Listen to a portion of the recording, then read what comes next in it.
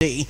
Today's program intends to educate and enlighten members on the tenets of best administrative practices. It also intends to educate the public and relevant stakeholders on the pivotal role of the administrator in meeting the developmental needs of all elements of the organization for success and sustainable growth.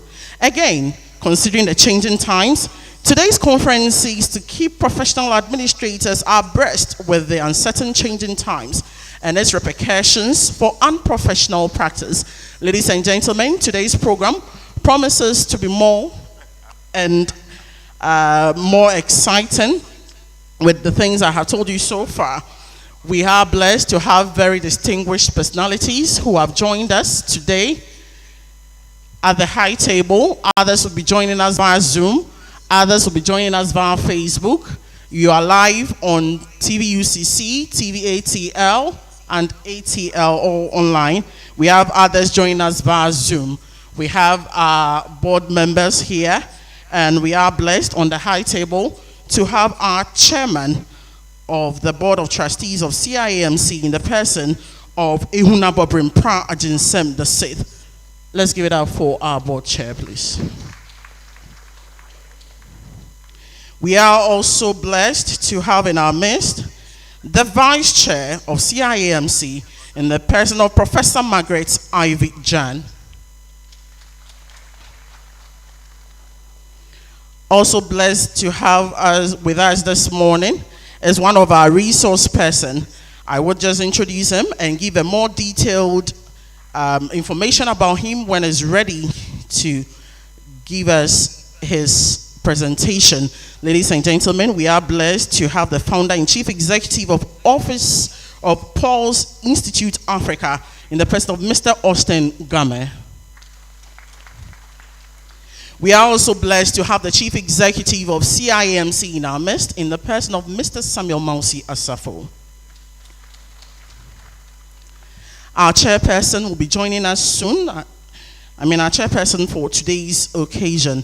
So without much ado, I would invite the board chairperson to welcome us officially. But before he steps in, ladies and gentlemen, we need to know who our board chairperson is. Our board chairperson for the CIAMC, or our board chairman for the CIAMC, is a fellow of CIAMC, a chartered professional administrator, and a chartered management consultant. He is the king of Oyirinchi traditional area and the president of the Oyirinchi Traditional Council, Asin Kushia. Ladies and gentlemen, our board chair is the CEO of Industrial and Engineering Services and former member of the Council of State of Ghana and the chairman of the Gassam Cement Foundation. Let's welcome him with a round of applause. He is a barrister at law and solicitor of the Supreme Court of Ghana.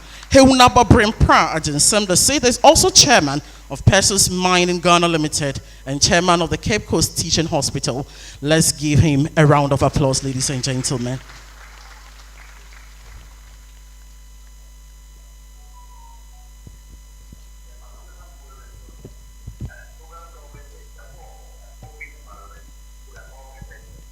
Good morning. I have a friend.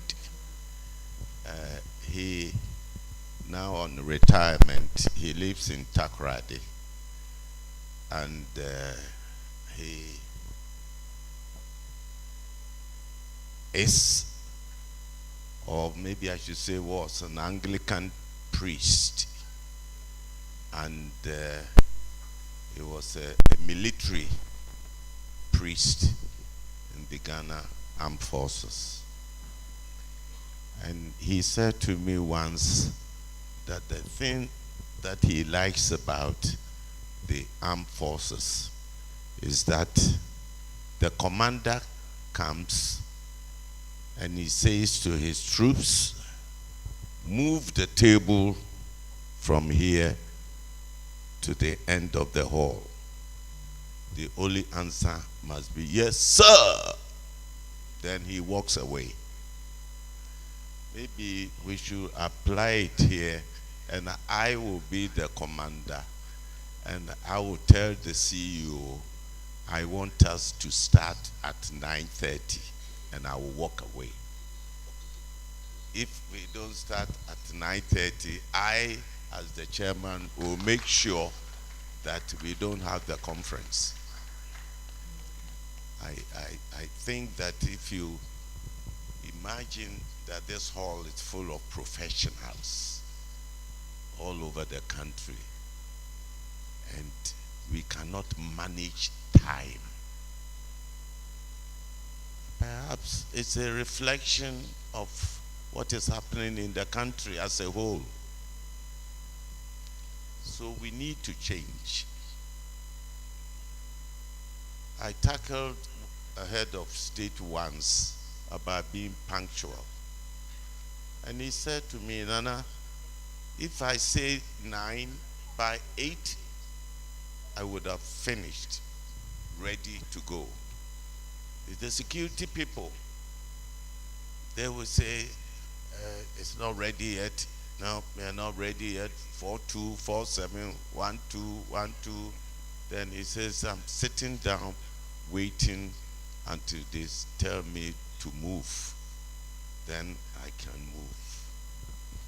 So I said, it was a senior brother, so I could take advantage. And I said, you know something? Queen of England is never late. Obama was never late. The terrorists, they want more of Obama than of you. If you want to invent excuses, you will have it. If one day he sat in the car and moved, they would have learned a lesson. So CEO, my members are not pleased. And members, I am making the last appeal to you. If we think we cannot make it for 9:30, let us make it for 10:30, official time to start. There's no reason why we should say 9:30. We can even say 11:30 and stick to it. Well, you know, the last time I was here talking to you, I said, if you don't clap for me, I will make it long and talk and talk and talk. I know what I'm saying is not very interesting to some of you, but still, clap for me to have your peace of mind. Distinguished ladies and gentlemen, we are waiting for our chairperson, who is been held up a little while. It won't be long and she will join us. Meanwhile, it is my duty to welcome you and every one of you, to welcome you, especially my board colleagues, fellows, senior members, young students, our partners, and everybody that we have invited to be here today. You know, this kind of conferences are tailored to give us, all of us, the opportunity to acquire knowledge, some skills, and some networking. So please sit back, relax, enjoy the conference, and at the end of the day, I hope you would have taken something useful away from here. Thank you very much.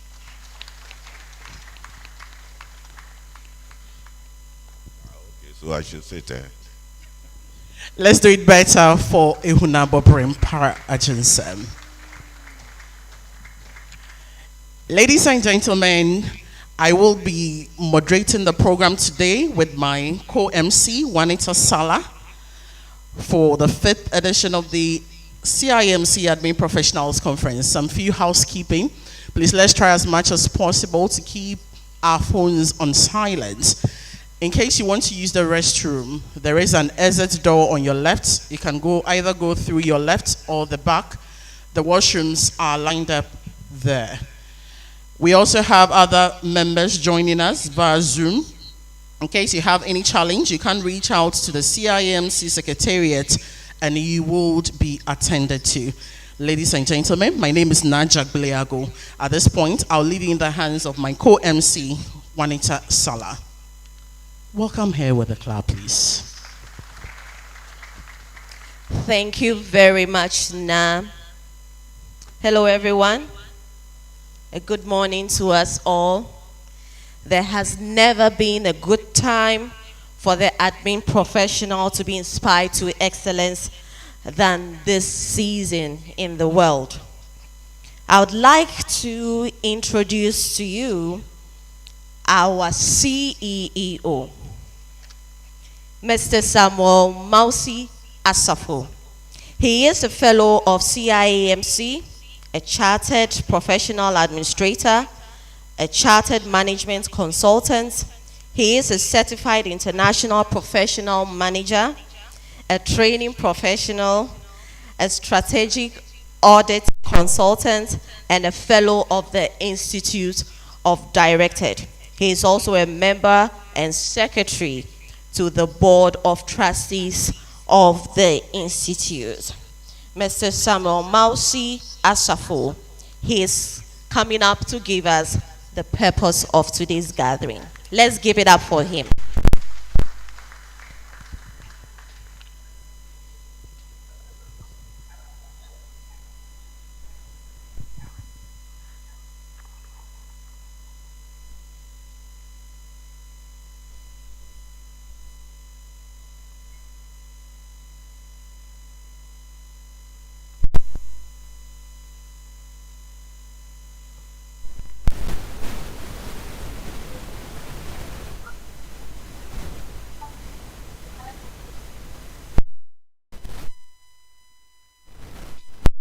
Very much, Madam Sala. Good morning once again. Board Chair, Vice, our special invited guests, members of the Institute, friends of the media, ladies and gentlemen, we are all welcome to this morning's program once again.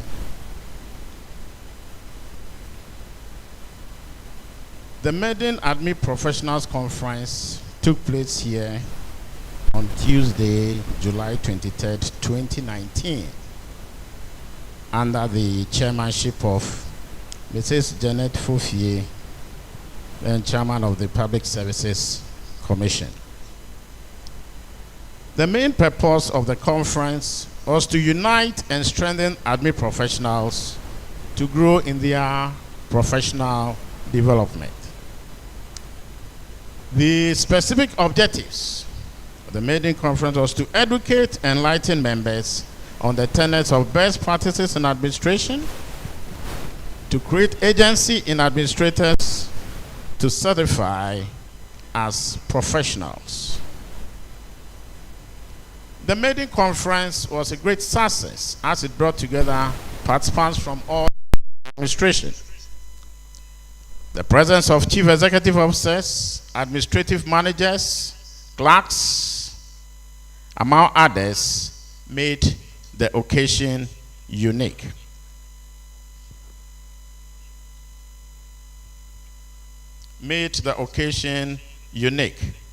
Our gathering today in person and online is a confirmation of the achievement of our objectives.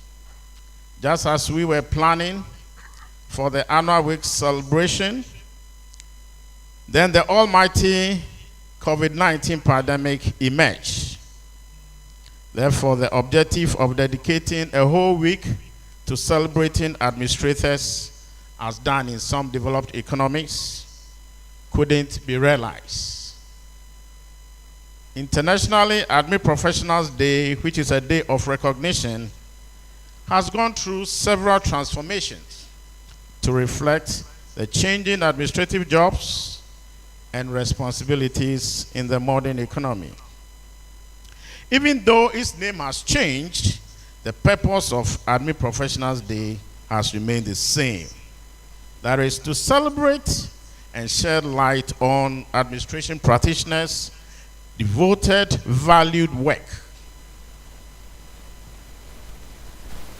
Ladies and gentlemen, the theme for the 5th conference today is mobilizing admin professionals for effective development administration, critical legal issues. This was carved out of the Institute's theme for 2023, Development Administration, the instrument for achieving sustainable growth and development. Development administration is an action-oriented and goal-oriented administration. It's to emphasize group performance and intergroup collaboration rather than individual performance. It's an innovative administration requiring new skills, new ideas, and involving a lot of experimentation. It indicates willingness to take risks in order to encourage change and growth. Now, in the midst of innovation, willingness to take risks in order to encourage change and growth, the administration practitioner must be concerned about the legal implications of his decisions. Erring on the side of caution can save administrators headaches in all situations. There are so many lawsuits every year that name administrators and others. The question, maybe after this, we should be asking is, can I be sued in my decision-making process? Of course, the answer it is always yes. Therefore, the Institute certified managers, and in recognition of the role that we play, chose to discuss the legal issues and the consequences of decisions that we make. Today's conference aims at enabling career administrators, executives, heads of institutions, and all who directly or indirectly manage people, strategy materials, to appreciate the legal implication of decisions that we make as individuals and as corporate entities. It is to enable us keep abreast the uncertain changing times and their repercussions for unprofessional practice. It is also to prepare administration practitioners and employers in readiness for legal legislation in support of professional administration and practice and the enforcement of standards and code of ethics. It is on this note that friends who are with us here, colleagues online, we want to encourage you to become part of the professional institution, because we make things real and we prepare our members to be cautious in the decision-making process that we do. If we download the brochure, we will see details of our programs. And I want to encourage us all, this is the opportunity as we listen to our erudite speakers. We have a whole team of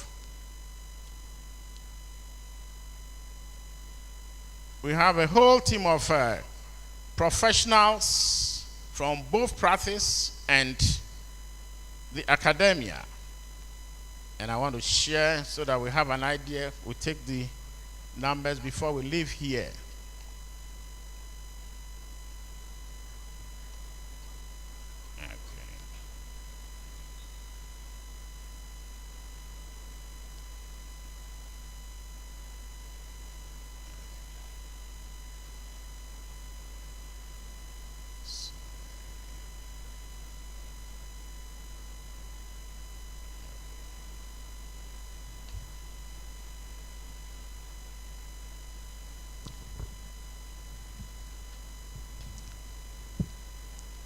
We have varied levels of members here, and I want to entreat you that those, be it from the first degree, the HND, or the master's and PhD level, we have programs for everybody.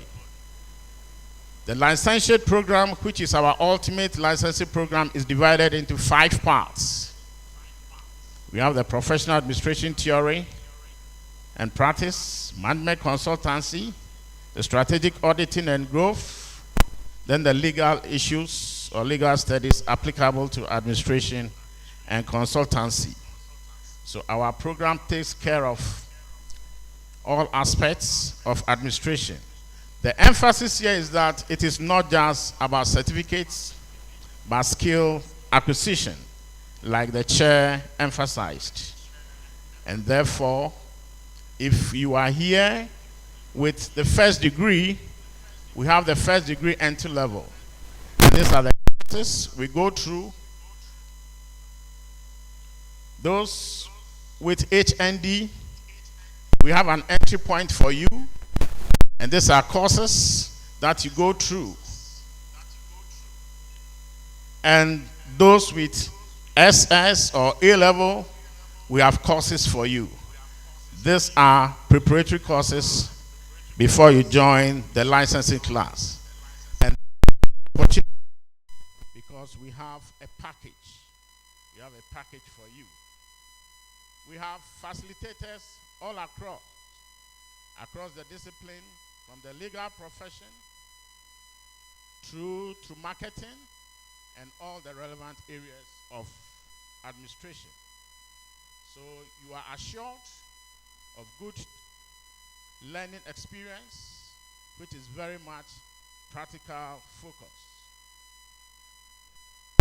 Conclusion, I want to mention that this is an opportunity now. We have our numbers there. Can take a picture and take advantage. Be at the information desks if you are not yet a member. Because this is the opportunity to become a full member of the professional association, which is gathering here seated. On that note, I want to thank you for availing yourselves to be part of this important and unique family. Thank you.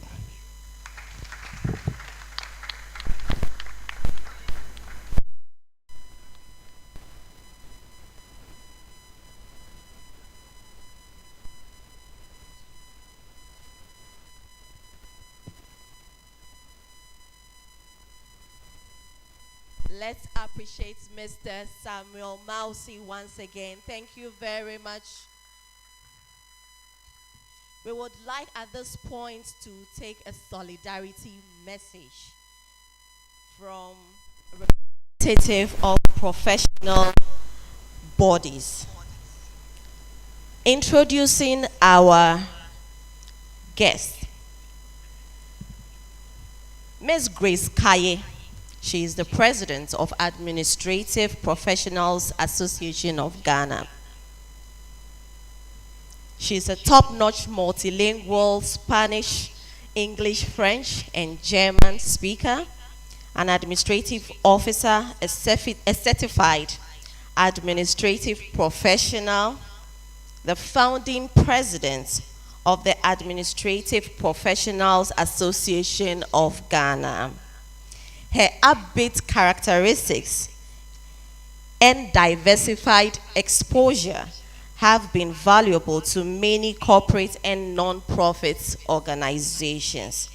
She is currently the CEO of Swift Bureau Consulting and Services, providing interior office landscaping designs, office ergonomics, and occupational health and safety administrative support, staffing and training. Ms. Kaye now focuses her considerable experience on training middle managers to improve their ability to manage their organizations and strengthen their performances. Ladies and gentlemen, let's give it up for Ms. Grace Kaye.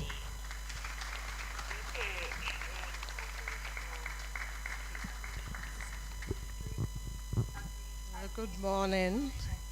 For correction, my surname is mentioned K and not Kai. Hip, hip, hip. Hip, hip, hip.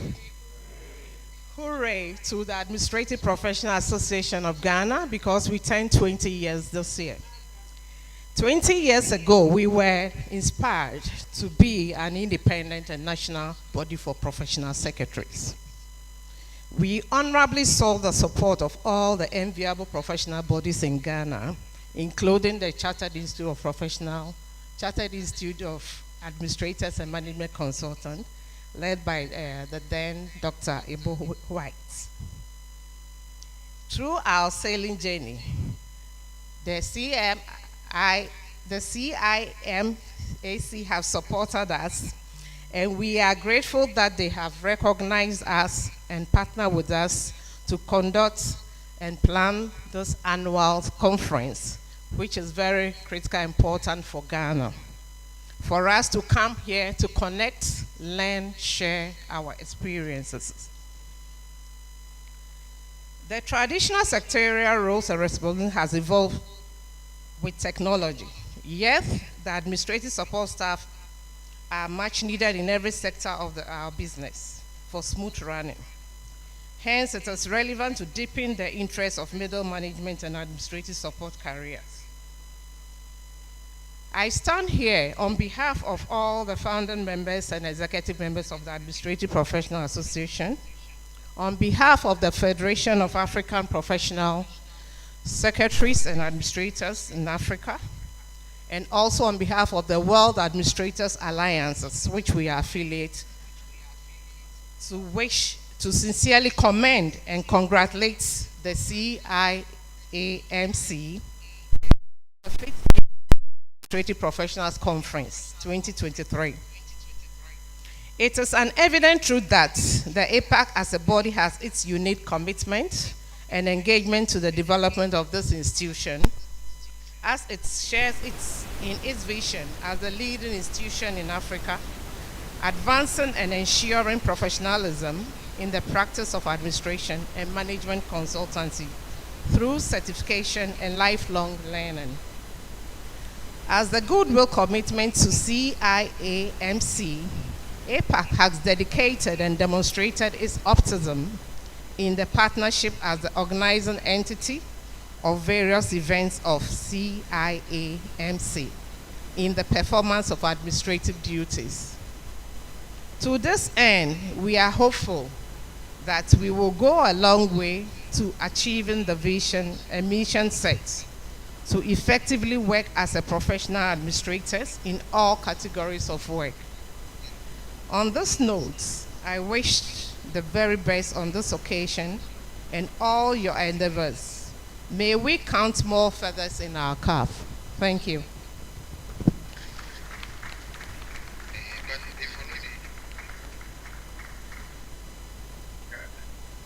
Ladies and gentlemen, let's do it better for Miss K. You have been reminded that we are live on TV UCC ATL, so in case you are having any challenges with a Zoom network, you could as well switch to Facebook on TV UCC or ATL. At this juncture, ladies and gentlemen, we are privileged to invite our first speaker. Our first speaker for today is the founder and Chief Executive Officer of Pulse Institute Africa. He is one of Africa's foremost labor experts and a renowned ADR practitioner. Ladies and gentlemen, our resource person has enormous experience following years of working as a human and industrial relations manager and appropriate dispute resolution ADR practitioner, alternative dispute resolution practitioner, as well as a change management consultant. He remains a pillar in the development of Ghana's labor industry. And this I can attest to. You can't talk about labor without mentioning this resource person. And his professional career spanning over 4 decades, he has been instrumental in the building of the legal and operational framework for the country's labor sector and ADR industry. As a change agent, His contributions have led to the provision of human resource and industrial relations management and conflict prevention and management solutions in the public and private sectors of Ghana and other African countries. After working with the government as a Deputy Minister for Employment and Social Welfare, that is between 1995 and 2001, and Member of Parliament for North Thorn from 1992-2001, he founded Game and Game Academy of Mediation in 2002. Our resource person continues to share responsibility for day-to-day operations with other staff of Game and Game Academy of Mediation. He possesses several years of consultancy and training experience gained from work activities, training, research, and benchmarking programs acquired in Ghana, the USA, Switzerland, Italy, Japan, Canada, Denmark, Norway, among others. Our resource person also studied advanced industrial relations at Fort Bay College, Sierra Leone in 1976. He was the president of the Institute of Human Resource and Management Practitioners, Ghana, from 1998 to 2003. From 2004 to 2006, he was once Presidential Commissioner on Pensions. He is a visiting lecturer at the University of Ghana, Legon for ADR and LLM program, and also a pastor at the Token Tabernacle Church, Tema Community 12. Ladies and gentlemen, with a huge round of applause, help me welcome Mr. Austin Game. Let's do it better. Let's do it better. Trust me, when you talk about ADR, labor, you can't say anything labor without mentioning Austin Game.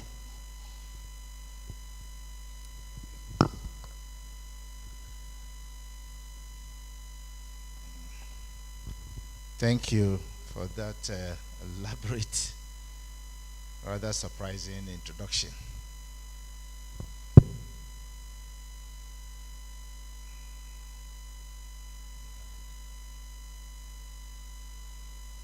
Right.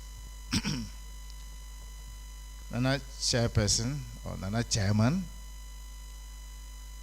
President of CIMC, the CEO, my uncle and Honorable Samo Kujeto, Member of Council of State, my friend whom I've seen for many, many years, Honorable Professor Amaku Hini, distinguished members of CIMC,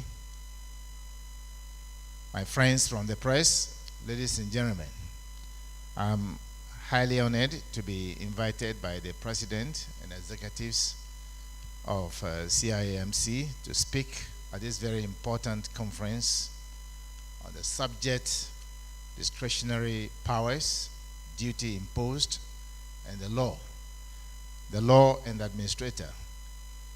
Coming on the time in the history of our country when we are confronted with myriad of economic, rapidly changing technologies, and social and economic problems, among others. I'm wondering if, I think maybe they can project what I'll be speaking on because I'll use slides.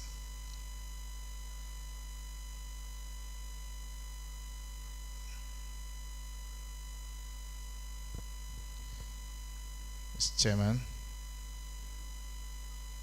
in view of the rapidly changing technologies,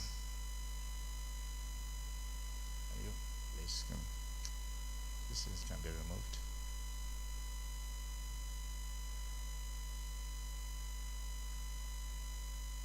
Okay, it's okay. Those online can have access, not so? Okay, all right, good, all right. In view of the rapidly changing technologies, enhancement of knowledge and skill development, there is a compelling reason for transition from the mechanistic and the old anachronistic system of managing people, the economy, and the environment to a lot more organic kind of administration. Today we are talking about an appreciative leadership by the professional administrator to provide relational capacity to mobilize the creative potential and to turn it into positive power, to set in motion positive ripples of confidence, energy, enthusiasm, and performance to make a positive difference in your organization and the nation as a whole.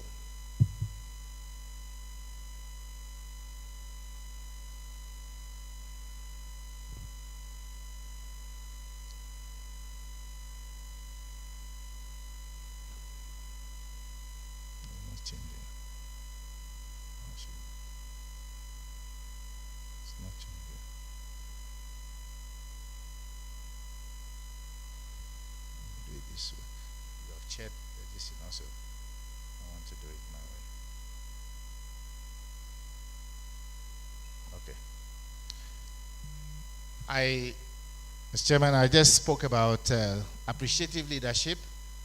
To be very honest with you, we are living in a time when we all have to agree that with the rapidly changing technologies, there is really no way to keep doing the same thing all the time.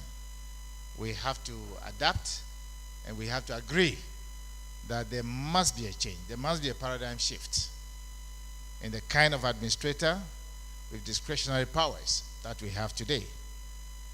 It is a clear movement away from the habitual, traditional, and individualistic command and control practices toward a new normal, one that ensures that all voices are heard, that we can focus on the potential and turns that potential into positive force for change and get the results that we all want. As you will see on your screens, we are talking about the past, the present, and the future. Many of us here have used these ions in various ways.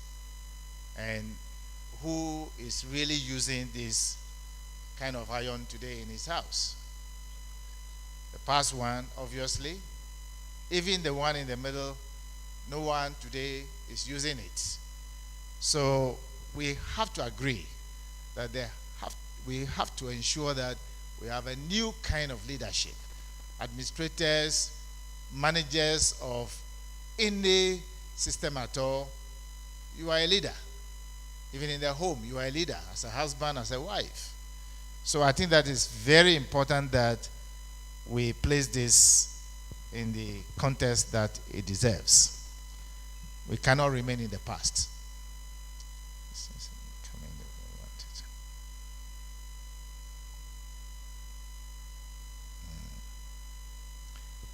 Talking about appreciative, I think I have to give the definition as we go along. If you see it on your screen, I'll be really happy. But talking about appreciative, we're talking about adding value to what we have. If you are an administrator, you obviously have no choice than to continuously add value to who you are and the profession you hold in high esteem. The act of recognizing the best in the people that we manage in the world around us. For that matter, you're talking about Ghana. Affirming the past, the present strengths, and the successes, and the potentials that we see in people. Anything of the past that is of no value, you don't carry it forward. Because carrying forward something, I'm following my uncles. They are high up there. I'm almost 74 years old now.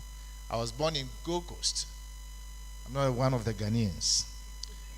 And therefore, carrying anything in the Gold Coast to Ghana must be of value to us. If not, you better leave it there.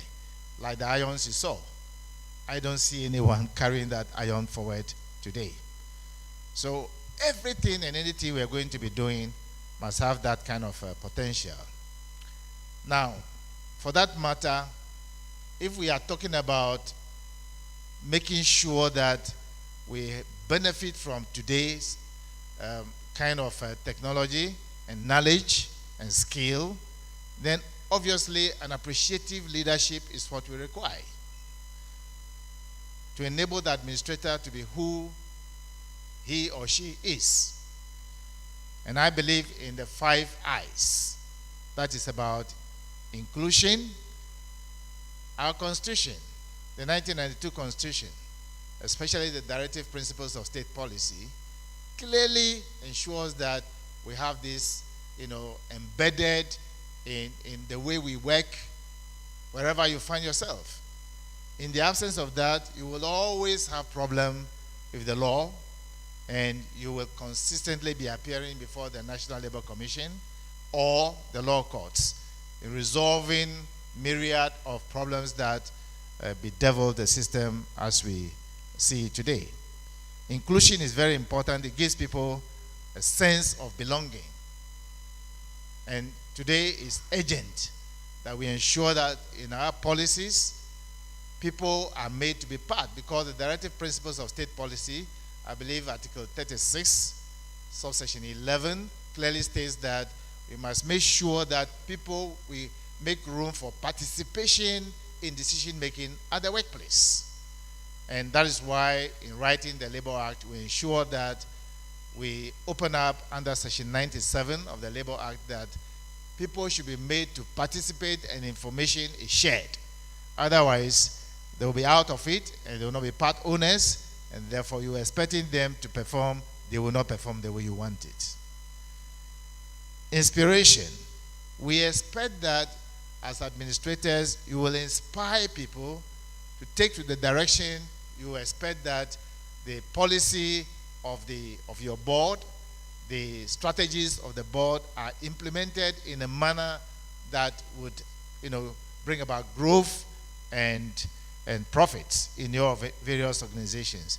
Therefore, inspiration is very important. Integrity is not the kind of traditional partisan politics type of integrity we're talking about, or even if it's religious. We're talking about a non-negotiable integrity that you must possess as an administrator. Otherwise, whatever you'll be doing will be just a waste of time and energy. Because without integrity, people will not see you to be the one really inspiring them to do what they expect to do. Illumination is to ensure that you bring sunlight on everything that we do. If you go to section 9, as a duty of the administrator, of an employer, of a leader, under section 9, subsection G of the Labor Act, you will see that you are expected as an administrator to keep open channels of communication with your people. So if there is no illumination, obviously they will not follow you. To inquire is about asking the positive questions. And it's always very important if you're going to have inclusion, inspiration, your integrity, impeccable integrity, non-negotiable, then obviously that is what is expected of us. And that will lead you to bringing about innovation.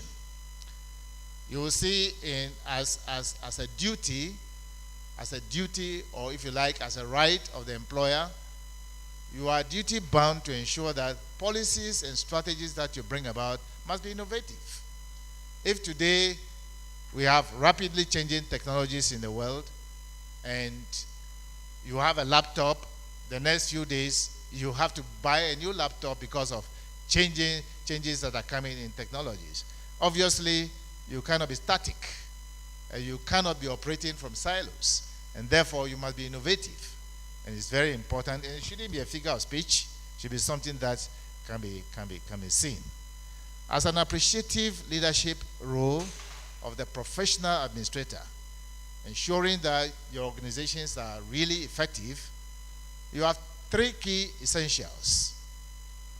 The transitional period. At any point in time, there will be a transition. At any point in time. And this transitional period is very critical to ensuring that you operate within the confines of both the legal regime of your country, wherever you find yourself, and to ensure that policies and strategies that are brought about by your board of directors are implemented using the various people that you have at your disposal. So transition is very key, and that will lead you to novelty. That's about bringing about innovation. And therefore, a shift is urgent and critical in today's world of work. I study a lot in Japan, and clearly they are very innovative. That's why they are where they are, at the level they are. And it's very critical that we as administrators will ensure that novelty will be brought to the front burner and not at the back burner. You can't continue using the iron I showed you as of today. And continuity is very critical as well. Therefore, these three key essentials: transitional period, novelty, and continuity of business is very important. Indeed, if you take the Labor Act of Ghana seriously, and I heard a CEO talking about courses that you are taking, it's very, very critical that we take seriously the Labor Act, because it's an applied law. It's not something that is supposed to be interpreted from time to time by anybody, not even the Supreme Court, because everything there is to be applied. But because of lack of knowledge and understanding and the skill to apply it properly, we get lining up at the corridors of National Labor Commission and in the corridors of the court.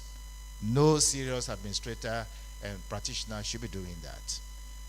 And if you move into that direction, then obviously appreciative design, and I'm using the word appreciative because in today's world, you must be a leader as an administrator. If you're leading two people, it's very critical that you ensure that their role become beneficial to the organization you belong to.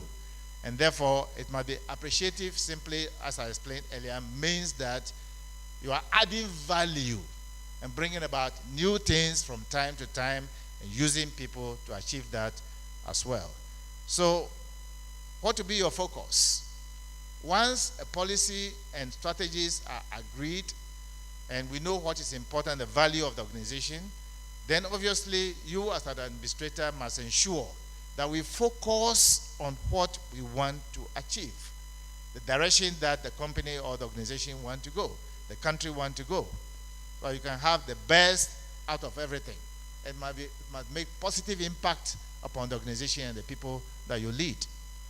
Then you reflect, obviously, on what is it that works for us and what might it be. So the reflection is very critical as well. And then, obviously, you have to find a way of sharing ideas, and that will take you into brainstorming session, ensuring that you brainstorm. That is the only way that you can get the people to have ownership of what they believe in, and they will do it themselves and take care of it. If people believe in something, they have ownership of it, they care for it, just as we care for ourselves individually.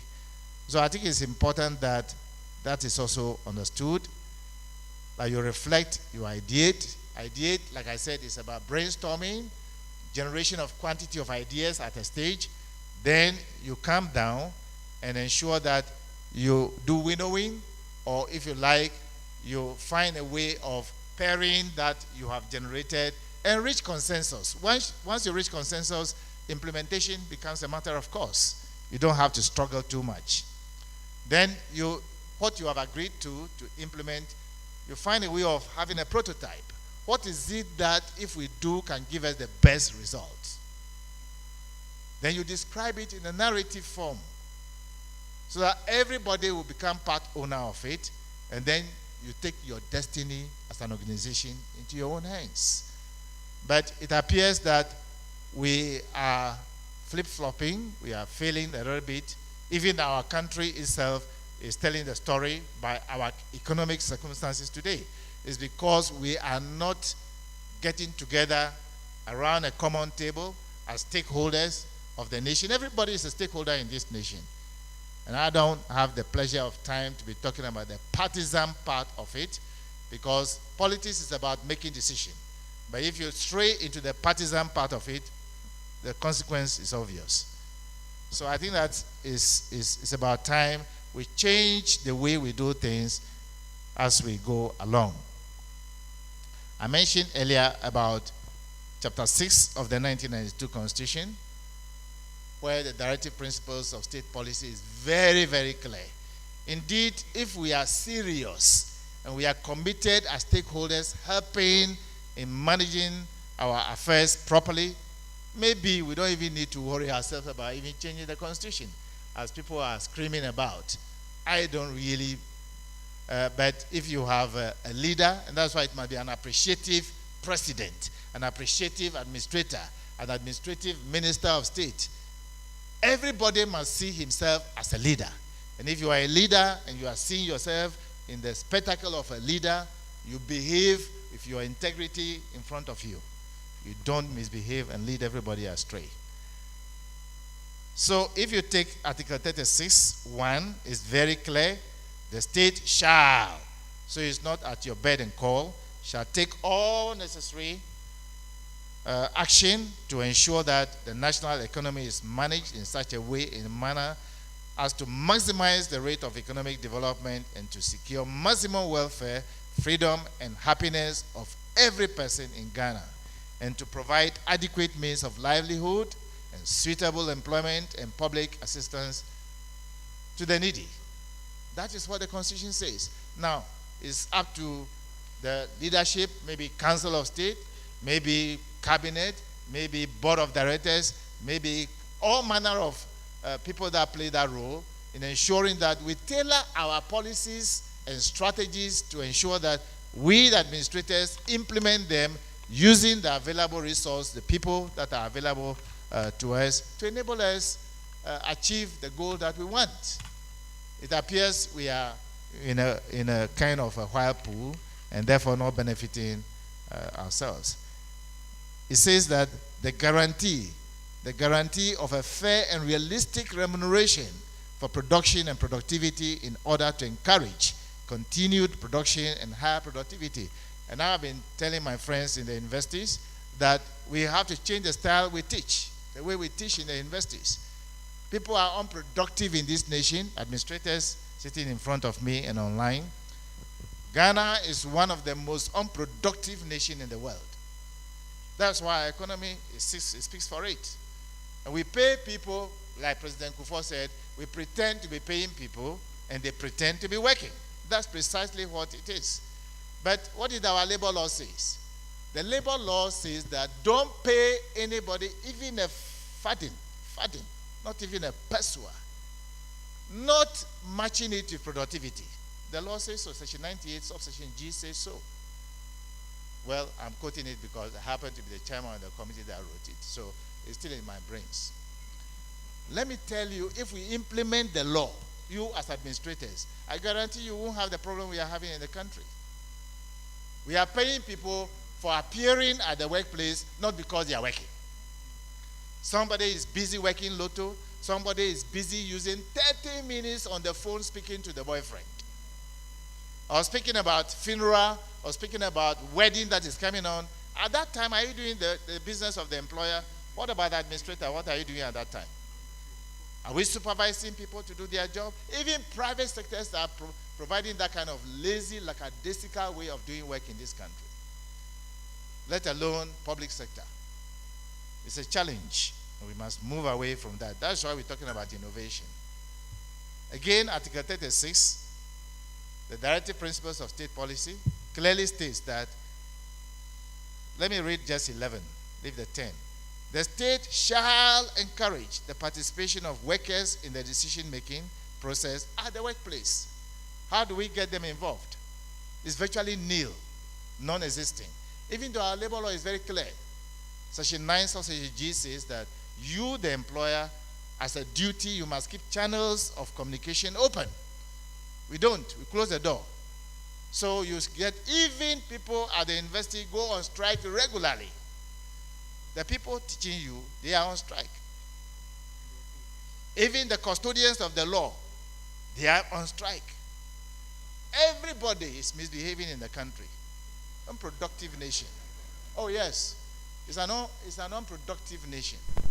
And I'm very sick. I'm 74. I'm very angry as I'm standing here. Because we have laws, we have educational institutions, and we are misbehaving in the country. We are unproductive. And administrators is a big challenge. Right after this conference, everybody your loins and let's get on and do the job that we are supposed to do.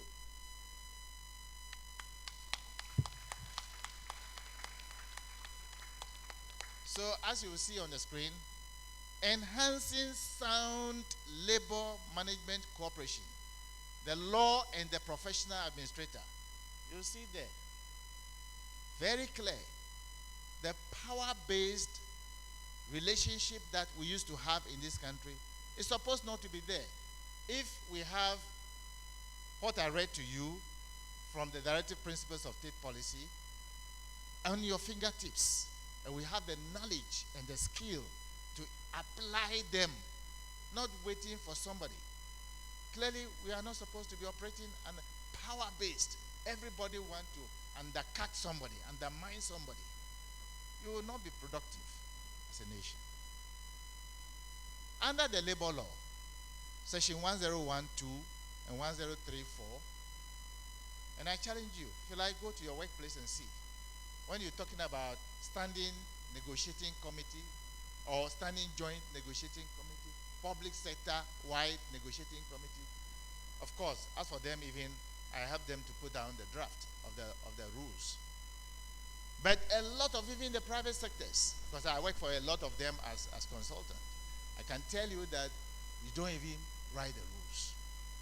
And so in this institution, we must be able to bring to the attention of our students, our consultants, that according to the labor law, section 1012 and 1034, you must have new rules that will govern the procedure of every negotiation. And if you dovetail it into section 127, there cannot be even one single strike in this country because we are not doing the right thing. And I mean what I mean. There cannot be, because the labor law under section 127, 3 and 4 says that during the time of negotiation, the parties to the negotiation shall not even intimidate one another. You cannot even threaten one another. To threaten means you put on red band. That's the meaning. Oh yes. To threaten somebody, you put on red band. You are telling me, are you seeing me? If you don't give me what I want, I will show you where power lies. That's what it means. But our university lecturers who are teaching you, they themselves even begin to go first before they come to the classroom. The red band is on their wrist before they come into the classroom. They are angry. The Attorney General's department, they are angry. They are on strike for weeks. They have to give them. So it's like you are intimidating the people to give you what you don't deserve. You don't know what we are doing in this country. We have the law. We are only talking about it. We have become parrots and always speaking about it and not acting upon it.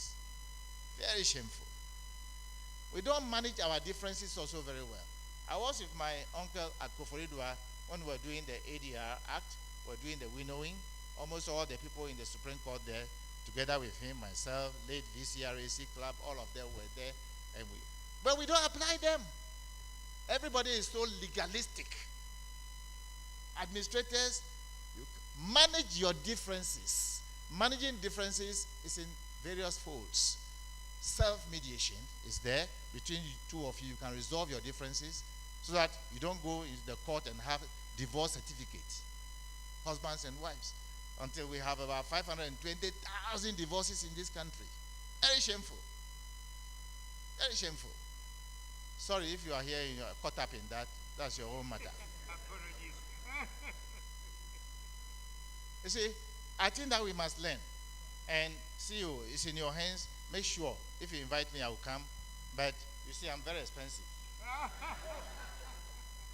problem. Yes, we'll try and do that part also. We must learn to manage our differences. And you, as administrators, you must learn the art and science of manager as a mediator. You have observed that two people, and I'll ask you a question very soon. If you pass, I'll give you some money. Now, if you have two people working under you, and the two of them have a problem that they are not communicating well, it will affect the flow of work. So you, as an administrator, must learn the art and science of managing differences between two people, and not waiting for the thing to escalate to a level that you have to go somewhere and look for Mr. Game. I'll charge you, because I will help you to resolve it within 45 minutes, but you will have to pay for it. So learn it now. Interest-based. Our Labor Act don't have room for traditional collective bargaining process again. But we are still even having some collective bargaining agreement. I don't know where they are getting that from. It's an agreement, period. Bargaining is done in Makola when you want to buy shirt and they say 15 cedis, you reduce, ask for chain or if you reduce it for me. That's bargaining. But in a collective agreement process, we don't bargain because the labor law enjoins you to share relevant information. And you can't share information with somebody and then the person will now be demanding. And the only reason why we use the word relevant is because in salary administration, everybody's pay is personal to him or her. So you don't share pay with of people just anyhow. I know Ghana is a sickness. And you as administrators, you must ensure that that do not become part of the system. Again, it's the part, I'm quoting it from the law. The labor laws say in section 97 that you must share relevant information. And once you share information, let me give you an example. He is a married man. I'm sure you are married. Is that right? Does your wife know how much you earn? Are you sure? All right. If your wife knows how much you earn, why should your wife ask you more than you earn as chop money? Then your wife is not properly your wife. Because a wife is a part of the man. And if you are part of me and we share information, then you don't have to come to me and say, give me 10,000 cedis. When you know I'm earning 8,000 cedis, I should go and steal it from where? And that's exactly what is supposed to be done at the workplace. I've seen my brother who is in charge of the head of civil service here. The point is that fortunately for us as public service, we even have an open budget system. So sharing information is not difficult. We work as consultants to a number of companies, very prestigious ones as such. And I can tell you that we compel the employers, even in private sector, to share all detailed information. Therefore, we don't have strike in the companies that we work for. And it won't happen. Not under my watch. So clearly, as administrators, you have a challenge to ensure that you have sufficient, not just adequate, sufficient knowledge about the Labor Act, about the ADR Act, and about the Social Security Act, about all laws that pertains to your work, and you must know how to apply them. And let's take away the legalistic aspect of it. If somebody is criminal, go to my uncle's chamber, he will go and lead you and deal with the criminal aspect of it. But civil-like matters, that's how it's supposed to be. In the US, where I did a lot of my studies, also in the ADR, I can tell you that about 60 to 80% of virtually all civil type of cases are handled through ADR. In Ghana here, everybody, you want to show where power lies. You want your day in court. Go there. They will charge you. And you can't pay. It's a very expensive person too. Now the labor law enjoins all of you as administrators to ensure that if you read section 11 of the Labor Act, it says that you must ensure that the people who come to work at your place work conscientiously in the lawfully chosen occupation. You didn't force anybody to work. Therefore, when people come to work, they must work conscientiously. Very important. And they must report for work regularly and punctually. Do we do that in Ghana here? The law says in section 11C that you as a worker, it is your duty to enhance the productivity of the employer. Do we enhance productivity? We don't even allow people to have ensure that the board of directors have approved that this is going to be what we will be doing in the year 2024. By November this year, You must make sure that you set in motion that people will have what they are supposed to do. KPIs, so that you appraise them properly and you match the remuneration. Remuneration is the total cost, not just pay. Total cost. So you match the remuneration with productivity. Section 98G says so. Zero. So say we have to change the pattern of our learning. And a new way of conversation, having a conversation, not argument, not debate. If you argue, somebody will win, somebody will lose. If you debate, somebody will lose, somebody will win. Have a simple conversation. Simply means having the quality of the relationship between two of you as you engage. It defines the quality of the relationship between the two of you. How can you be arguing with your husband?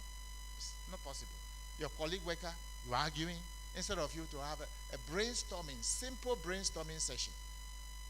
And then you agree, you have options. Options is plural. If it's singular, then it's position. If you take position, I take position. Nobody wins. So I think that it's important that these simple things that are very as if they are so old, they are the newest thing. They're the newest thing. And I think it's important that because of time, I have a lot of slides I would love to show you, but because of time, I just go in about 3 of them and leave the rest. In the near future, I will come and meet you somewhere. Let me deal with this to help you appreciate this. We call it cycles of perception. Perception today, if I were to be preaching, I would call it a demonic thing. Because if you perceive me that I am like this, what else can I do? Because that is what you have perceived me to be. But there must be a way for the administrator to resolve such differences. That's what we call it the yellow zone. It's a jaundiced kind of behavior, a dissonance character. He is perceiving everybody to be something and he is not. So, perception in the yellow zone. Then you have the red zone where you have fight, flight, freeze. And this operates second by second everywhere across the entire globe, the entire world. Second by second. Everybody is either operating in the red zone, the yellow zone, or the green zone. I'm bringing it to your attention, and it's very critical. There's a trigger. A trigger is like, I've said something, and he is unhappy about it, or she is unhappy about it, and so she is reacting. And Ghana here, one of the things we are very good at doing is to react. Instead of having to take it easy and ensure that we engage in a conversation which defines the kind of relationship that we have and resolve the differences. Instead of operating, fight is like shouting, screaming, or throwing blow, or shooting somebody, or pouring acid on somebody, like the men used to do to the women in particular. That kind of attitude. At the workplace, let's focus at the workplace. Let's focus on our country. Fight or flight, to walk away from a meeting, bang the door, and walk away. I will not participate in the meeting again because the chairman of the meeting says something you don't like. Or otherwise, someone step on you, there's a trigger, and so you perceive that they are against you, and so therefore you walk away from the meeting. Or you freeze, which is a very common denominator, hence the plenty divorces in Ghana. Freeze. Women, very common. Small thing, she's angry. I won't talk again. Are you coming back to the house? If you come back, then stay and resolve the matter. And you the men to stop beating your wives. Because that is a very lazy way of doing things. An incorrigible man is the one that lifts his hand to beat the wife. An incorrigible administrator is the one that cannot talk to two people working under you to resolve your differences, and it escalates until you are looking for somebody to come and intervene. Washing your dirty linen in public. So that's how they operate in the red zone. And it's minute by minute. As we are speaking, there are people in your workplace now, they don't talk to one another. You know them already. Don't mention their names. There are plenty people. People even die without talking to people. Where you meet your God is up to you. So, green zone is where we must dwell. Release the information. Let me just tell you that these were the things I've known already. And so, as chairman of the committee that was drafting the Labor Act, I introduced my colleagues to it. We went to where I studied part of it. We wrote this law. It took 4 years to write the Labor Act. And it passed through virtually 2 regimes. The present president, Nana Akufo-Addo, was the Attorney General. When we had completed the writing of the law, we got all the memos ready to be sent to Parliament. I said I was not going to stand election again. All the rest jumped into the Bush campaigning, so we couldn't pass the law. Then NDC lost election. President Kufuor came to office, and he became the Attorney General. And he's my friend. We share a common name. My middle name is Akufo. And his is, I used to tell him, his is the old one, mine is the new one. So we met in his office for 4 hours, went through the labor law again. So he represented it back to cabinet. He brought the ILO people, we did the further winnowing and submitted to Parliament. I helped them to pass it through. Now, so I'm just trying to tell you that this thing you are seeing here informed us to write Section 97. But when we release information to the social partners at table, long before the negotiation, everybody is seized with the same thing. So we cease to be on different tangents. We are all on the same page. We all have ownership of the same information. So why are you going to ask me, I want 50%, then we come to 30%, then we come to 25%? What kind of Makola trading is that? We don't do that in workplace. So when I hear they are negotiating and the union have submitted a proposal of this, management have submitted, I say, these people, they haven't even come to the market yet. Whether it's government, whether it's the university, whether it is this, I don't care. We are doing the wrong thing. We must change. We must be agents of change. You, the administrators, it begins with you now. If you release the information, everybody relax. Our relationship becomes stronger. And nobody loses. We all gain. It's both gain. I believe in using the ghost principles. And there's just people believe in ghosts. I don't believe in ghosts. If you believe in it, carry on. But I use it as an acronym. We have to, as administrators, you must learn the art and science of planting in your soul, in your heart, in your body. Visibly, you must be gentle. And gentility is not about wearing this kind of dress. So there are some bavus in Ashama that wear this also. But you must be gentle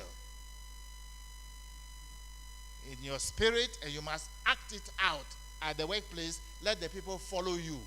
Be an example. Honesty is not negotiable. I know in Ghana here, dishonesty is all over the place. But we must be honest, especially you as administrators. We must be honest. It's a cardinal call. And we must have an open channel of communication. Be open. Be open. Be visible.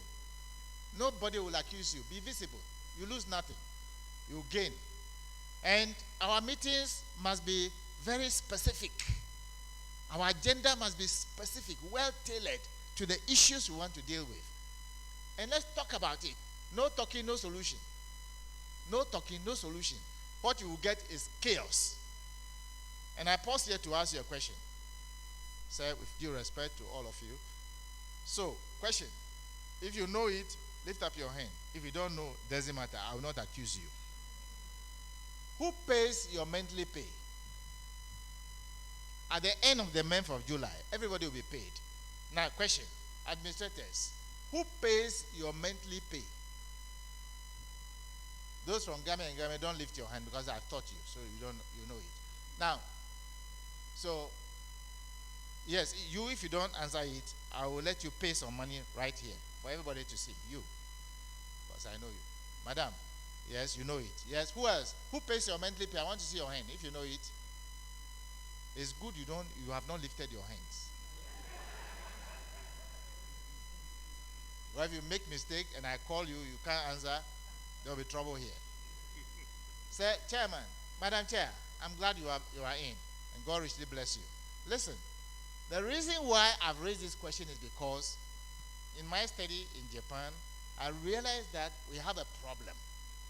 And the problem is that we don't even know who pays our monthly pay, so we misbehave towards the people who really pay our monthly pay. You know what it is? I will not ask you again. I will give you the answer. Our customers pay our monthly pay, not the president of Ghana. The president himself is a worker. Now, the head of civil service is not the one who pays your monthly pay. It's not the controller and accountant general. It's not the CEO sitting here.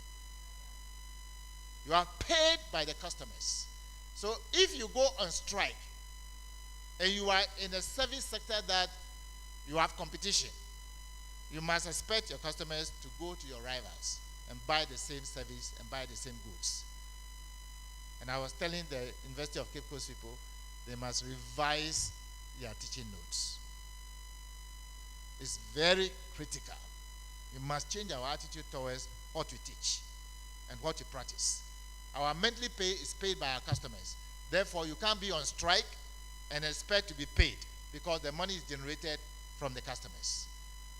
We must know that. The labor law says so. And that's the spirit in which we wrote the labor law. So if you come to meeting, time is money. Wasted time means money wasted. You must learn these things and be thorough in them. As you see here, quality and productive workforce. Duty imposed by law and the administrator. By what you see here, in the yellow zone here, high quality professional administrator.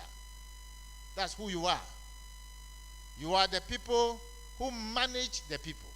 You are people managers. Computers don't talk. If we have problem with them, we'll deal with them by repairing them. But what it is that, please come and help so that they can see the projection. Okay, maybe it's coming back. Yes, that's okay. People. Then policy and strategy is our board that will develop, but you, the administrators, supply the information, the technical information. The board sits and come out with policies and strategies, and then we are asked to implement them, and then you carve out the one that each and every one as a KPI. The law says in section 8, so section B, section 8, it says this is the authority of the employer, the rights of the employer is to ensure that you write policies, programs, and set targets. In Ghana, we are not supposed to go to work and do what pleases you. And I'm not talking about appointment letters. I'm talking about annually. There must be targets for you to achieve at the end of the year. So every half yearly or every quarter, there is a performance continuous evaluation going on so that we don't pay you because you appear at the workplace. And because, excuse my language, the most silly thing we do is that we pay across the board. Lazy workers, average workers, high flyers are all paid the same 20% across the board. Very lazy way of managing people. So please, administrators, I challenge you, after this conference, I'll be looking around your windows to see whether you are still doing the same thing. Yeah. So I challenge you, we must make sure that our leaders get the policies well written, and then labor management cooperation must be in place to ensure that they benefit from it. Then the processes, how we do the work. And as you see here, the results is that we are all stakeholders. Stakeholders are people or groups who are interested in the success story of any organization. Ghanaians, we must learn to be interested in our country and ensure that we contribute to the growth and development of the nation. Then we can have a share in it. And remember, it's customers that pay our monthly pay. And the outcomes must be visible for all to see. I think I'll pause here for the sake of time. And another time, I'll be able to get along with you again. God richly bless you and thank you.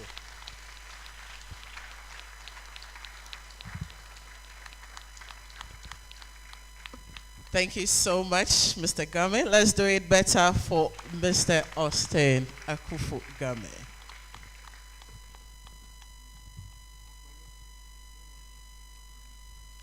Ladies and gentlemen, in the course of our presentation, we were privileged to have our chairperson for today's occasion in our midst. Our chairperson for today is the first female vice chancellor at the University of Ghana. She's an experienced academic and university administrator with more than 20 years of experience in the higher education sector. She brings a lot of innovation, resourcefulness, and tact to her professional engagement. Ladies and gentlemen, our chairperson has acquired extensive multicultural experience through various professional engagements in 20 countries in Africa, Europe, Asia, North America, and Australia. These engagements include giving competitive and invited talks, serving as external assessor, engaging with research and professional collaborators. She is an engaged public speaker and has been featured on several local and international media platforms. Our chairperson for today has a professional expertise and leadership and has been recognized by her peers. She serves on the consultation board of the International Pragmatics Association. The first African to be so elected since the association's establishment in 1986. Ladies and gentlemen, if I would continue to give you the credentials of our chairperson today, we won't end today. But you are privileged to have very much details in the brochure you have with you, so you can read more about our chairperson. With a round of applause, kindly help me welcome Professor Nana Abba Apia Amfo.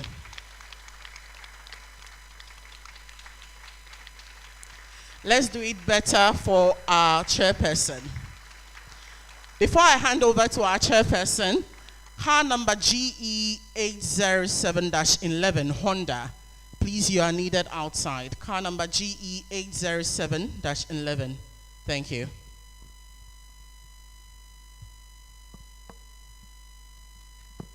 Thank you, Madam MC, for that eloquent introduction. The chairman of the Board of Trustees of the Chartered Institute of Administrators and Management Consultants, Ehuna Bobrim. Sorry, I don't have slides. Yeah. Ehuna Bobrim, Pra Ajinsiem the Fourth. Oh, sorry, the sixth. Sorry. The board members of CIMC and partner institutions here present, fellows and senior members of CIMC and partner institutions, our distinguished guest speakers, we already heard one, heads of educational and professional institutions here present. I see that's Esther Ofe Abuaji, right? Thank you. I acknowledge your presence. Representative of partner institutions constituting the conference planning committee, the media and participants of this conference, ladies and gentlemen, good morning to you all. And, oh, I know breakfast. Good morning. Yes, please accept my apologies for running late. It is not out of disrespect or disregard for this group. When I accepted to do this, and then there was a change in date, and as some of you may know, my calendar fills up quite quickly, so I've had to handle 2 engagements before getting here this morning, but I'm glad to be in your midst this morning, and I feel honored to be invited to chair the 2023 edition of the Chartered Institute of Administrators and Management Accountants, Ghana. Sorry, consultants is. I understand this is an annual conference. I don't know how many years it's been running, but I know it's the 5th year. Thank you. And as an administrator of the only university in Ghana,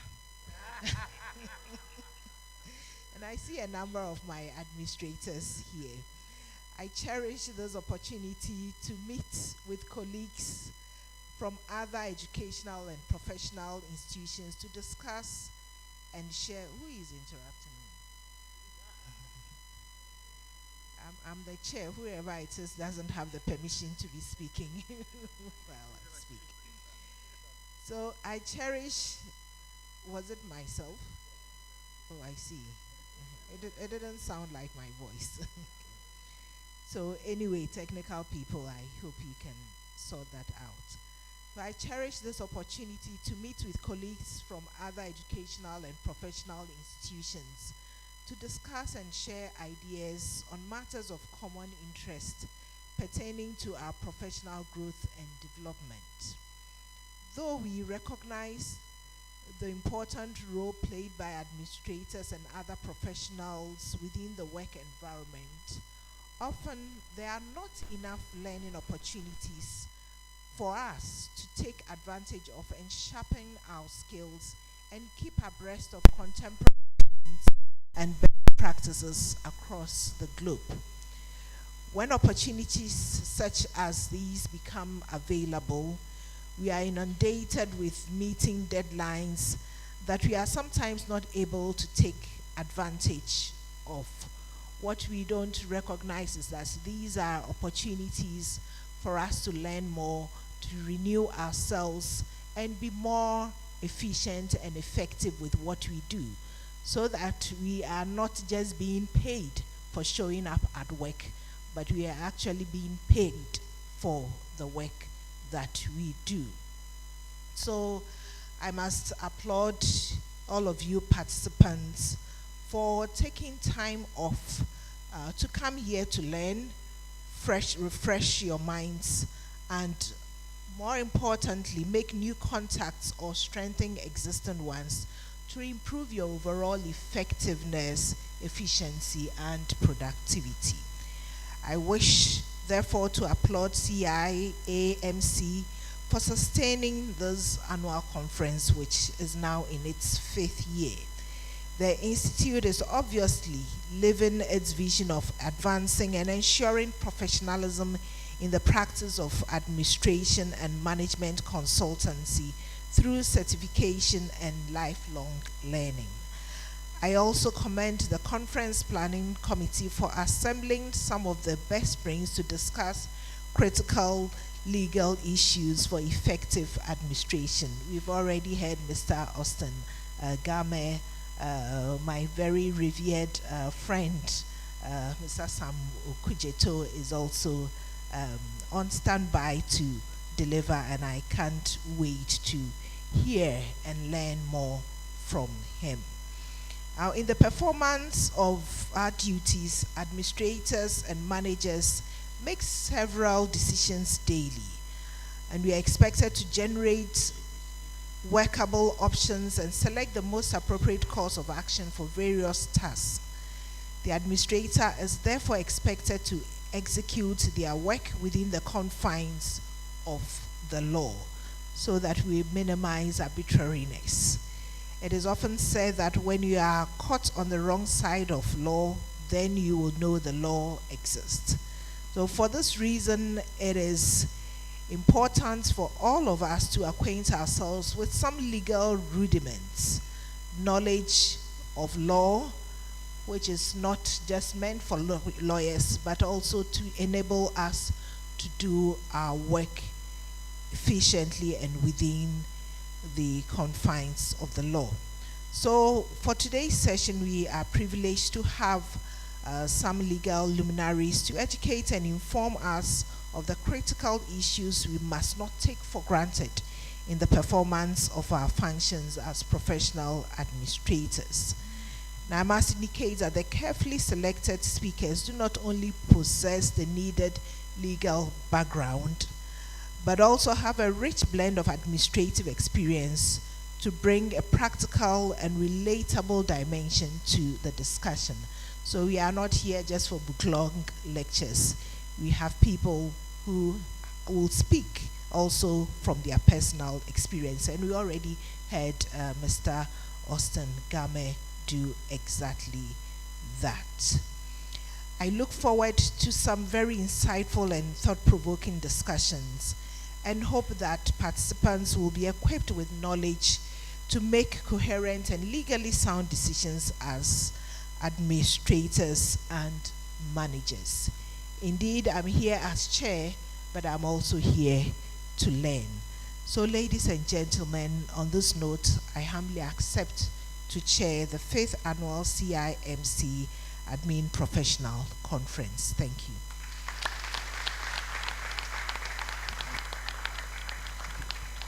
Ladies and gentlemen, let's appreciate our chairperson better. So before our chairperson gave us her remarks, Mr. Game entreated us as administrators and management consultants to act as managers who are mediators as well, to have discussions, not arguments. And then the green zone, the perception, the cycles of perception. We have the red zone, the yellow zone. He entreated us to always try to be within the green zone. And also, as administrators, we must be agents of change. At this juncture, we would zoom in straight to our second speaker.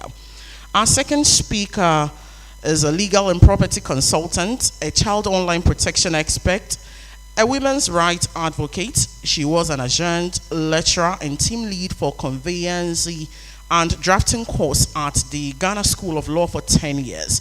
She has vast experience in the civil society space, where she has advocated for laws and policies to promote the rights of women and children. Ladies and gentlemen, she is an alumna of University of Georgia School of Law, USA, Ghana School of Law, and University of Ghana, Legon. She has a master's degree in international business law and certificate in international human rights and cybersecurity. Our resource person is a court-appointed special advocate in the state of Georgia, USA. She's also a trainer of trainers and has facilitated several workshops and seminars. She also has presented papers at local and international fora like the African Union, World Bank, and United Nations agencies. Ladies and gentlemen, it is a tall list. Our resource person is currently chairing the Board of Women in Law and Development in Africa, WILDAV, Ghana, and WILDAV West Africa, Lube. She is a member of the National Domestic Violence Management Board and FIDA International Board, and an election observer for ECOWAS, that is the Economic Community of West African States, and the African Union. Ladies and gentlemen, with a round of applause, help me welcome Miss Efwa Brown Eisen Esquire.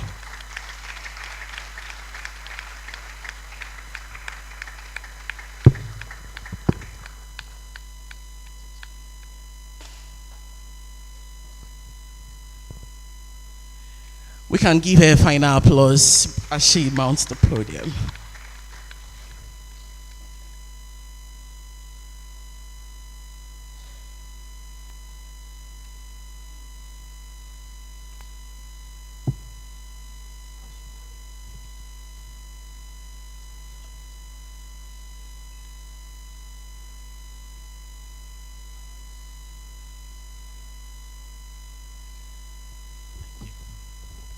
Thank you very much, Madam Chair, Nana Chair, my lecturer, Mr. Okujetu.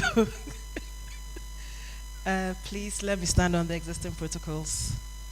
You can't but acknowledge your lecturer, and it's pressure, but all is well. So thank you so much, CEO, for inviting me to this August meeting. It's a very broad subject, but we've tried to make it in 30 minutes as I was allocated. So The title is Landed Property Procurement, which is a whole subject on its own, contract negotiation and conveyance.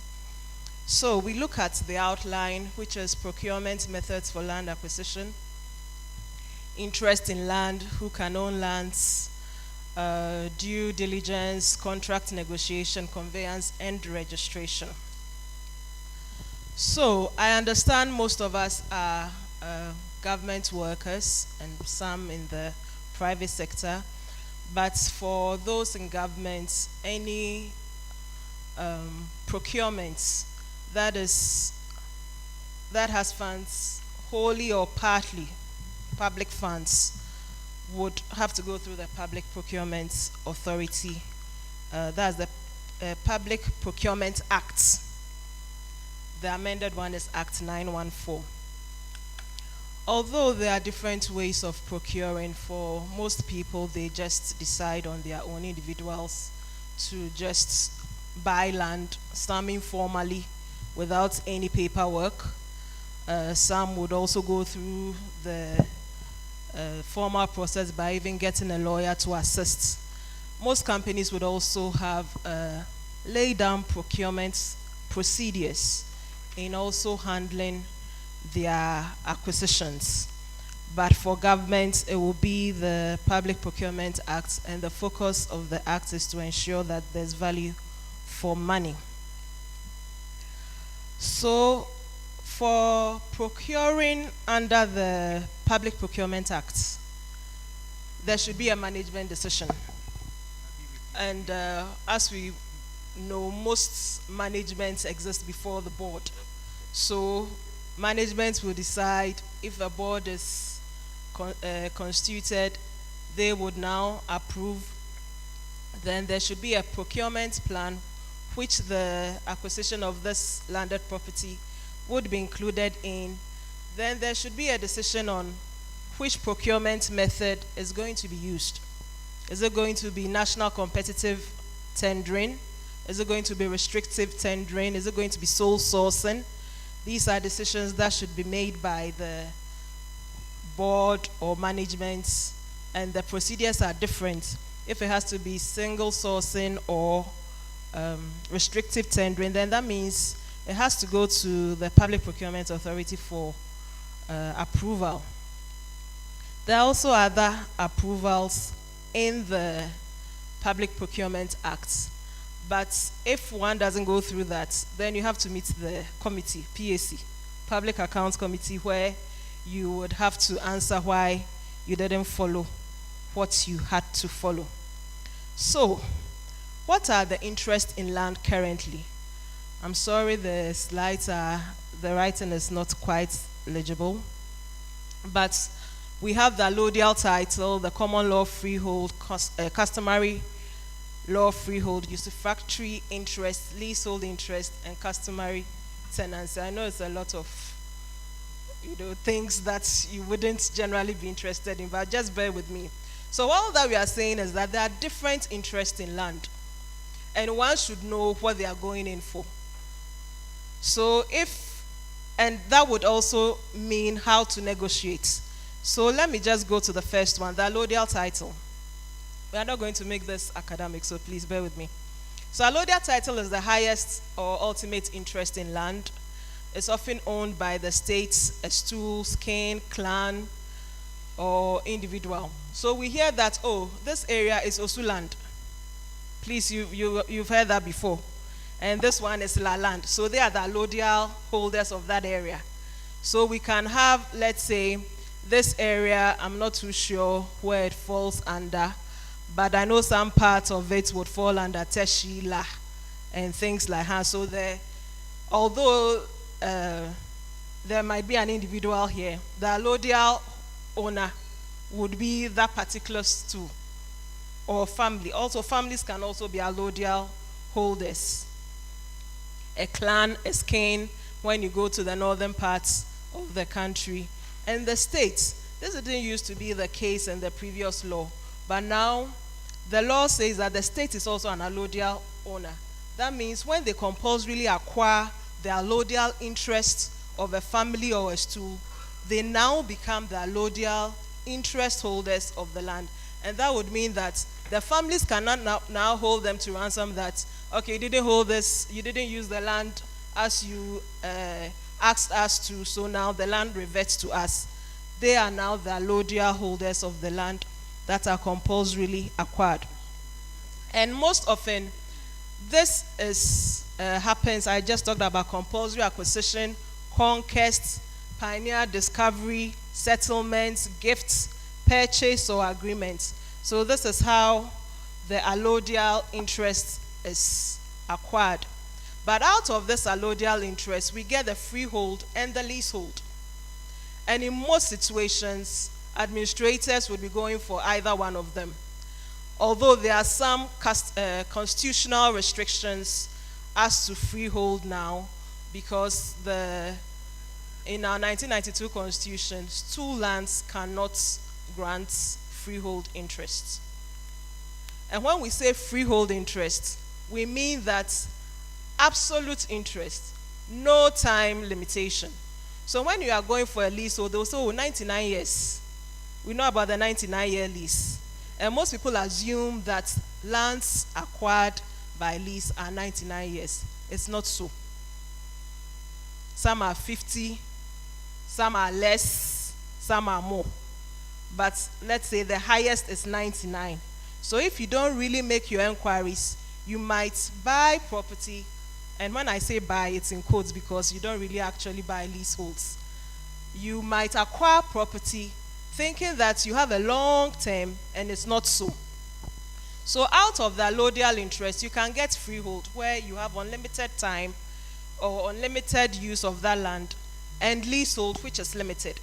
So the difference is that one is absolute, one is carved out of the allodial interest, and other interests, as I mentioned earlier, are the common law freehold, customary freehold, usufruct. I'm not going into all that because of time constraints.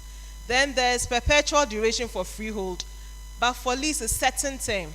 So when we say that 99 years, we are certain.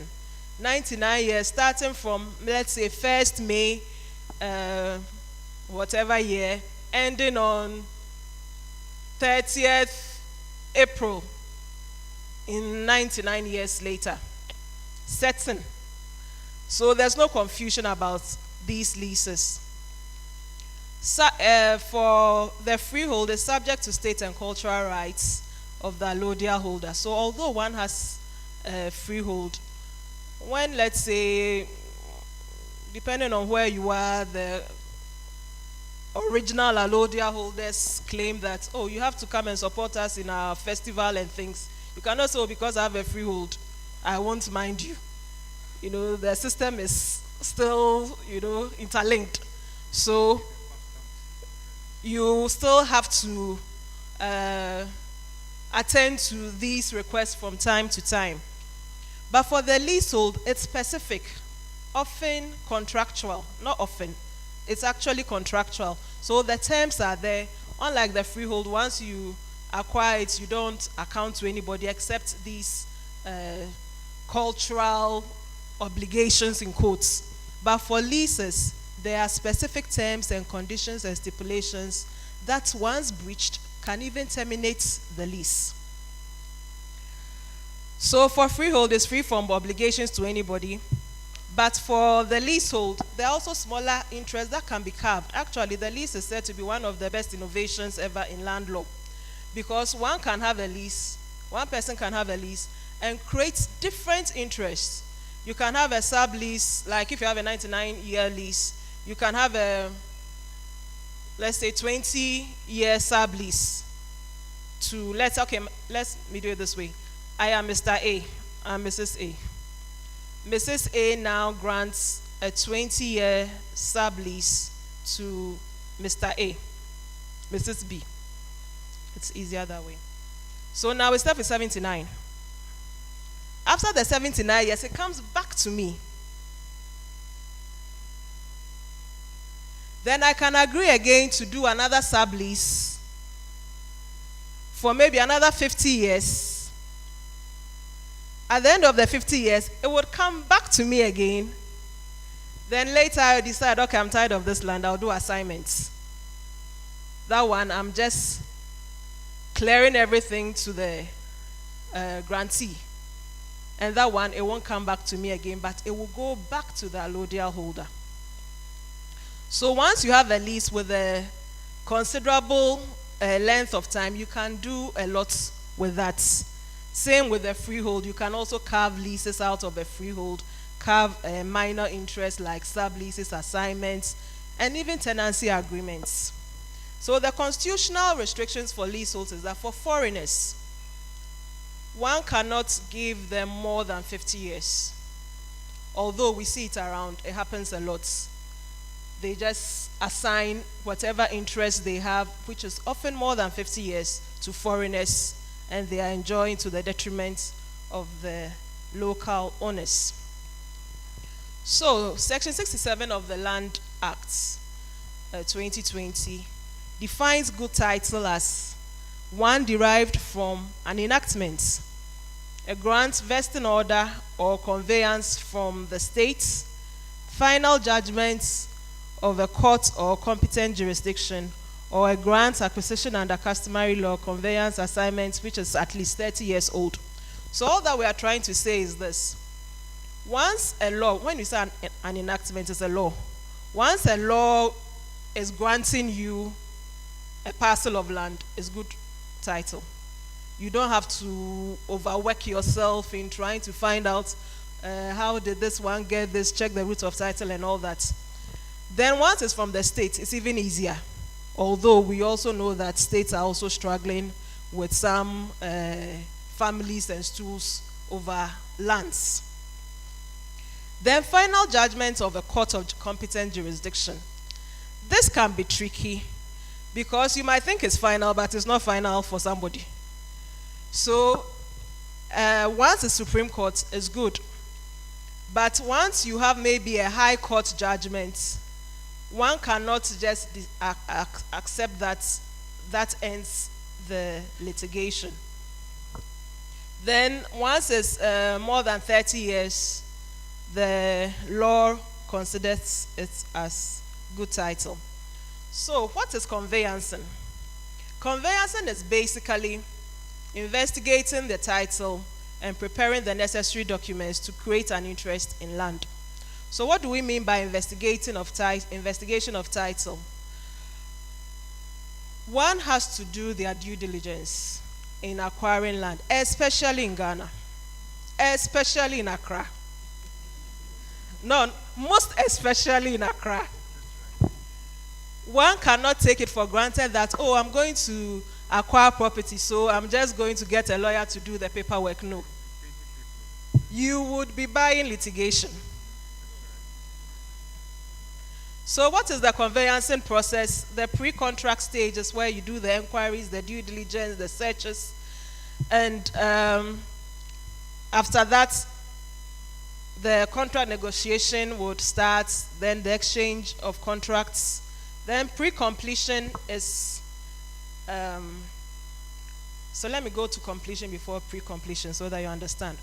Completion is when you finish, when the property is transferred. So before the property is transferred, there might be things that one might want, like, oh, I want the land registered. Maybe there were some paperwork which wasn't done earlier, and in the next slides, I'll be talking about some of those things. Then the post-completion will be registration. That's after the property has been transferred, you decide to register. Actually, it's mandatory to register, but the statistics are very, very low regarding land registration in Ghana. But one thing we all have to be careful of is fraudsters. This sector is is overrun by fraudsters, and one can't take anything for granted when acquiring property in Ghana. But before we look at the paperwork, let's consider this one, possession. Most people think that once they have their documents registered or their land registered, they have a better title than those who are originally or have been on the land for several years. Possession is also good title. And in this case, it was a Supreme Court case, Western Hardwood Enterprise Limited versus West Africa Enterprises Limited. The court held that possession is seen as a source of good or reliable title to land against the whole world except someone having a better legal right to possession. And there have been a few cases in the Supreme Court where people who had land title certificates, where the court held that the land title certificate was given to them by mistake or fraud because they knew that people had a better title on that land or people were in possession. And this means that customary way of transacting, with regards to property, is valid, although not written. Because most people, and I believe that even if you go to our rural areas, most of them would have lands which have been owned by their families for a very long time, and there's no document, not even a site plan. And yet, everybody knows that this is Openi Kojo's land. Everybody knows whose land it is. And that would mean that it cannot change just because we have a registration regime. So the law appreciates possession as well as registration of interest. So when we want to investigate title or do our due diligence, what do we look out for? We have to verify the identity of the vendor. This is a major one. Major one. Because now there are a lot of real estate agents, but this one, I'm even talking about the one on the internet. They have Tonaton, they have all kinds of places where you can go, you see the land, you like it, then you start, because most of the time you will see some of them online. And you never see the person. But you get a phone number, you call, you meet somebody who claims to own that interest in that property. How do you verify you are dealing with the right person? A lot of people have thrown money away. Some millions. And this means that we cannot take land acquisition lightly. Even rents. There have been several cases where rents, which is not so much, people will just come, pretend they are the owners, and just take people's money. So verifying the identity of the vendor is critical. How do you find out? That means you have to go beyond the norm of, let me see your ID card. Because everybody has an ID card. The fact that we did national identification card even shows that the ID card is not working. And even with that, we've started hearing stories that people have been registered with that card, in multiple ways. So that means one has to go beyond just the ID, get to know a bit. And it's difficult now because, previously we knew each other. We were quite close. We had more of a communal lifestyle.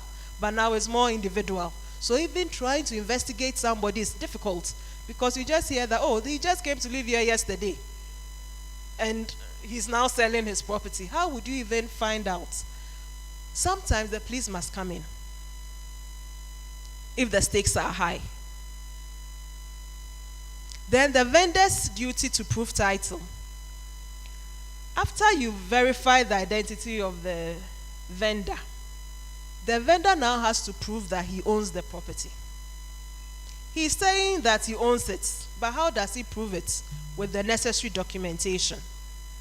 If there's no documentation, then the necessary evidence that shows that he or she is the owner. Then now,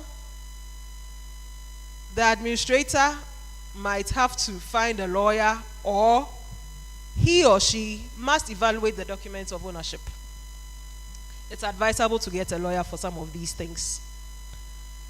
So you have to evaluate the documents of ownership to see whether there are any gaps, because one can go through the process only to find out that the person is not the rightful owner. conduct searches at Lands Commission. I've had an experience where I went to Lands Commission. Sorry I'm saying this. But I had 3 searches over 1 parcel of land. 3 different searches. Because sometimes there are also some scrupulous people there who do all kinds of things. So even Lands Commission search, go further.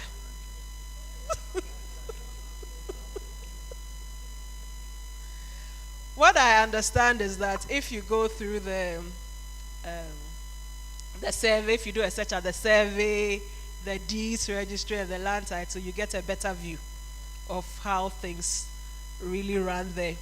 Then town and country planning, is the area even zoned for that purpose? You want residential, yet this place is commercial. How can you go and build a 4-bedroom house at Makola? It cannot work. And a lot of people are just buying things or buying property where the area is not zoned for that reason. Another area is the collateral registry. If the land has been mortgaged and the person is not paying, and sometimes that's the best time to sell, so that now you'll be laden with that burden. One has to look at the collateral registry or the Registrar General's. Now the name has changed, but you know what I mean. Yes. Then site visits. This one, you cannot overlook it. After you've looked at the documents and he or she has convinced you that they are the real owners, you have to go on the land. Because sometimes that's the determining factor. Is it what you even want? Because sometimes the house will look so nice on the screen. You go there, maybe it was like that 50 years ago, and the picture is still there. So one has to go to the site, talk to people. I remember I was investigating a particular property for a client. This person said he was selling the property for quite a huge amount of money. And he was a prince, and my client was not a Ghanaian. And he kept on saying he was a prince, and the people, he's doing this for his people. And I realized that my client was calling him Your Royal Highness. I said, oh, this one is not a Nigerian movie, it's not possible. It cannot be Ghana. So immediately my red flags went up. Because why would you be trying so hard to show somebody that you own something? Then we went on the land. He showed them the land. This was his. It was near a railway. He said even one can go near the railway because the railway is not working anymore, blah, blah, blah. Anyway, after that, he gave us the documents. We started looking at the documents. 4 different documents, 4 different names. And he said it was his. But I still knew I had to talk to people there. The first time I went there, they said, oh, it's for Prince, it's for him, blah, blah, blah. Okay. So later, I talked to the people around, the neighboring areas, talked to people around, only to hear that the land is owned by Prudential Bank. And even at that time, that land was even in courts.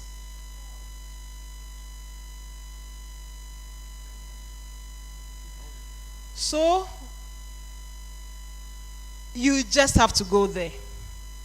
Because sometimes you get to know that the person is not even, and the person actually had people on the land fronting for him. Because when you go on the land, everything looks okay.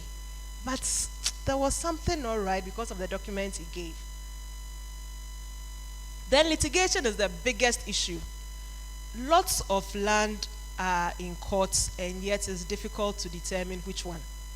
Because we don't have a one-stop shop place where you can just click your computer and you find that, oh, this land is in courts. How would you even know the title of the case? So, once again, one has to be very careful. But when you talk to people, you see, the neighbors always know a bit more than the others. So when you talk to people, and that would mean that if you are talking to these people, you have to be nice. If you go there thinking you are the owner, you are going to buy, you are looking pompous, they won't mind you. And yet they know more than you. So you have to have a strategy, going to the land, being nice, and then you get the information. Then maybe the quickest way is going into occupation, throwing land, soil, stones, do a brick wall. If nobody breaks the brick wall, then that means you are in luck. So for contract negotiation, what would we look out for? Sometimes the documents are in error. Sometimes the years are less. Recently, somebody I know very well bought land for about 20 years, and he thought he had 99 years. I know about 19 and 17 years, and they believed they had 99 years. The thing is, if they knew at the time of sale, they could have negotiated for a lower fee, a lower price, if they really wanted that property. But most of the time, they get to know too late, and there's nothing to do about it.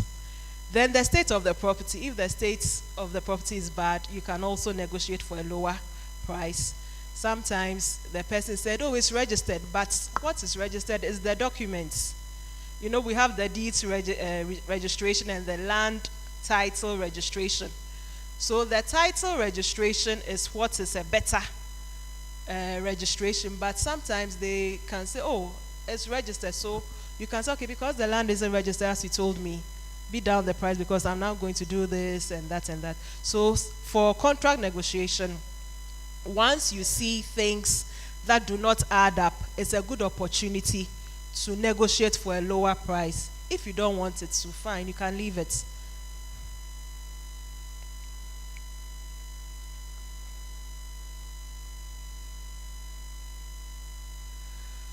So another area we have to consider is inherited property. Have we even seen the will before going for this property? Is the person we are going for the property from, is the person's name in the will if the person died in the state? And one thing is that once a will is drawn up, the person dies, the person is in debt. It doesn't mean that the fact that your name is there, that you are going to inherit this property will happen. They have to pay all the just debts first. So one's name can be on the will and yet will get nothing. So one has to be also do some due diligence, get to know a bit more about the family before they pay any money to anybody. Then there's also a section in the Wills Act, section 13, which deals with reasonable provision, where the court will decide that if the person who died, the testator or testatrix, during his or her lifetime didn't make adequate provision for a child under the age of 18, a spouse, a dependent, then within 3 years after probate is granted, the person who is aggrieved can go to courts for reasonable provision to be made for them. Most of the time, they'll go for cash, if there's cash, because they wouldn't want to disturb the dead person's wish. But I've also handled a few cases where property, which were given to some people, were rather given to children who were not catered for in the will. So all that I'm saying is that somebody's name might be in the will, but it's not automatic that they might benefit. And it's important that we do our due diligence. Letters of administration should be checked and see who the administrators are. A little trick on the letters of administration, you know, and even wills, you know that the law says that even if the deceased considered someone as a child and the person is not the biological child, the person can also benefit.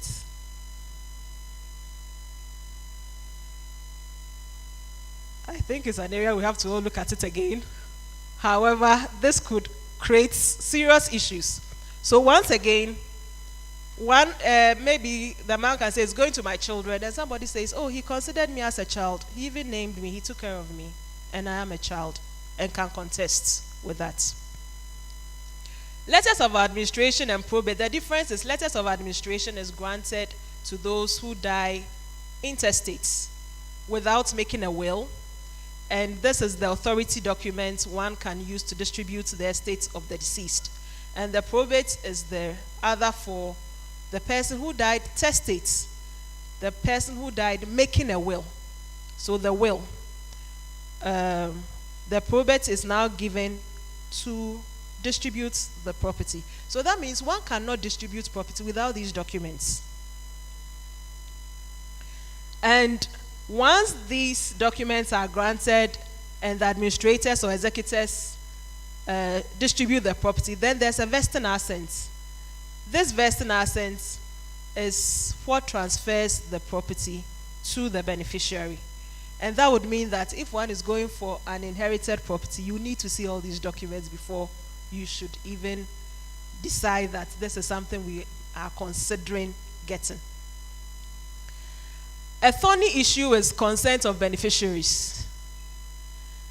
If the property is going to children, and we know our polygamous nature in Ghana, there are about, let's say, 11 children.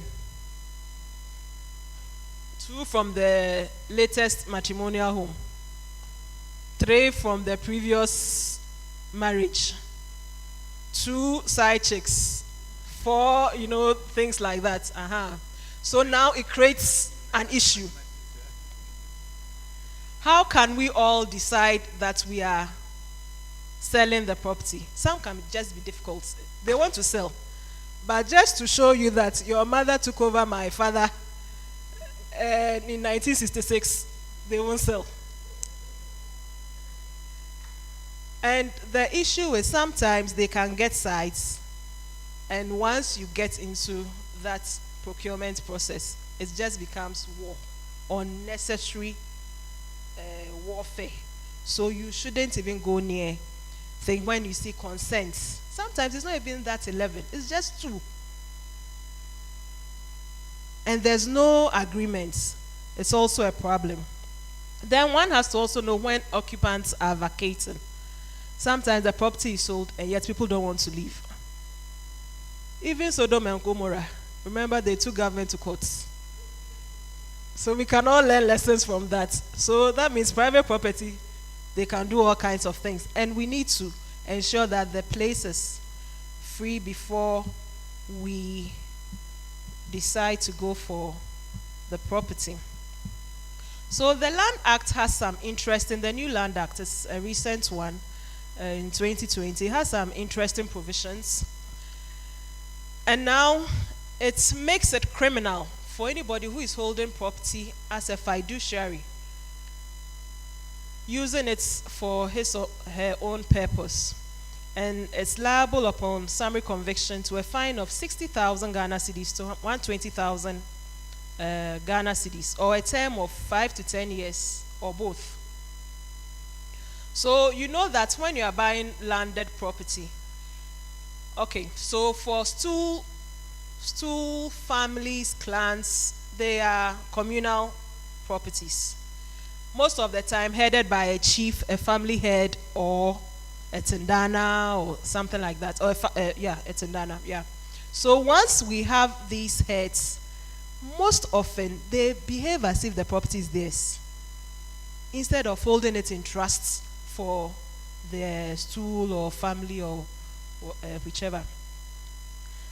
So we have to also ensure that we have the consent, we see the consent of the family members or elders of the stool, because they can also set a sale aside.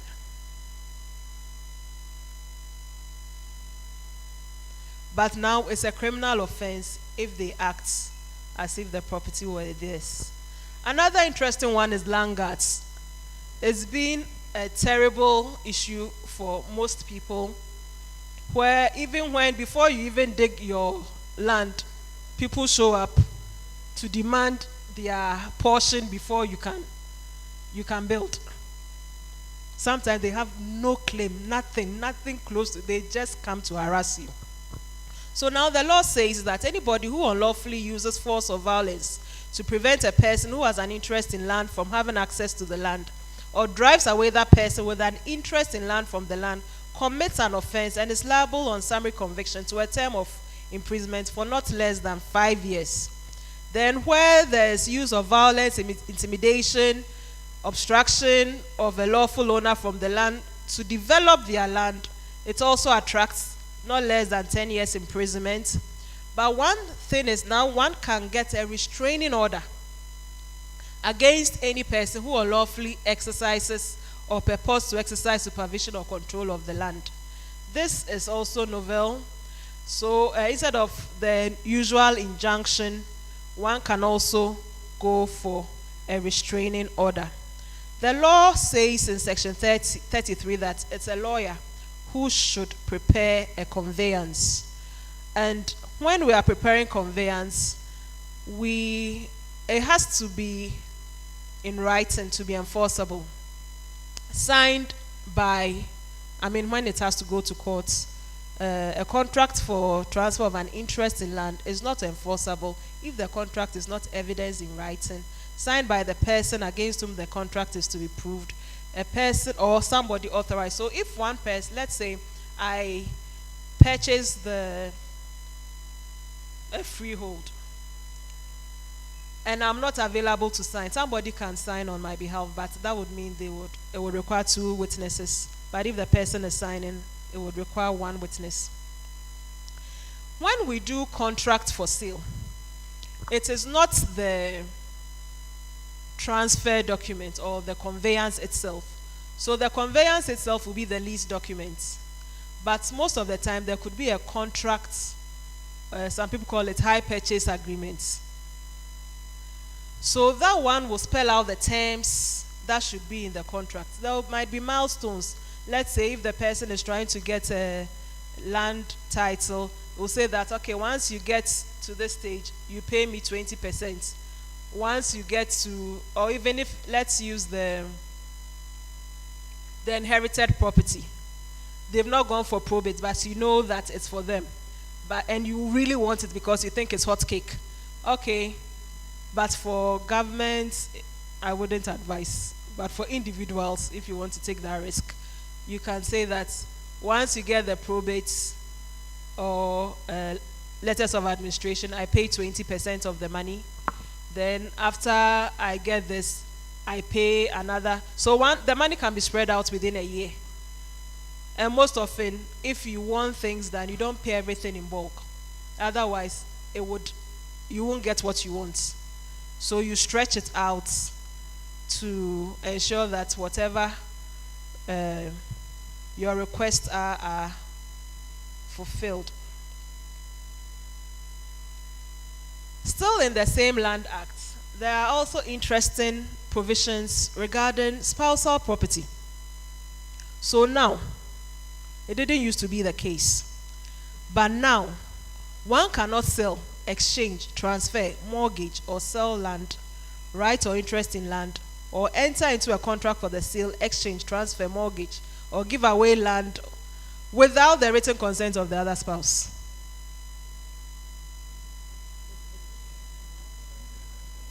So once is matrimonial or marital property, just as we talked about consent for beneficiaries, this one too, consent is required. In time past, our dear men would say, oh, I'm doing it for the family, I'm doing it for the family. The court says you've done enough for the family. Now, we want to see it in writing. This is good news for some people and bad news for some people, but let's all be mindful of that. That once the property is owned, and now actually the law is saying that if it's acquired during the subsistence of the family, it's matrimonial property. It is now addressing the issue of Article 22 of the Constitution, which had been dragging for a very long time. And that ends my presentation. Thank you.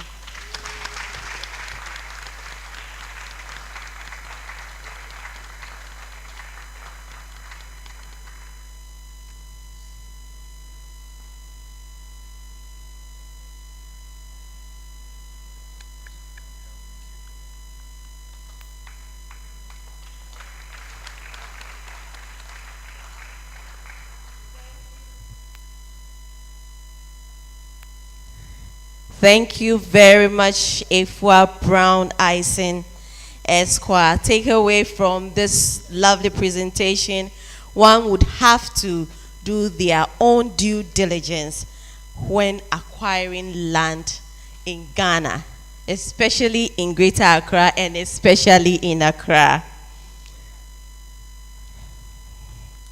We would like to acknowledge the presence of some very important individuals. Would like to acknowledge the presence of the head of the Civil Service of Ghana, Nana Kwesi Ajiman Dramina. Let's give it up for him. Thank you so much, sir, for being with us this morning. Ajekum Dramina. Sorry about that. We'd like also to acknowledge the presence of Mr. Paul Effa, the president of Radford University. Also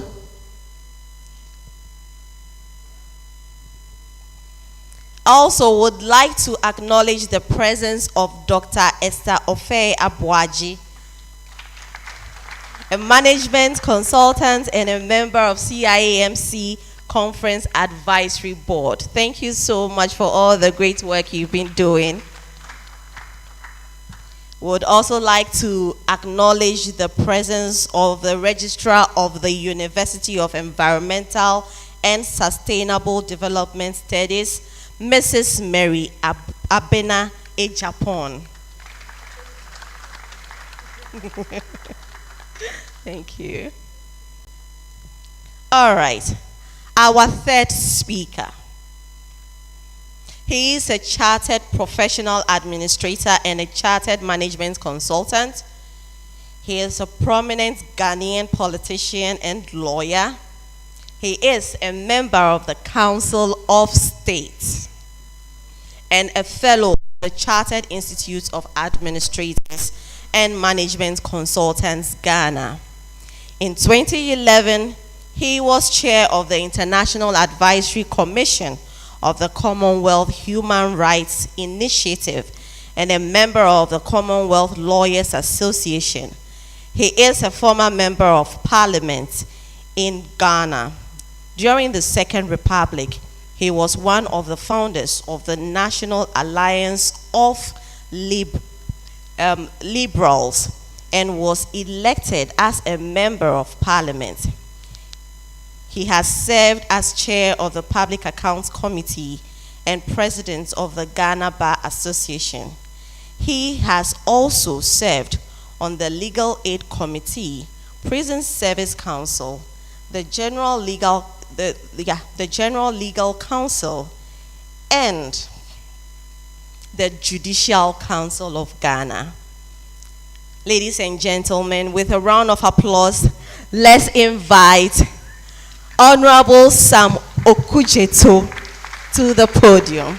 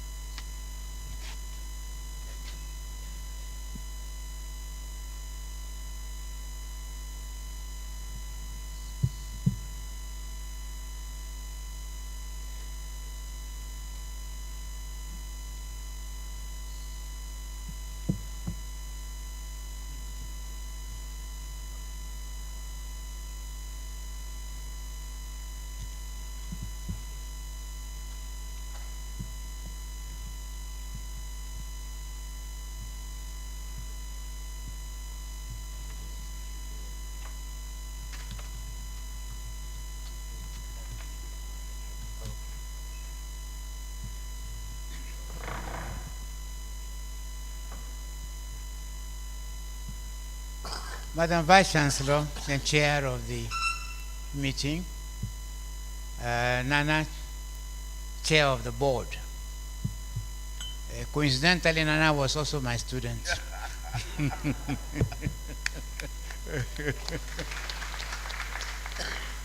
So I made him a lawyer. Distinguished ladies and distinguished gentlemen, I was requested to speak on the law of meetings. I don't know why, because I think I was bullying your chief executive, and I think that will give him the idea that perhaps we needed to discuss this topic. But my interest more was on the question about corporate governance, which I will advise that maybe another time we should look at that, because that's a broader subject, and the law of meeting is only a minute aspect of that subject. Now, when I started practice of law, I was very much interested in the Ghana Bar Association. And when we had meetings, I realized the mess that was happening. So I challenged the executive to say that they were not observing the law of meetings. And then they looked at me and said, "What is the law of meetings?" No, these are seasoned lawyers, I knew. So I had to explain to them that indeed companies are supposed to have company secretaries, but the company secretaries are trained for that purpose. And as part of their training, they had to learn to observe what we call the law of meetings. So in fact, meetings are governed by law, simpliciter. And what they did was, I think the following year or so, they elected me to become the secretary of the regional bar. So the critic should now go and be the one in charge, so that he no longer criticizes us. And so, because the assumption then was that because the person is a lawyer, he should know. And I said, no, that law is not taught for the qualification to become a lawyer. So it's a separate subject altogether. And in many instances, the person who has to do that has to be trained as a company secretary. And when he's trained as a company secretary, then he knows and he understands what the law of meetings is. So let's look now at this law of meetings.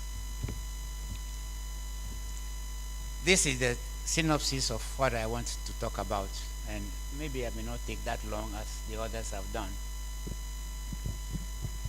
So we have to talk about the types of corporate meetings. And we look at the corporate governance rules, because this has emanated from some of the confusions that arose. And part of it, as I was talking about, is that when we start talking about corporate governance, you will see that that terminology itself came about in 2002, when the confusions arose in America in the famous called the Enron case.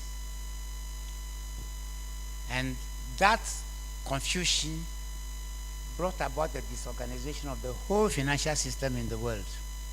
And companies went bankrupt. Many directors had to be jailed. And all that was because of lack of understanding of what we call governance in the proper sense of the word. So what then is the meeting that we are talking about? Meeting is a gathering of members of a company or the board of directors or relevant stakeholders who make decisions that govern the company. The company itself, we all know, is an artificial person. It can sue and be sued. but it's not a human being. And oftentimes you find out that it is those involved in it who are formed the company or described as done in the company. I may specify that a company is a limited company because it is registered under the company's code. But then that's not the only institution that has meetings. The University of Ghana has meetings. The council of the university has meetings. The committees of the council have meetings.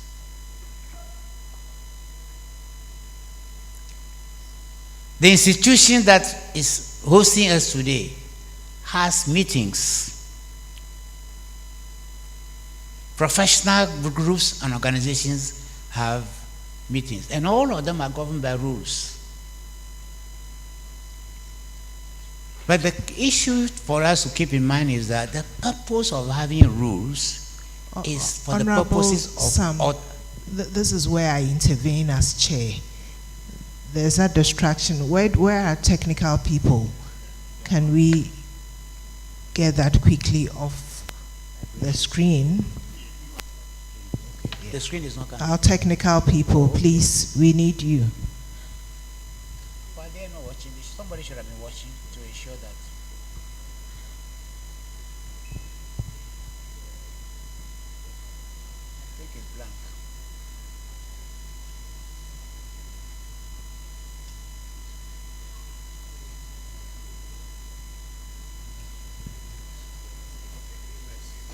It's coming from here.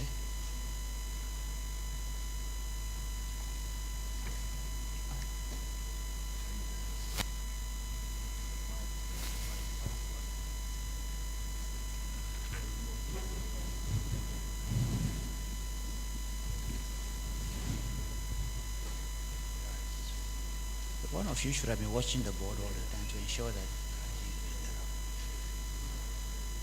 Sorry,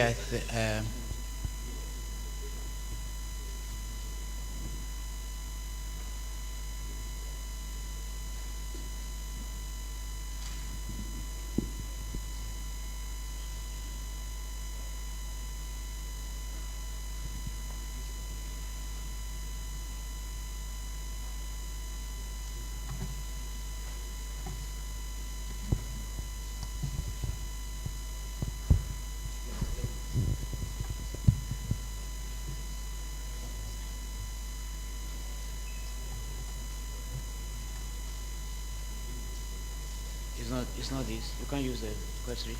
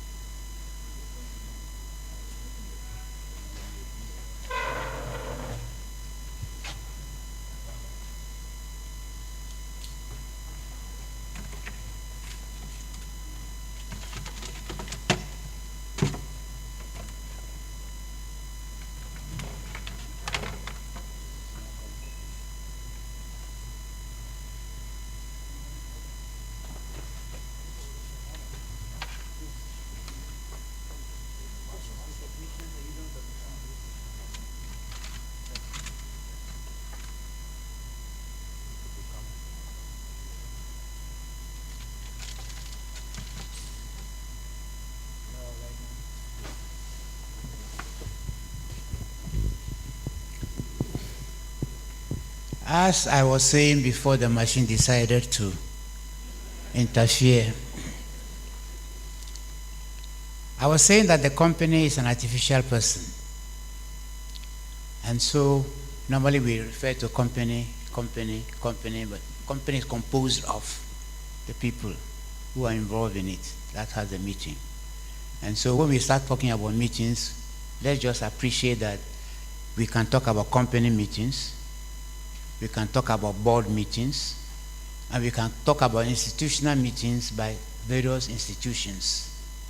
Now, the rules that govern this will depend upon the law that makes the institution. For example, the University of Ghana is under the University of Ghana Act. all the various universities you have in the country were all set up by some statute or law. And it is that law that governs how the institution is meant to be run. So the company's code is only an impediment because limited liability companies are registered under the Companies Act. And therefore, that's the law that governs it. But in addition to that, there are specialized institutions as well. You will see that there are financial institutions which are under SEC. And so SEC make rules in addition to what the company's code contains.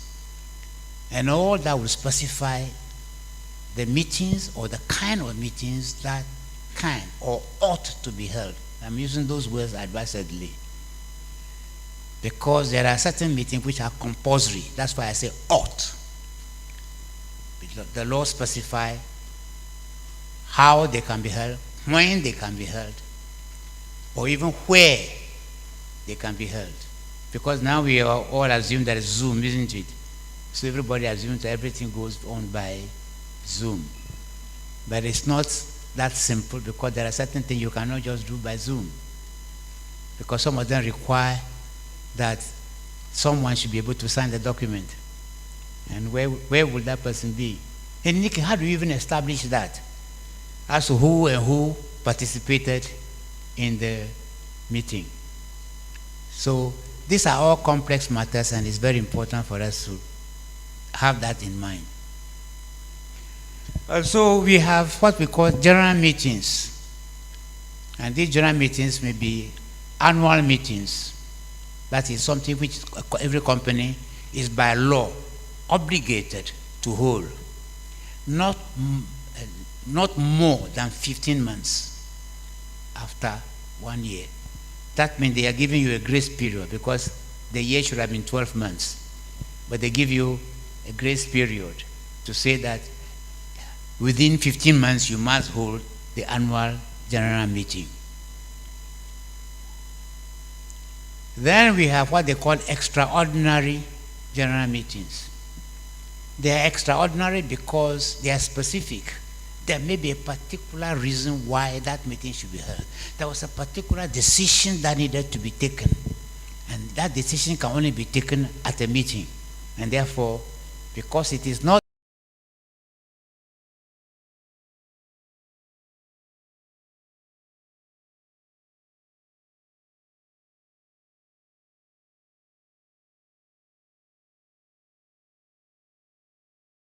board of directors.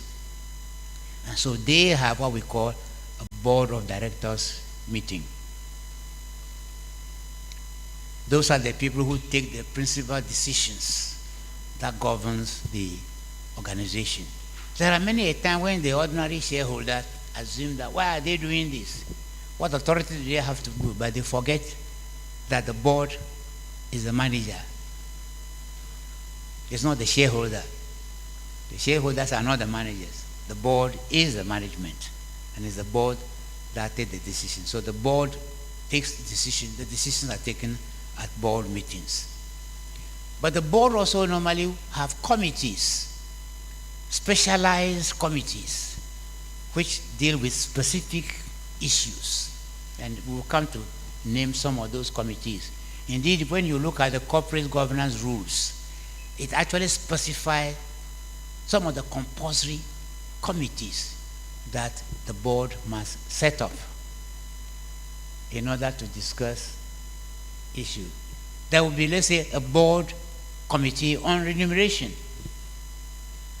And so it is not, as was being explained by Mr. Gami to you, where we assume, everybody assumes that I'm a shareholder, isn't it? And therefore, this is what I'm entitled to. Well, it doesn't work that way. There must be who has the responsibility to do that. And it's easier to have committees that consider the issue and bring it eventually for the whole board to ratify. That's why we call them board committees. And I think the university, for example, you have a lot of committees.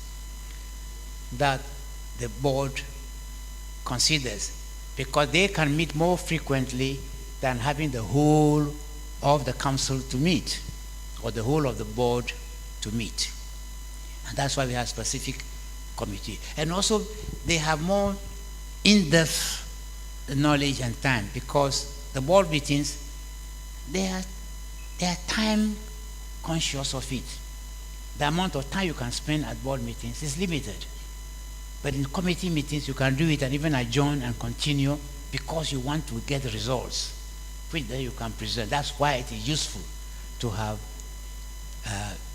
board subcommittees of the board. Now, I'm jumping to talk about these corporate governance rules, because they have become now the thing. It is so important. And so, in the Companies Act 2019, Act 992, there are rules which were laid down there.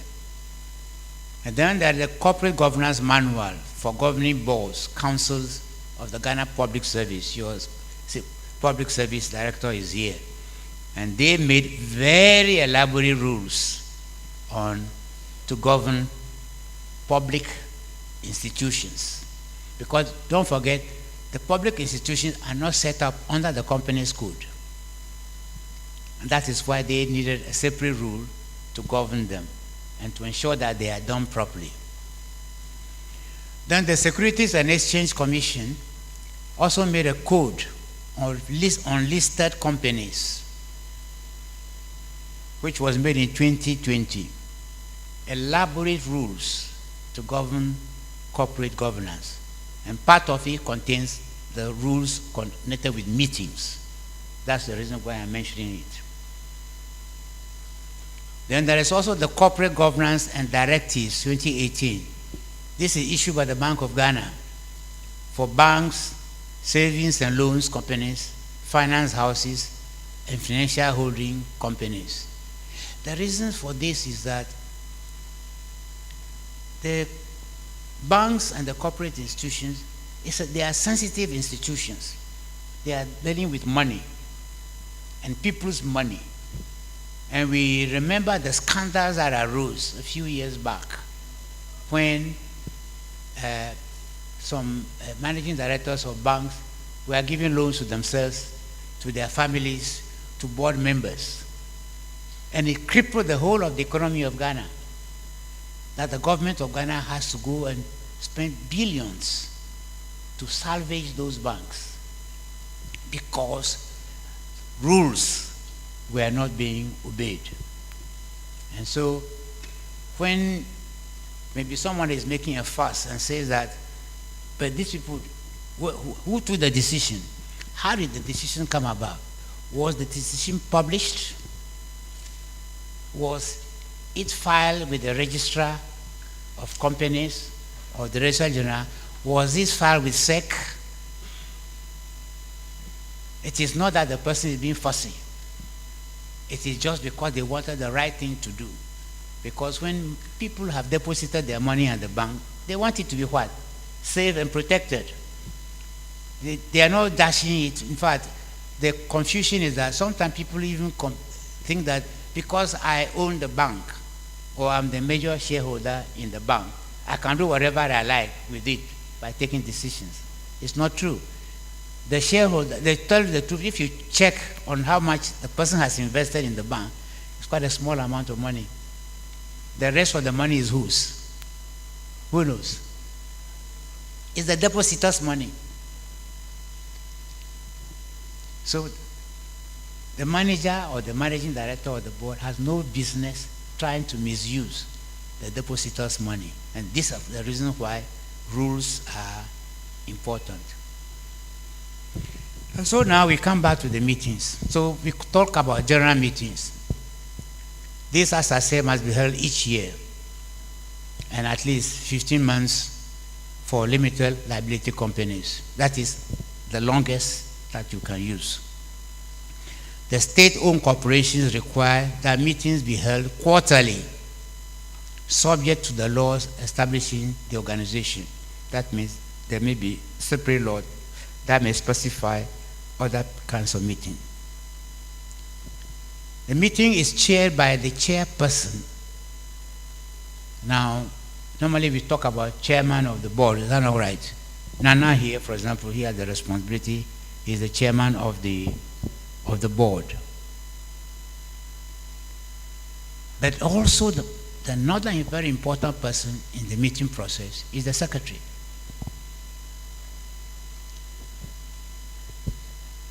There has been some misconception over the years where people think that anybody can be called to be secretary. And so sometimes you see company incorporated, you find out that you talk about the secretary, then they put a name there, a profession, you say housewife. And sometimes he's the child of the owner. His name is put down there as secretary, because they don't appreciate what the secretary's role is. Importantly, the secretary at board meetings must sit next to the board chairman. Why? Because he or she helps guide and direct the chairman as to the way the meeting should be conducted. The agenda is before him or her, and he's showing you what to do. And if there are rules that perhaps the chairman is not observing, the secretary cannot get up and speak and say, he whispers to the chairman and say, Mr. Chairman, sorry, this one is not allowed. Oh, there is this law that governs it, you are not observing it. Please, let's look at the law. Even where there is the need for legal counsel, it is the secretary who will try and suggest you and say, okay, this is my view on the matter. If you don't agree with me, we can get legal counsel who can advise us. Of course, the reason why he is aware of legal counsel is because he has knowledge of the law. He's not making a conjecture, no, because he knows that there must be. There is also the responsibility of the secretary to ensure that the decisions of the board are recorded and that they comply with the agenda. The agenda for the meeting must be complied with.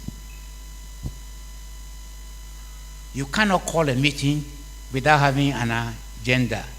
And those who are calling to the meeting must be aware of the agenda for the meeting. Why? Because they must prepare. The agenda will enable them to prepare so that they can make a meaningful contribution to the discourse that is taking place.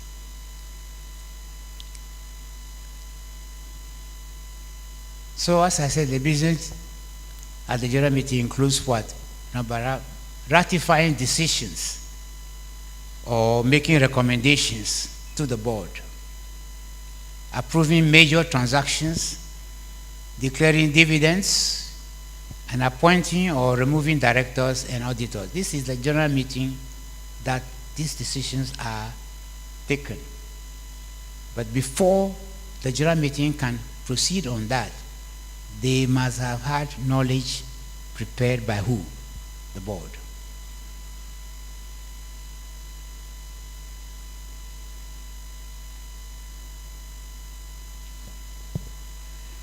Now, there may be time where the directors see fit to convene another general meeting in the year, apart from the annual general meeting as we've spoken about, because there may be issues and problems.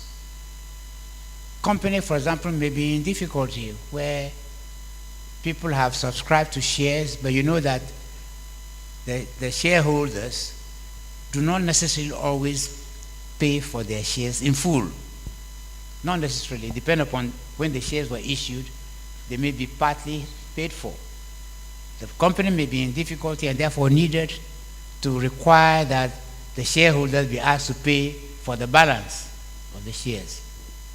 Or even they may fully have paid for it, but the shareholders, the directors may feel that they needed more funds because they wanted to undertake certain other projects which would be of benefit to the shareholders. in which case they will call a special general meeting and put this proposition to the existing shareholders, and whether they will agree to subscribe to more shares, as the case may be, or go to the stock exchange to authorize the board to go to the stock exchange. So these are very, very important. Now, who then can call the meeting? It is the responsibility of the board, or more preferably to say the chairman, to call a board meeting. But there will also be the right of the shareholder to requisition. I'm using that word advisedly, to requisition. That means they will make a demand to the chairman for a meeting to be held. We were talking a few minutes ago about confusions in the banking system, not so. Many of the shareholders, they were lame. They were just sat down and their monies went away. But it would have been useful if they are aware. Two of them can requisition for a meeting to discuss the turbulence which was going on. Perhaps the crash that happened may have been averted if the shareholders were conversant with the rules.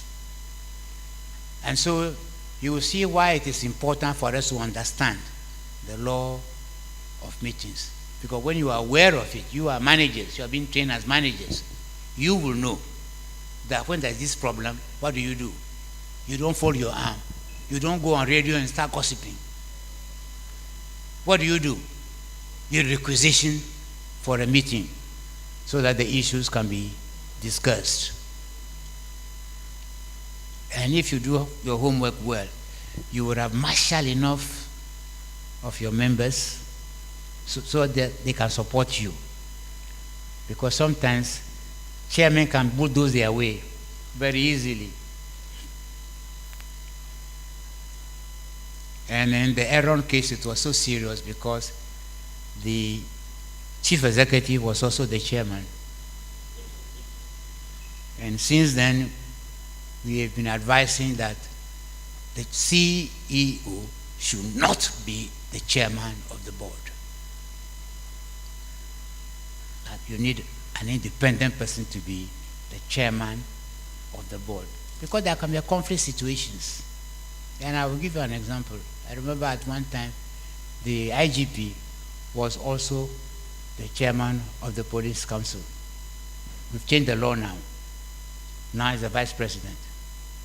But at that time, that was what it was. So what happened? Officers make complaints, and the complaints go to the IGP, and what happened? The matter never comes to the council for discussion. And so when the CEO is misbehaving, or you think he's misbehaving, the proper thing to do is to do what? Appeal to the chair. Then the chair will either have to resolve the matter with the CEO, or alternatively bring it before the board for discussion. Not necessarily for chastisements, as some people assume. Because I think Mr. Game was telling us about this George business, the issue of having an opportunity where you can discuss issues. Perhaps there is an explanation. And if you allow the person to come, the person may come and explain, you will be satisfied that perhaps your perception was not correct. And so this is the whole basis for it. So meetings are for that purpose.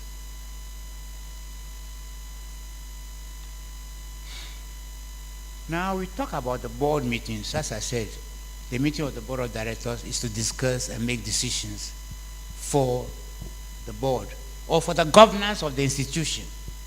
That is what it is all about. So the board normally acts by resolutions taken at board meetings. Now, what is the resolution? That is the decisions that they have come to. Because I have seen situations whereby somebody will come and say, oh, but at the meeting I said so and so and so, but it is not in the meeting. It's not in the minutes.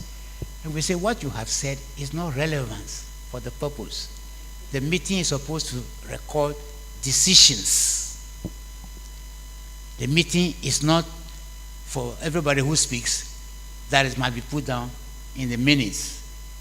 Unless the person decided that what he or she is saying is so important that he wanted it to be recorded, then it has to be recorded.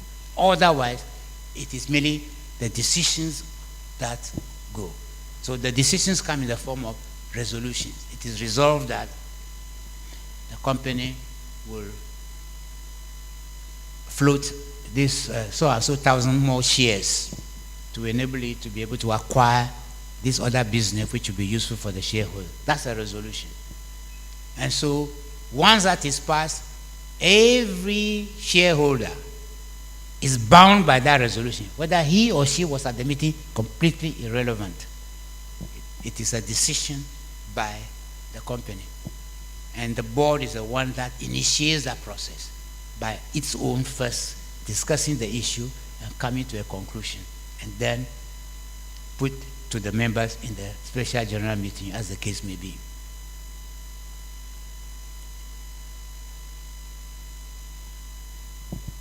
I have stated here that board meetings must be held at least once every 6 months. It's however encouraged to be held quarterly. There are issues that things are happening all the time. And for the safety of you, the managing director, the CEO, the vice chancellor, for your own safety, it's always important that you carry the board with you.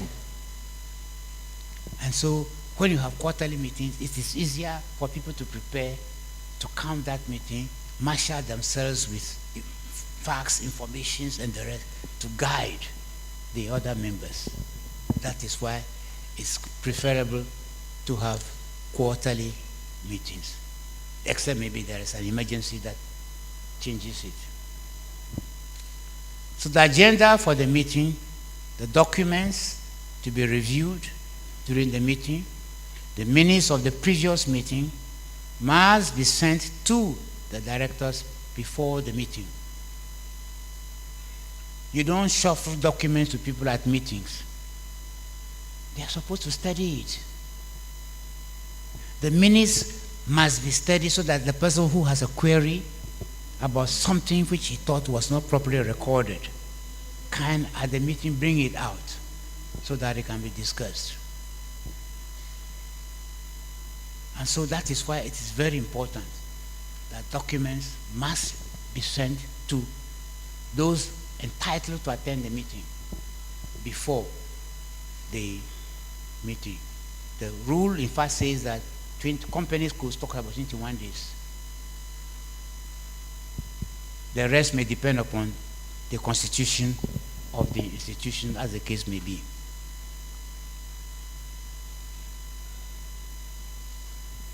I think I already referred to the fact that you may have subcommittee meetings. So the board may have subcommittees that handle various aspects of the work. The committee may be what they call standing committees or ad hoc. Ad hoc means that it is set up for a specific purpose, but the standing committees are permanent ones.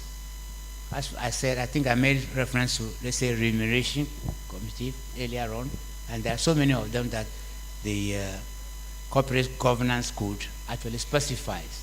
And these are committees which are always functioning, and they help the administration to come to a proper decision. So under the corporate governance manual for Ghana, public service and the secretary is a secretary to all the standing committees. I think it's a very wise decision that the institution has taken, because there is someone with what you might call institutional memory. I'm emphasizing that you need someone with institutional memory. The person can say, oh, this is what we did at so and so and so period, and here is the facts to support it. The document is here to support it. Or that is not the way it is normally done. This is the precedence, so far as our institution is concerned, this is the way it is done. And it helps order. I'm very crude about the question about order. I tell people that the first rule in heaven is order. Then I ask them whether they know what the second rule is. And of course, they are anticipating something. I say, it's also order. And the last and the third of the rules is also what? Order. So there is order in heaven, there must also be what? Order on earth. And you find out that when the institutions are obeying order, doing things orderly, things go smoothly. Somebody will come and you say, oh, as for our CEO, he stops. He stops. Why? Because he's observing order. As for our chairman, he's a no-nonsense man who, when you want to go to him, please marshal your facts properly, have your records, have your documents before you go to him, because he would have asked you, I say, where did you get that from? Who told you that? You can't say what the girls will say, ake. Eh? And Ghanaians love that, isn't it? That's not the way it works. There must be order in everything. You may think that you are going to finish the VC. So you marshal some people around you, you're making noise, and says for this one we are going to get her out. When you don't have anything to support it. If you have something to support it, what we should have done rather was to go to her, confront her with the document, say, this is what we have seen. VC, what's your reaction to it? Then he say, oh, that document you're holding in your hand, it's a forgery. Even the signature underneath it, which purports to be mine, is not me at all. You see, otherwise you would have gone to the press, not so. And when you go to the press, you know what she will do to you? She will sue the newspaper, sue the radio and television station, and sue you personally. Then you say it's a wicked woman. I mean, this is what I was told. And now you see she's taking me to court. What? You are told. Did you go to verify? You didn't. So I think as Mr. Game was emphasizing, this question about communication is so important. So important. And I told people that the reason why there are divorces is because of lack of communication or miscommunication. Because husband says one thing, right? The lady understands it in a different way altogether. But instead of asking the husband, is this what you mean? You say, oh, me? No. That's not what I mean at all. You say, oh, what do you mean? Then he explains it. You even feel ashamed that you raised it in the first place, but it was better that you raised it instead of making an assumption about that, because language is a problem. And also one thing I have realized is that it depends upon people's prejudices and biases. And that may emanate from some outside problem. Person is angry already with someone. And because he's angry with someone, a mild statement or even chastisement, he understands in a different way, then he flares up. When a calm, collected discussion would have resolved the matter. And so these things we are talking about now, about meetings, boards, the rest are based upon this. That things can be done to make institutions work smoothly, if only we will appreciate that dialogue is the criteria, means discussion, talking about issues, resolving issues. I mentioned already about the ad hoc committee because they are set up for specific purposes. Now, the most important thing about meeting, of course, is the fact that there must be notice given. And the notice must be in writing. That's the only thing you can call as proof, isn't it? It is proof that notice was given. You say, I didn't receive it. The question is that, what address did you give for the notice to be sent to you. If it is sent to you at the address that you have given, then it's your problem, not so. In fact, in the old day, we even assumed that because those things we used to have postal system, we would say that there is an assumption that 2 or 3 days after the postage of the notice, you are deemed to have received it. In other societies where there is delivery to your house, once there is a signature on the document to indicate that it was sent to the house and somebody in the house signed for it, you are deemed to have received it. And these days we are even using electronic system, which means that if you give an email address or a WhatsApp address, and it was agreed that that is the means they should use to convey the notice for the meeting to you, and it is sent, then you are presumed to what? To have received it.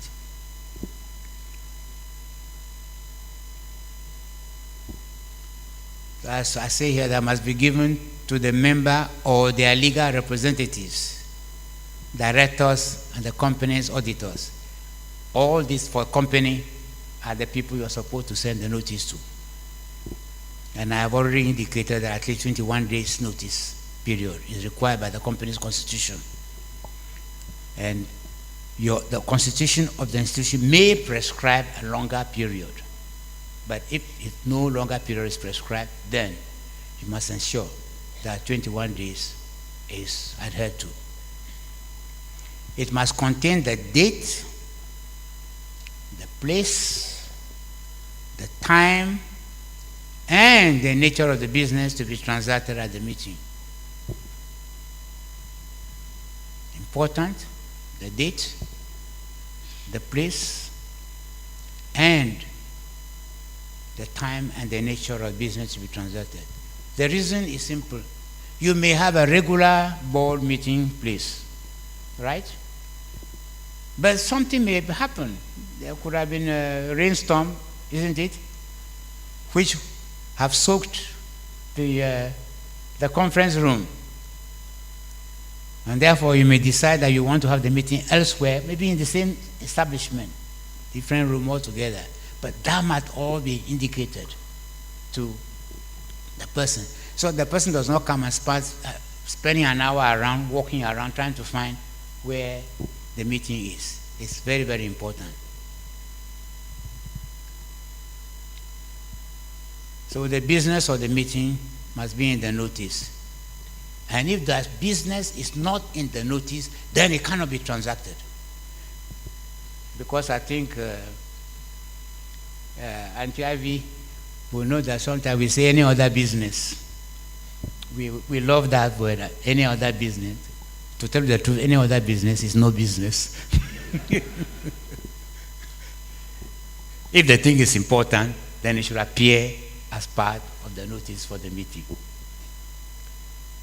Perhaps the any other business just means that an opportunity for us to brainstorm and find out what else there is for us to do. I think that, to me, is its meaning. It is not to introduce a new business altogether for discussion, because then you are depriving those who are supposed to be at the meeting but who are unable to come to the meeting, who could have made a contribution on the issue.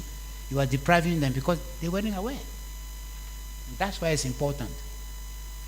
Again, it's just part of the order that I'm talking about that makes the things more orderly.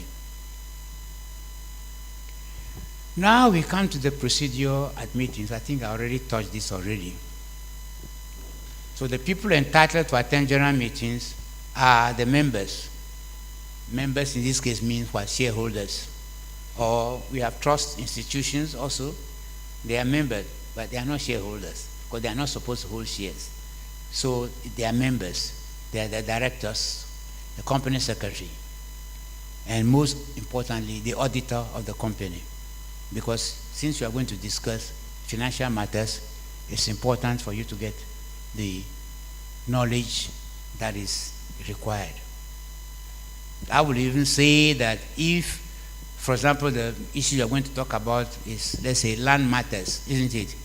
Now we heard our lady expounding to us about the land issue. Is that not it? Then it will be useful for you to do what? You invite her. it may require a payment of some fee.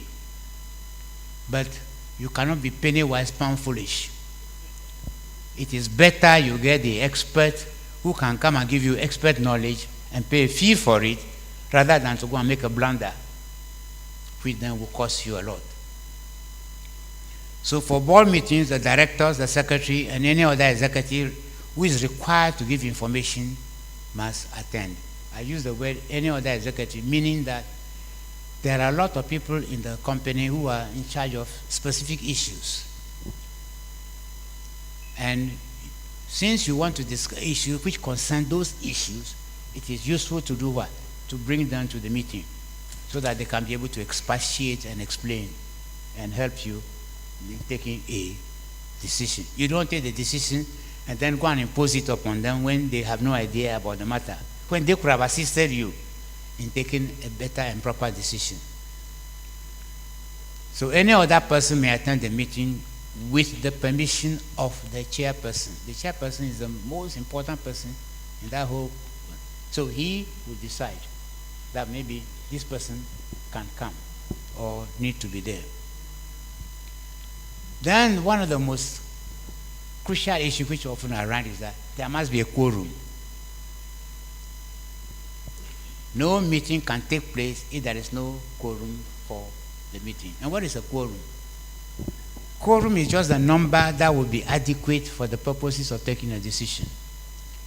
Many institutions specify the number in the constitution of the institution itself. Or normally we say that it is 50 plus 1. That is at least more than half. Otherwise, a handful of people can meet and take a decision which is binding on people who have no idea about it. That's why we say that there must always be a quorum for a meeting. And the quorum must be present at the beginning of the meeting.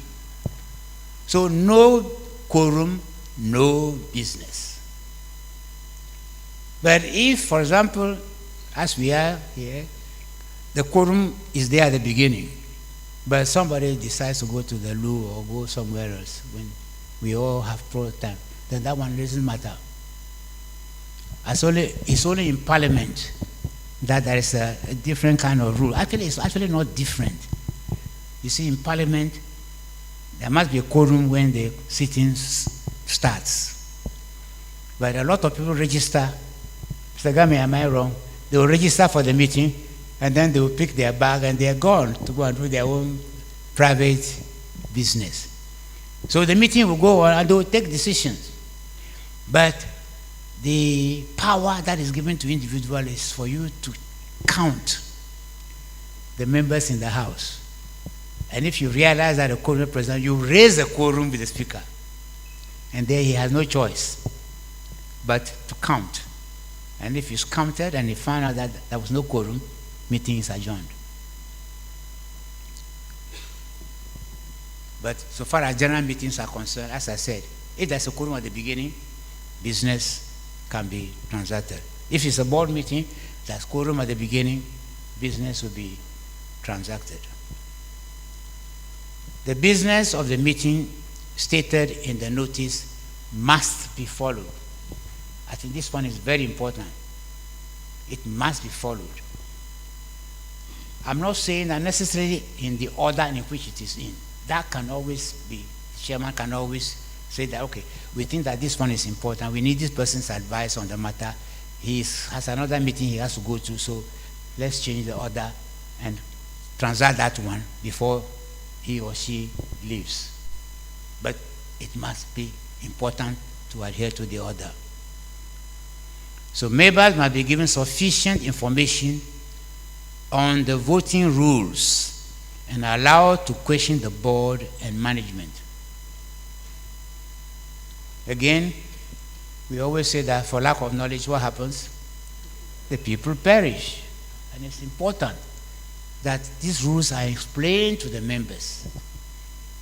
What we are going to vote for is a resolution to increase the shares of the company. It must be expanded and explained before you can put the resolution to the members to vote upon. Otherwise, and unfortunately also at most meetings you find out that people are spending more time conversing rather than listening to the chair. So they wouldn't even know what's going on. And it's very common in Ghana. And these days, our telephones have become the culprit, because we are here, we are doing WhatsApp, when in fact you are supposed to be in the class learning. As you know, correct? But we are all supposed to be learning here today, isn't it? But you can see people who are busy on their phones, and it's they will pretend as if they're actually recording or making notes.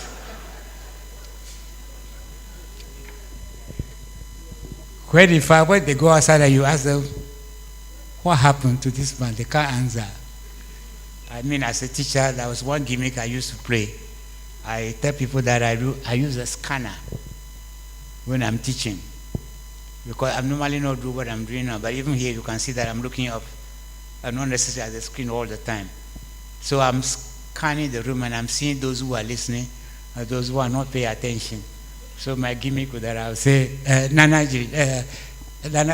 what about this issue? And then you can see him struggling, because in me, he wasn't listening. And the question would be, somebody say, but how did you know? I said, oh, because I was scanning the room to make sure that everybody is attentive. So, the chairperson, I'm coming back again to the chairperson. The chairperson conducts the meeting. He or she maintains order and ensures that proper procedure is followed. The chairperson of the board presides as chair of a general meeting as well, unless the company's constitution provides otherwise. I would even say that the company's constitution should not provide otherwise. It should always be the chairperson should be the chair. And if he's not available, they can elect another board member to chair the meeting. So the chairperson is guided, I said already, by the company secretary. I'm using the word guided advisedly. It's very important. You can even underline it if you like. That the secretary is there to do what? To guide, not to contradict, not to do anything else, but to guide the chairman in the conduct of the meeting. So that's why he said that you must sit beside the chairperson so as to guide him. He also is ensured that the minutes of the meeting are recorded. And so let's draw a distinction between a recorder of meetings and the secretary, because sometimes we confuse the two. The secretary can designate anybody else to be the recorder, but he or she has the ultimate responsibility for what's recorded. Very, very important. He's answerable for it.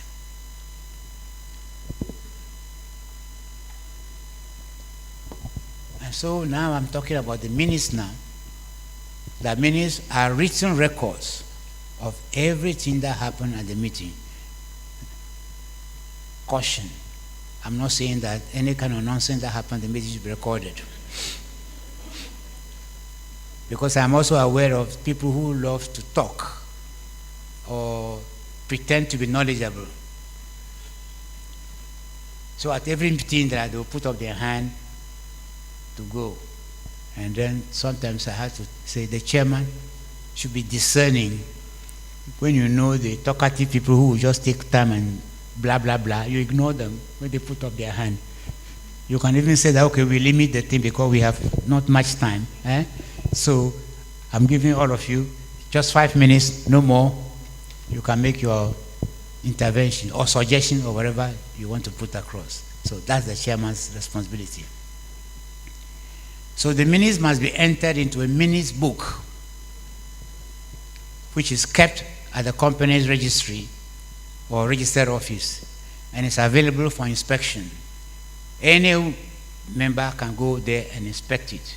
Even if it demands a copy, he may pay for it, but he's entitled to have a copy of the minutes which are entered in the book.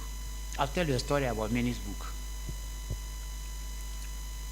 I was on the Bank of Ghana board. Then Atta Mills came into office as president. Then he announced that all boards dissolved.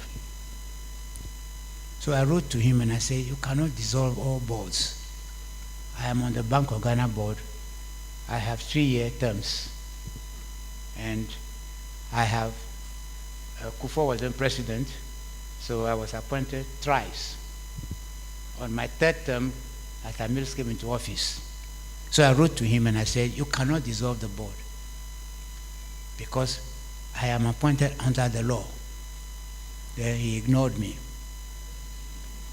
So I said I was going to show this young man. He's much younger than me. Show him something. And indeed, it was very funny because the bar used to organize conference, educational seminars. And at one time, he and I were together. He lectured on company law, and I lectured on company practice. So we were quite close. And he ignored the letter, so I sued him. And so they were playing games, they were like John and all kind of game. I was laughing. I said, it doesn't matter how long you play your game, we will be on. So eventually, the case went to the court. The case was called. They brought somebody from the Council of State to say that there was no record that I was appointed. So I sat down and I was laughing. My partner was the one conducting the case, but I was the one briefing him on the issue. My partner became Supreme Court Judge, Nene Amagache. So I was there, I was laughing, and I said, this idiot, he doesn't understand that this is a subject of which I am an expert at.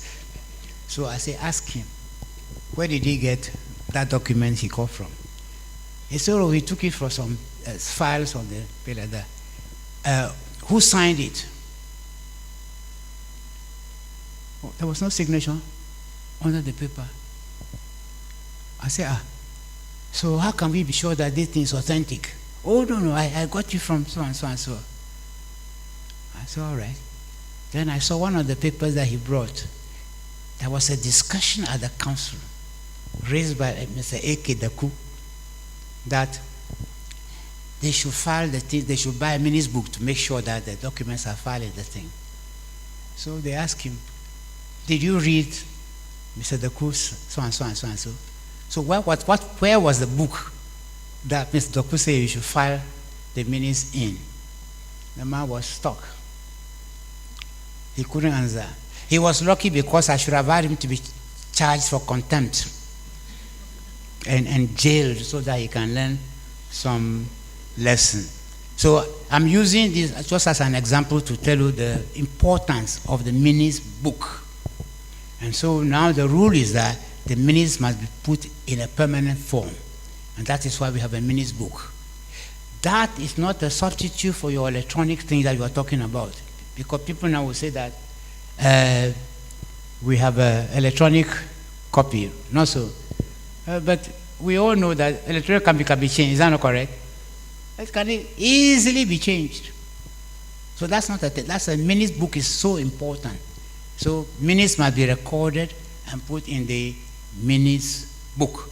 And if there are several pages, then the importance is that the chairman signs on each page. It is just to prevent the process of someone going to produce another document pretending that it is the minutes of the book. It's so important. And indeed, it's good for the board and protection, because normally when they sue the company, you find out that that's your defense. The CEO is being accused, isn't he, of taking a decision or mismanaging and the rest of them. And CEO brings the minutes book and he says, the decisions I've taken were what the board authorized me to take. So how can you accuse me? He's won his case. So very, very important for us to keep in mind that minutes books are very, very important. So we say here that it serves as sufficient evidence of the proceedings of that meeting. The minutes book serves as evidence of the proceedings of that meeting. It's authentic. You cannot be contradicted.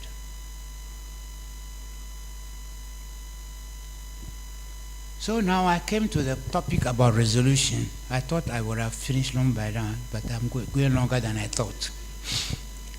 But I hope you are bearing with me, because to me, this is so important for all of you as administrators. So a written document created at general or board meetings is described as a major corporate decision of the board. That's what we call a resolution. So the type of resolution are what we call ordinary resolution, which is made by a simple majority of votes. That means you just put the issue and say, okay, those in favor, those against, we count, those in favor win. In Parliament, they go by voice vote. They say those in favor, then some people increase their volume, louder. But then the speaker has all the power. He can declare in the end that it is the years have it. But then you see there's another gimme you can also play on him. You ask for a recount, in which case it has to be individually. That's a trump card that you have. But normally, for purposes of decorum, they use a voice vote, but not at a meeting of companies. We do that by raising of hands. Special resolutions made by a 2/3. That if it's a special resolution, then you require 2/3. As I said, if you are saying you are going to increase shares or undertake a major project, then it's important that the majority of the members should support it. So ordinary resolutions are usually taken to decide on the normal business transacted at meetings. But special resolutions, they specify law or in the company or the constitution of the company. Some instances will occur where a major transaction is to be decided. I think I've said that already.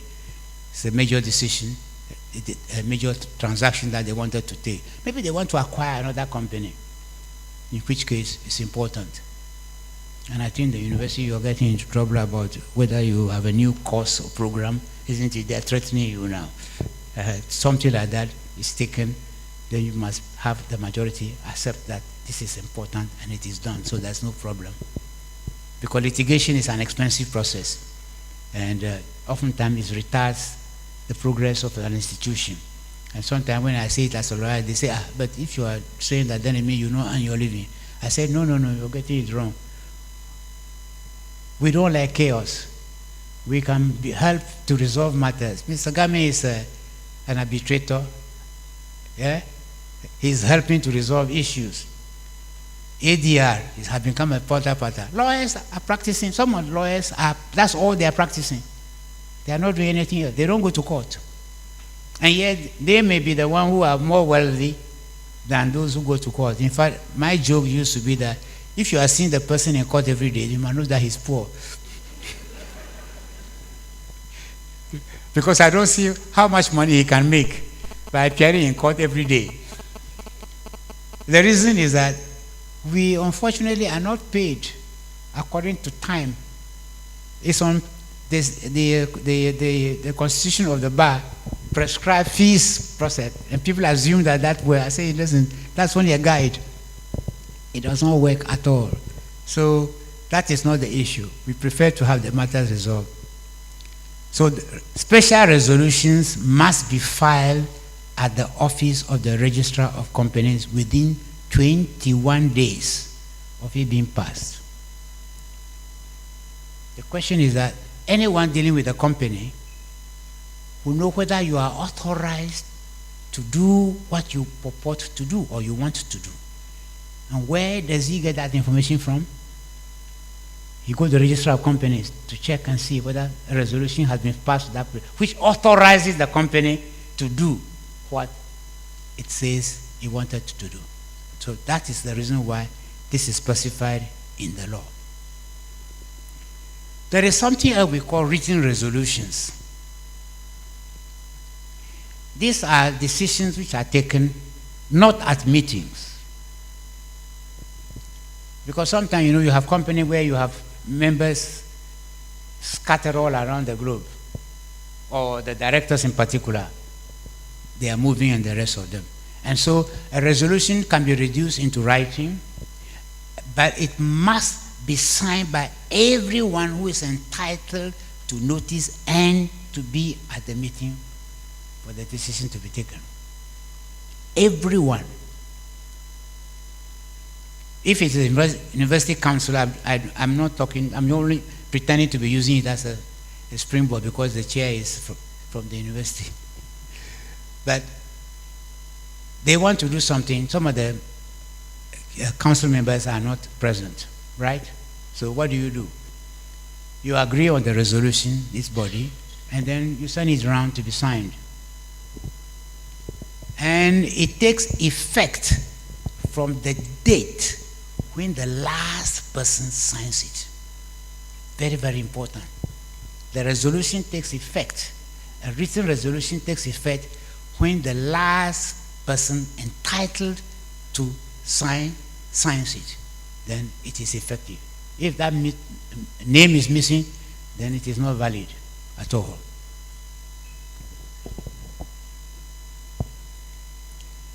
The resolution, okay. The written resolution cannot, okay. It cannot authorize the removal of an auditor. Because if you want to remove an auditor, you need to give the auditor notice. The auditor is entitled to come and defend himself or herself or the institution before you take a decision against him. So you cannot do that by special resolution. Indeed, even to remove a director, you have to give notice to the director. The director is entitled to come to the meeting and defend himself or herself. The accusations against him to be before you can remove him. So you can't just make a piece of paper and say he's removed. So actually I have finished because I see that you put me 7 minutes. I don't need your 7 minutes. The last one I hear is you have on the board is called penalties for non-compliance. You see, for years, all these rules are available, but people don't comply with them. And so in the new companies code, they have actually prescribed the punishment for each offense. And you know the kind of punishment they prescribe? Pocket. Is the pocket. It's penalty in money. Because I think the registrars think that they will make more money than pretending that they are taking somebody to court for non-compliance. So now they penalize you by imposing tax. So you can say that failure to have a general meeting in a year, 150 penalty points. Don't ask me what the penalty points mean. That one you go and check it yourself. Then 2, failure to file a special resolution within the 21 days, 25 penalty points. So you see, then the last one, the breach of the Securities and Exchange Commission's code by listed companies, 300 penalty units, or more. That's 92. Actually, the registrar companies is interesting. They actually charge you for every day. So the penalty point is not an omnibus matter. It is for every day you are in default. You pay. And if you think it's a joke, the question is that at a certain point, they can actually strike your company completely off. So it's a big power in their hand. So this is just a little mouth-watering or eye-watering or mind-watering issue that I thought I'll bring to your notice in relation to company meetings. Thank you, and God bless you.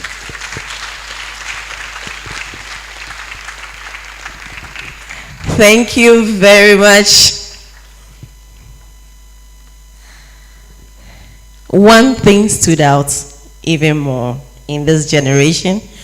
We really love having our soft copies and ignoring the physical copies. So today, we are reminded that the minutes book, it's important to keep the physical copy and ensure that the chair has signed all the pages in the book. Thank you very much, Honorable Sam Okudzeto.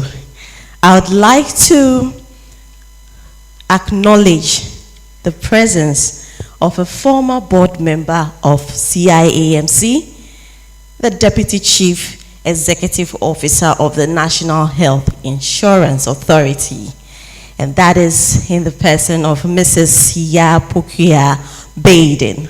Thank you for joining us today. We are grateful for your presence. Madam Chair, with your permission, would like to open this session up to the audience. This is our open forum session, and we would like that for everyone who has a question for any of our speakers, kindly put your hand up, and then we will call you to ask your questions. As well as we would like to keep to time, let's keep our questions brief and precise. Thank you very much.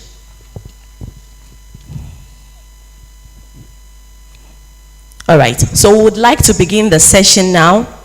I would come closer to you. Those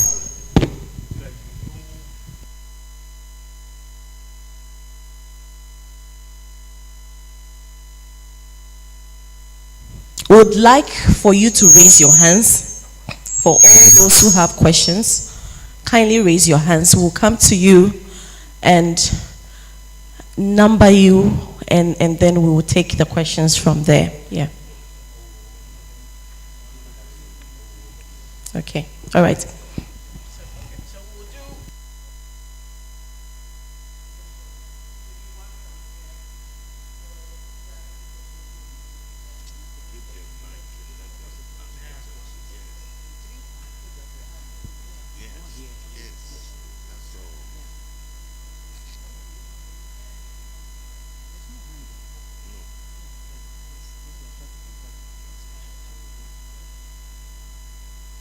So I propose that we have about 4 questions, and then the speakers will respond to them.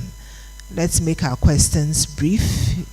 Introduce yourself, your organization, and to the point. Thank you.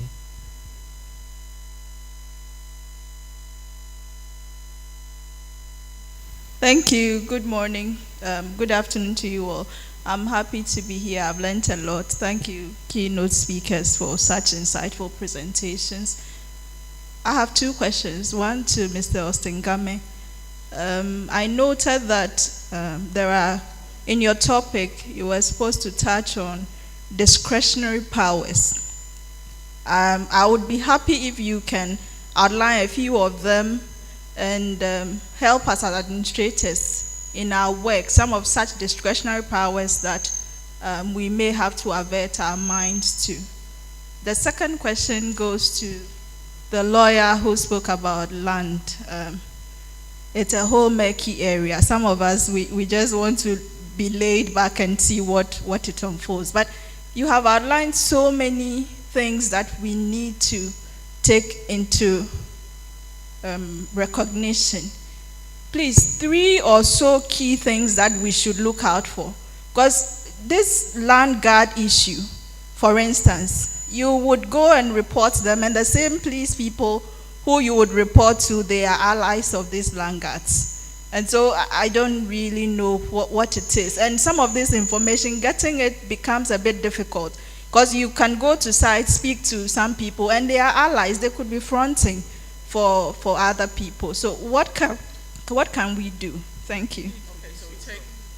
my name is Joanna Omabo. I'm with the University of Ghana. Thank you. Thank you. So do we have any other question in this particular row? Should we move? Okay. Any question from here, please? Okay.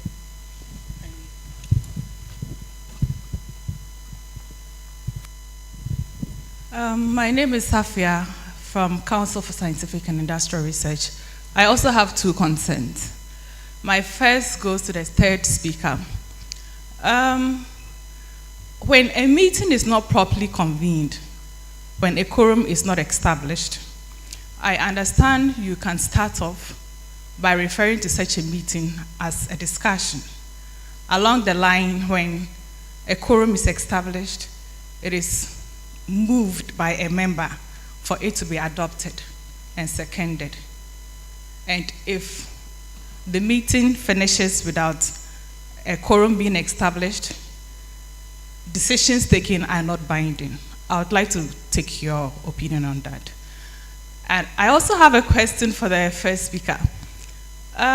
When we say a recognized professional body according to the law, what does it mean? What constitutes a recognized professional body? Thank you. So we have 4 questions. Our resource persons can respond, then we'll come back for a set of 4 again.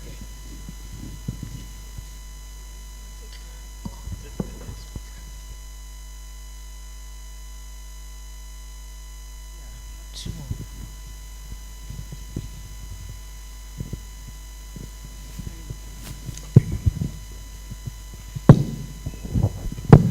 Thank you. My name is Emmanuel Hansen Tode. I work with the Whole Teaching Hospital. My question is to the second speaker. I want to find out if claims for mercenary profit, if that aspect of the law is applicable in Ghana. Thank you. Okay, so we take the final one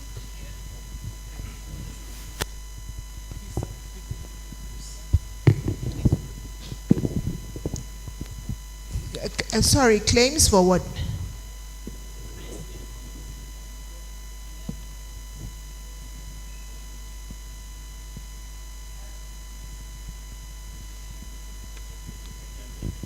Doctor, please, are you clear, or you should say it again? Yeah, I should speak into the microphone. Means profit. That is where somebody decide to do business on your land without your authority. Somebody farms or decide to stay in your abandoned property without your authority. If you can sue the person for. All right, so the last speaker. Okay, thank you. My name is Terence, and I work with the Ministry of Trade and Industry. I have one question. I don't know who is responsible for this, but I know when I'm done, maybe the person will know. I just want to know who is vested with the powers to allocate state properties or lands. Thank you.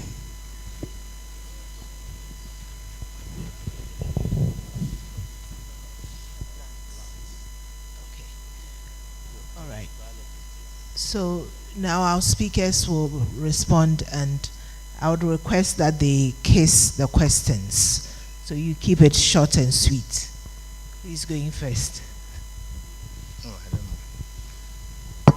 Thank you. We are living in 21st century.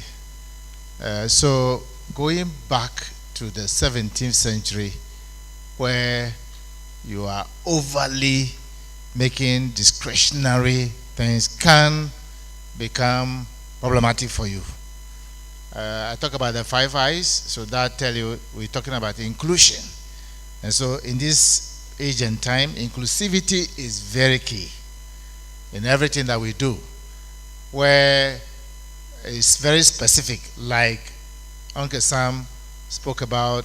If the chairperson is to ensure orderliness at the meeting, and someone's contribution is creating some disorderliness, he can bring the person back to order. That is a discretion he, as chairperson, ought to exercise at that material point in time. It extends to all of us. A decision has been made already. The strategies have been, put in place already. Your business is to ensure that targets that are set, you engage your downlines and you set the KPIs, and from time to time you follow up and ensure that things are being done in the appropriate manner. That ought to be carefully handled, not to visit that kind of old traditional hierarchical type of authorizing. Say, look, I'm telling you, I don't want any discussion. It's about telling you what to do. You do that, you pay a penalty for it tomorrow when things go haywire. Say, well, you told me I should do that, and I've done it, and that's it. So I have an acronym, I call it BEACH. It's about what we all believe. If it's discussed, you brainstorm, you generate options, and you reach consensus. It's easy to be your belief separate and his belief separate. All of us, our expectations are quite clear. We can go through a process and understand it. Our assumptions are clear, so we don't have any other ulterior motive and so forth and so on. All the concerns that we have, our future, our hope is known to all of us, so we work towards it. So discretionary powers might be used by only the authorized person at that material point in time. Like I said about the chairman of this CIMC, who is chairing a certain meeting of the board. During that discussion, if there is a distraction, you bring your own cause, and that is it. But otherwise, work cooperatively with people to ensure that you all own the process. The outcome is known by all of us. We take our destiny into our own hands.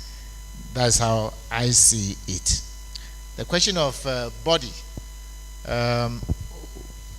talking about ensuring that people, the professional body, whether they are authorized and so forth and so on. I used to be the president of the Institute of Human Resource Management Practitioners. We have a charter.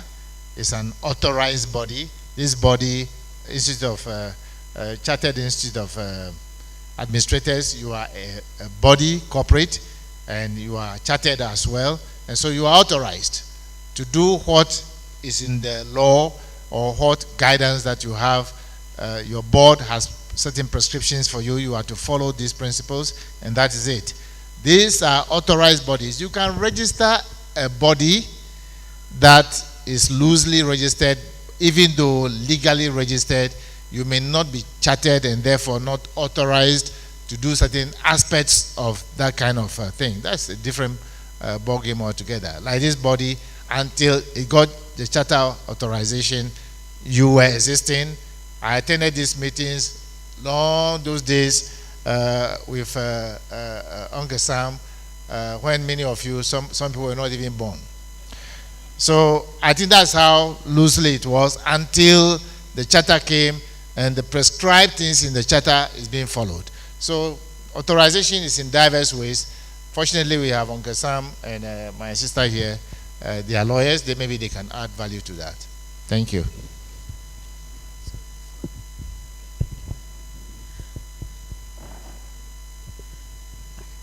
Okay, thank you. I'm coming to confuse you further by adding more. So the key issues, as I said, due diligence is really key. But one major red flag is when there's pressure. Anytime the vendor is calling, putting pressure on you to part with money without you doing your necessary searches, you just have to stop and wait and do your searches, because most of the time when you rush, you pay money and you realize that there was something wrong. So always look out for pressure. If you want to buy, they should give you the time to do your searches. Then another issue which I didn't bring out is the site plan. The site plan should correspond with the indenture. Most people overlook that, and sometimes the site plan is on the street. I've seen one in the sea. And the indenture is also stating something different. So one has to always look at the site plan, look at the scale, where it's located. Even sometimes they can say that the land is at Baoleshi. Yeah. You know there are two Baoleshis. And it could be in another La Baoleshi.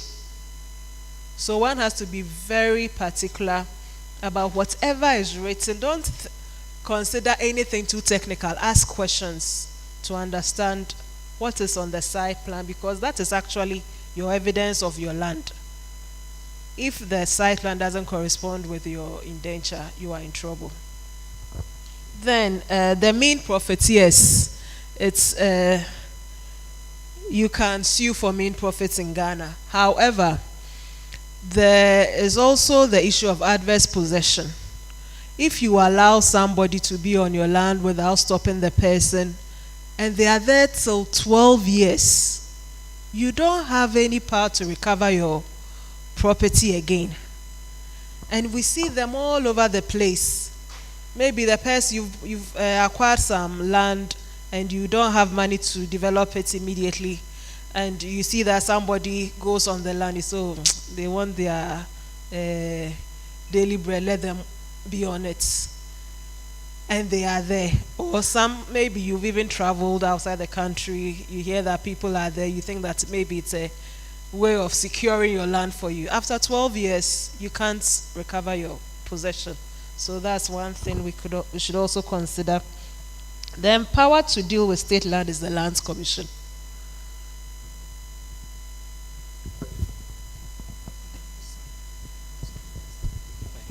What he's asking. You are talking about quorum. Well, I'm telling you what the law says. It's not a question of convenience. You see, that's the problem in Ghana.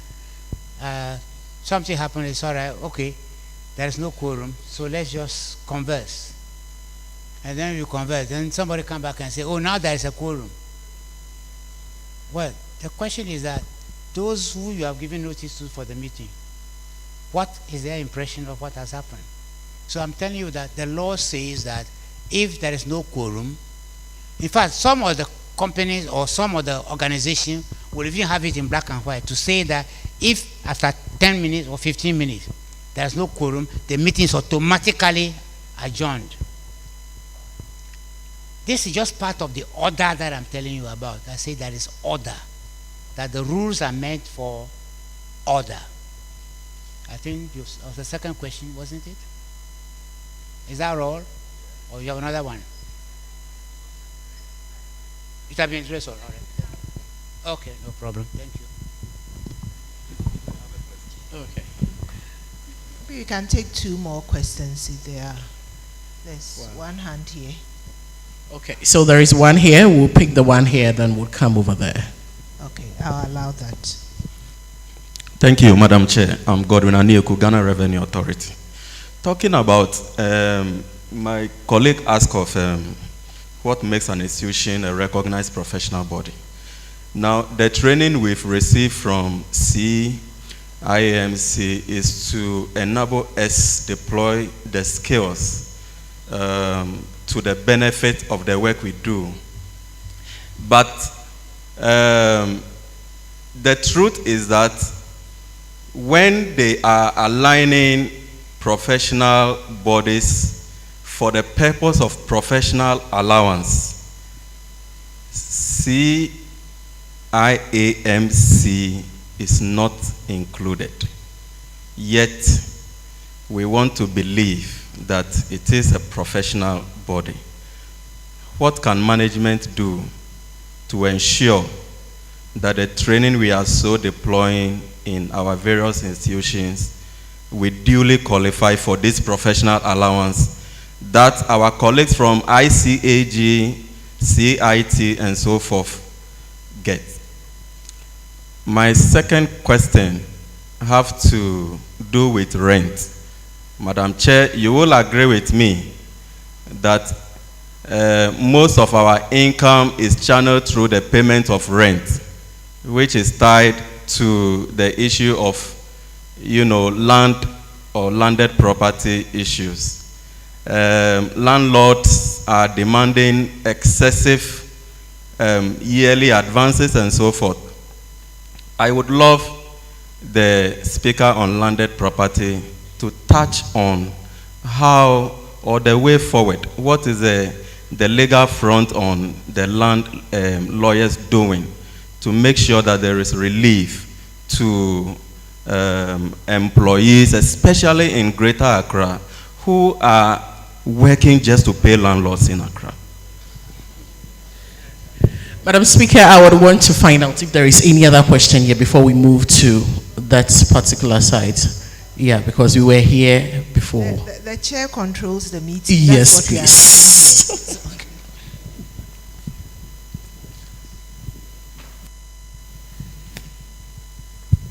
Thank you very much, Prof. Chair.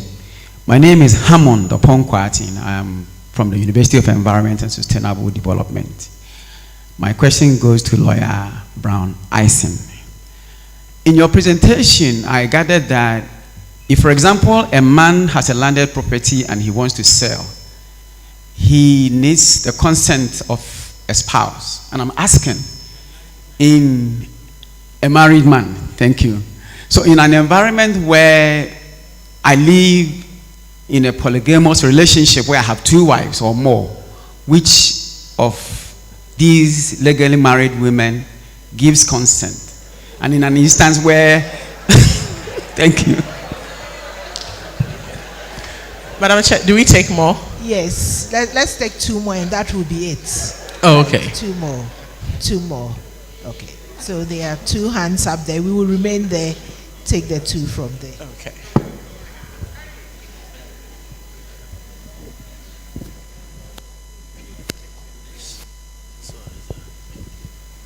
Thank you, Madam Chair. My name is Abdul Karim from the Ministry of Information. And my question goes to Honorable Samuel Kujato. Mostly or most often you hear industry players mentioned resolution, white paper, or communique. From here, I want to know what is the difference between that 3. Thank you so much.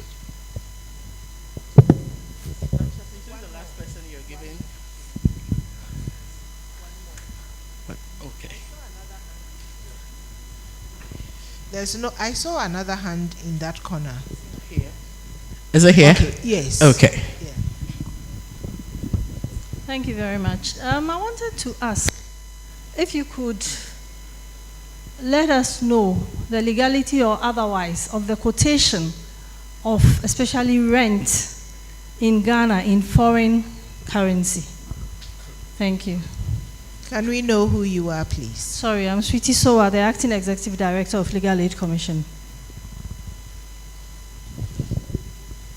Go first. Uncle Sam.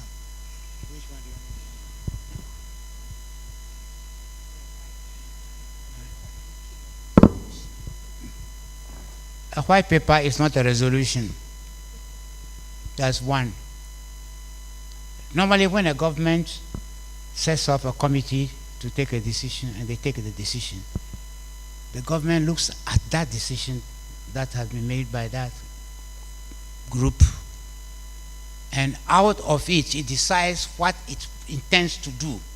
And that is what they put in a document which is called white paper. It is not a matter for companies at all. And I think you were asking about the last one was communique. Communique is just a communique. It's a simple matter of what you want the public to know. And so if the board has met and decides that they want to issue some new shares to augment what they want to do, they can issue a communique. And it's a matter for their PR, isn't it? You call them, for their PR, to take that to the press and say, this is the communique that has come from the organization, which says that this, or the university has decided to introduce a new course. And then the decision is taken by the council, and a communique would have been issued by the council to defend that this is a new program that has been introduced, and it takes effect from next year, as the case may be. So I hope you see that there's a big difference between all of those. Is that all? Okay. What's that? No, resolution I've already answered. I said resolution is a decision by the board, or the decision taken at the general meeting, which is binding on everyone. It is called a resolution. Clear? Okay, there's no ambiguity. Well, she has plenty on her plate. Professional allowance. I know this is a very awful kind of error in this country. We have lived with it. and people don't want to change. But I guarantee you, it's not a very wise way of managing people. One, why are we employing you? You are a professional accountant. You are a professional administrator. There is a job evaluation on you, and your job has been analyzed. You are well placed. That you take your pay for it. And remember, you retire on pay, not on allowance. So please, for heaven's sake, we're just doing a review of a new MA program they want to do at Cape Coast University. And I was, look, we should stop teaching yesterday things. It can't continue that way. This error has been here with us, and people go on strike because of professional allowance. Are you employed as a professional person? Yes. So you are paid at that. So rather negotiate for that instead of negotiating for professional allowance. It's even a disgrace. So please, let's try to overcome that. Yeah. Somebody? You want to address?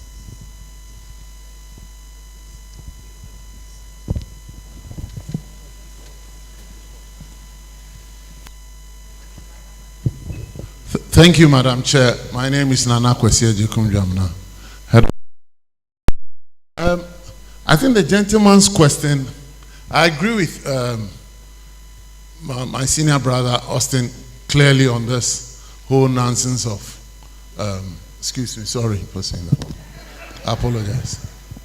Professional allowance. But it's something that is happening, and it's been there. I think that's the essence of the question. There are two sides to the thing. If you are, let's say, a controller and accountant general, the core function relates to accounting. So as far as they are concerned, they pay professional allowances for accountants. Therefore, if you come for a certificate from here, and you are in the accounting class, and you want them to pay you professional allowance, they won't pay. I think that's the issue. They won't pay because for them, as far as controller is concerned, it's the ICO or ACCA or whatever it is. So that is the first part. If you work in the Ghana Audit Service, what is the core function? It's auditing. So it's either you have a professional certification in audit or accounting. But in audit service, if you are working in the procurement department, if you are working in the administration department and you bring a professional certification from here, then they will pay you professional allowance. But if you are in the auditing class and you bring a professional certification from here, they won't pay you. So that is really the difference. I don't know about the GRA, but broadly speaking, that's the way it's done. It relates to your function and which group that you find yourself. But I agree with Austin that this whole thing must die. Okay. All right. So maybe I'll start with the concerns of the spouse first, because that's the easiest. Spouses. Okay. So we know that Ghana has 3 marriages recognized by law. 2 are potentially polygamous and 1 is monogamous. So it's very possible what you're talking about, and there could be up to 5 or so wives, and that would require all of them giving the consent. So that's the issue. And yes, I mean it's so simple to answer that one, because they're all wives and it's a choice one made. So then the rent issue. Rent paid in dollars. There's a policy against that, so that one, it's quite straightforward. I know people quote it in dollars to address inflation issues. However, I've also seen that once they quote it, they send the equivalent in cedis, because it will be contrary to the law to collect the money in dollars.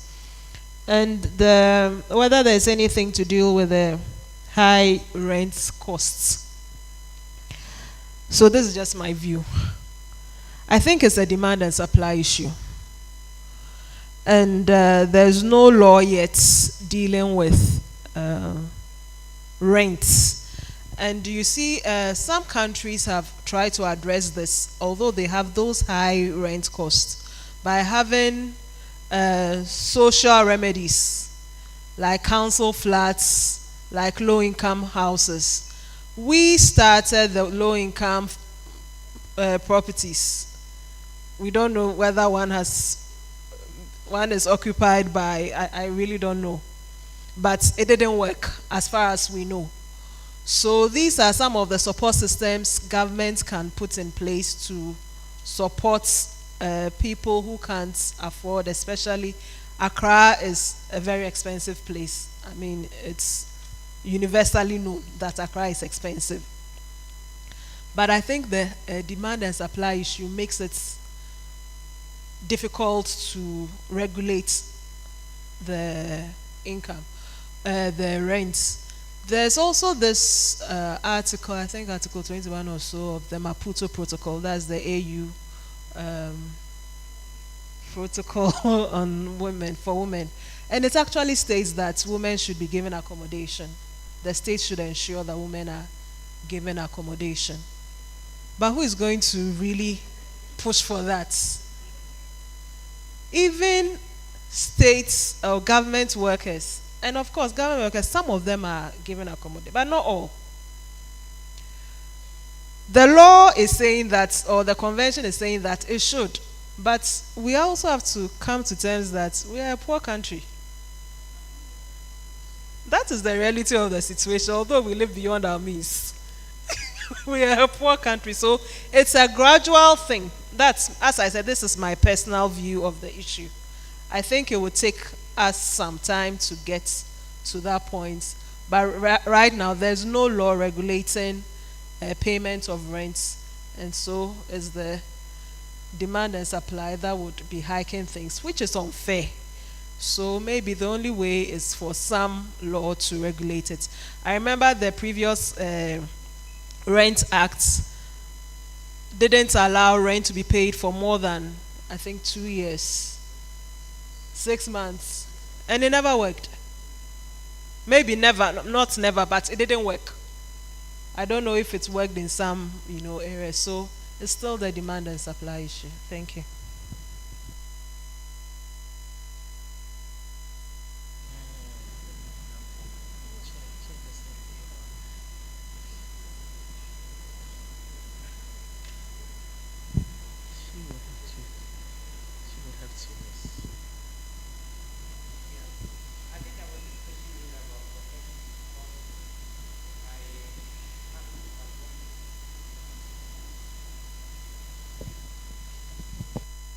I happen to have been imprisoned, detained. I think that's the proper word. But I always prefer use the word prison also deliberately, because I was detained in a prison. Because I was the president of the Professional Bodies Association. But to go back, in the 1969 Constitution, we made provisions that professions should regulate themselves. And by virtue of that, we had passed the Professional Bodies Decree, which entitled professions, if there's a certain minimum number that come together, to register under the Professional Bodies Decree. But I think the misfortune was the fact that everybody else is now applying and lobbying government. I think it's even here. If you see registration decree 1973, NRCD 143. So if you want to register, you go to the Registrar General Department, not the Register of Companies, but Registrar General Department. They have the professional register there, where you can go and register with your regulations and the rules that govern you. And then you become a professional body. I think it's as simple as that. This question about the charter, I kept telling people that it's not necessarily the ideal thing. Because what people are forgetting is that once you go to parliament and you are asking for a charter, they are going to make some law that governs it. And because of that law, you will find out eventually that it is the president who is choosing the members to govern the body. Though your autonomy is gone. You are now the thumb of someone who is supposed to be chairman, or they may even start conferring titles on people who are not entitled to. And so this is my advice, and say that the decree is there, it has not been repealed, it's still applicable. Any profession, if a new profession has come and they want to register, they should go to the Registrar General, come together, have their own charter, and be registered, and then they can function as a professional body. So far as the other one is concerned, I think it's been answered, to say that the question of lobbying and said professional allowance, to me is, as you said correctly, didn't you use the word nonsense? I'm not the one saying, I'm quoting you.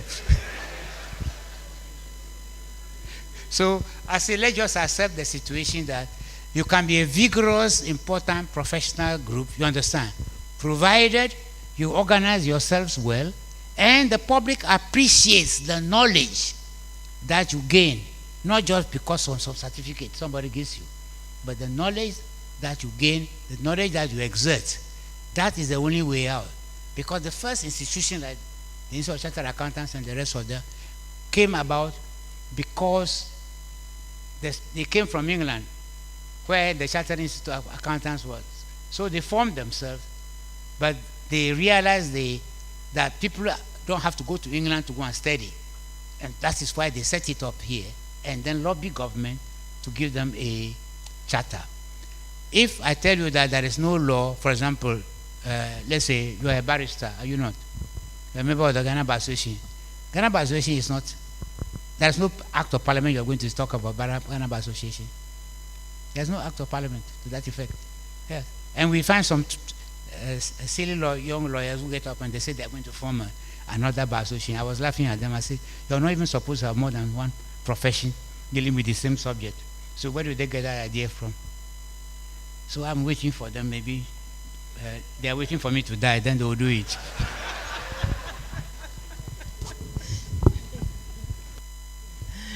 Okay, yeah, thank you all very much. I think in the interest of time, we will have to wrap up the session.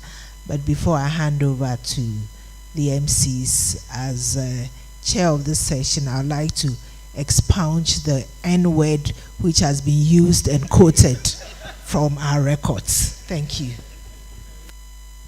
Let's give it up for the chairperson.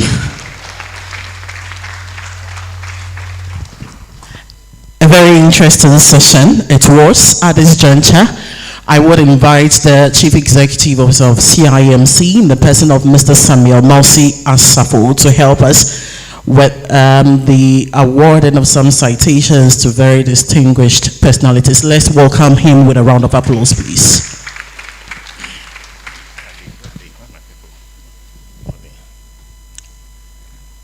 Thank you so much, Na.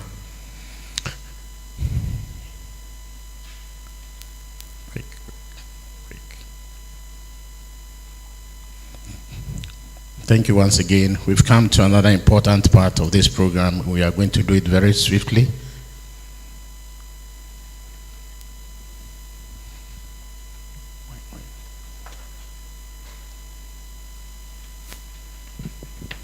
Where's the list?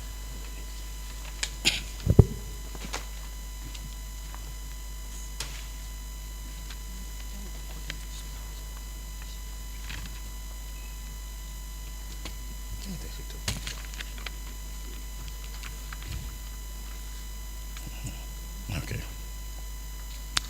Thank you very much once again. Prof.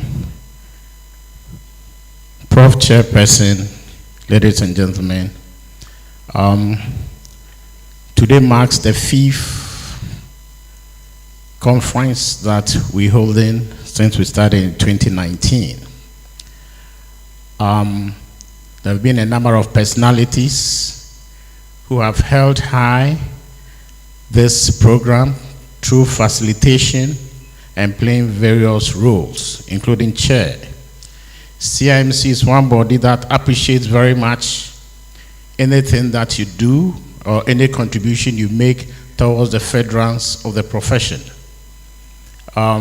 Those days we couldn't recognize some personalities because of the COVID era, which affected our interaction. So with all humility, Chair, we want to invite the following who played various roles so that they'll come before the gathering, and then we'll recognize them. The first person we want to call, give me this ones first. Give me that one. Yeah. All right. Is Professor Kwame Asamoah. Professor Kwame Asamoah, if he's here.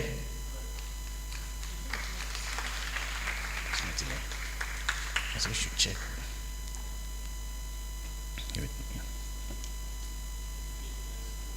Yes, Business School, University of Ghana, Professor. Then Nana Kwesi Ajekum, Jamna.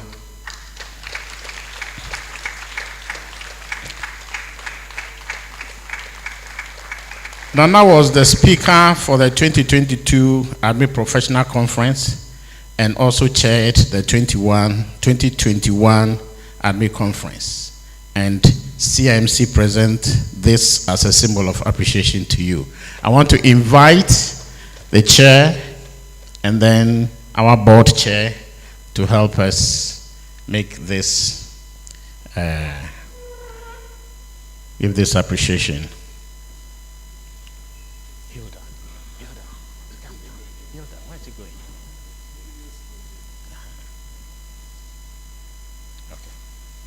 So hold it for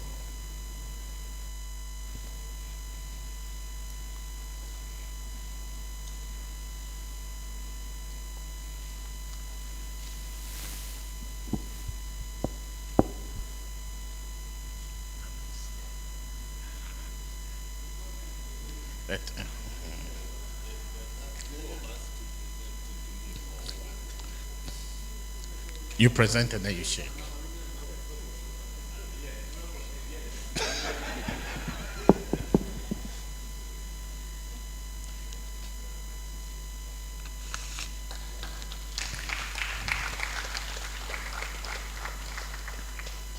Chair, please, Jason. And then Dr. Patrick Kuma Abwaji.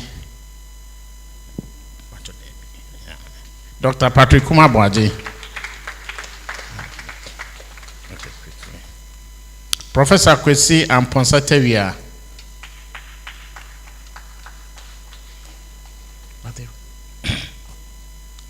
Dr. Paul Efa, President, Radford University College. Doc spoke on the topic, the future of work, and reminded us of the uncertainties associated with the future. This is a symbol of appreciation to you. Thank you very much.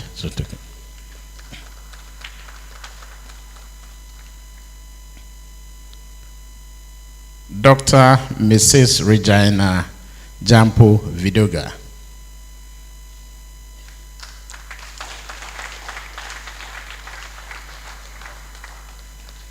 Doc spoke on the topic manual and e-records management, the cost and benefit to organizational survival. This is our appreciation to you. Thank you very much.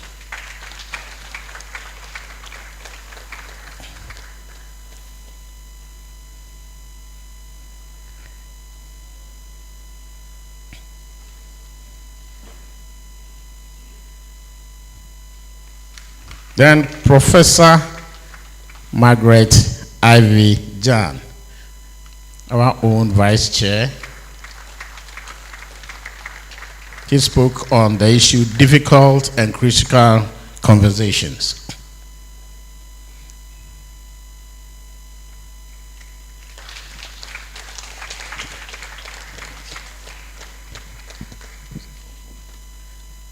Then, with all humility, this presentation will be done by the chair, please.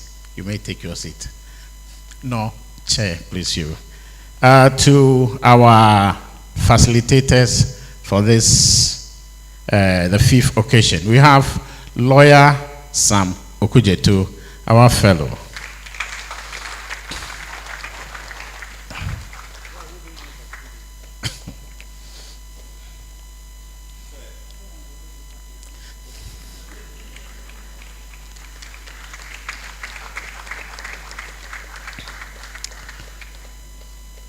And we have Ms. Efua Brown Eisen.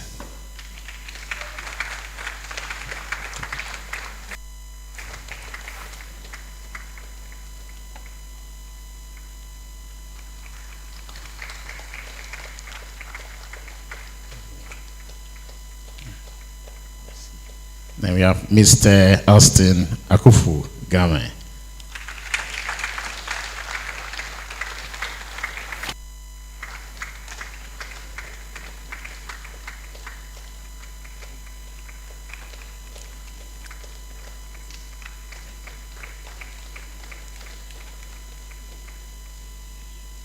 Then we have our own Professor Nana Abba Apia Amfo, the chair for today's function.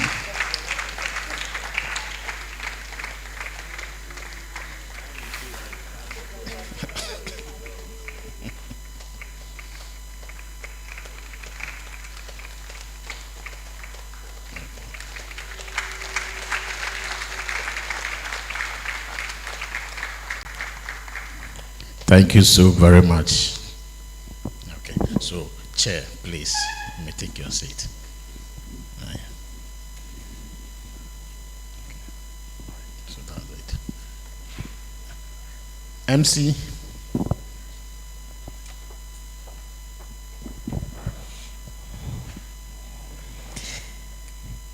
At this point, ladies and gentlemen, we are coming to the close of the program. But before we take our closing activities, would like to invite the chairperson, Professor Nana Abba Apia Amfo, to give her closing remarks.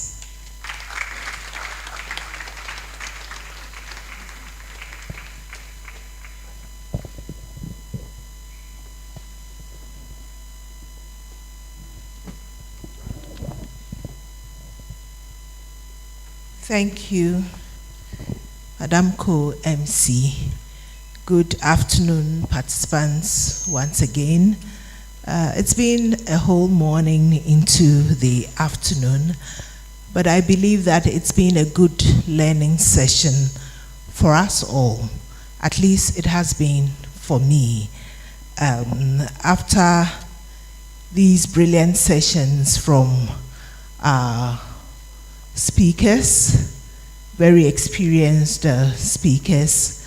This is the first time I'm meeting Mr. Austin Game in person, but because I've heard from him about him all the time when there are labor issues, you hear him on radio proffering suggestions and ideas.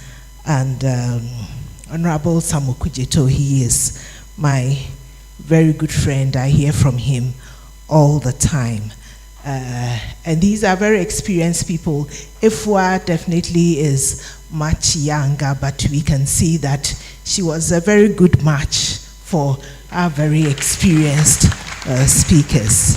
She delivered excellently.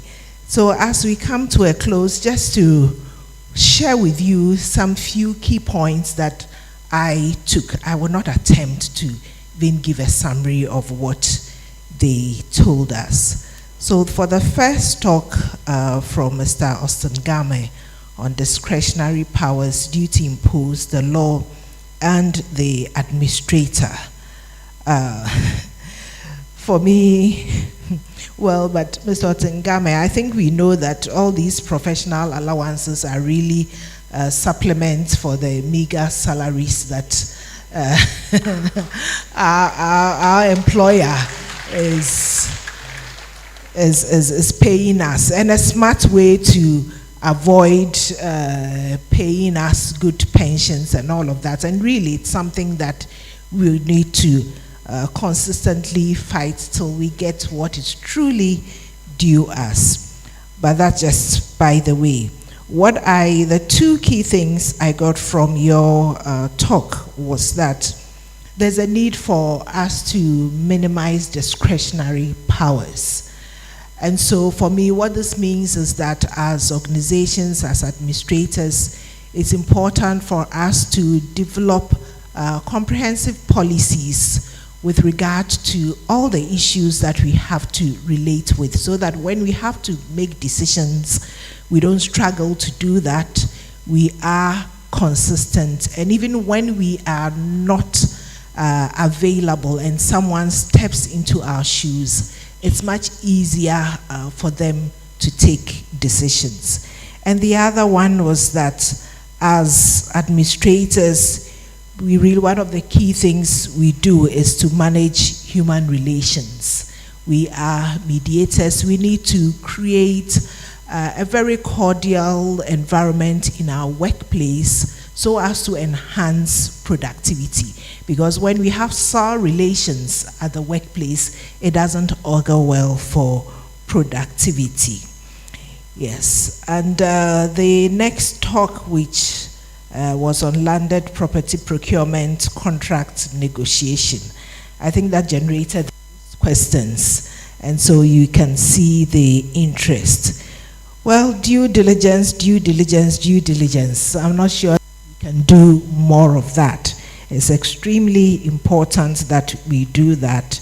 And for me, one thing that you mentioned, which I took good note of, is the site visits.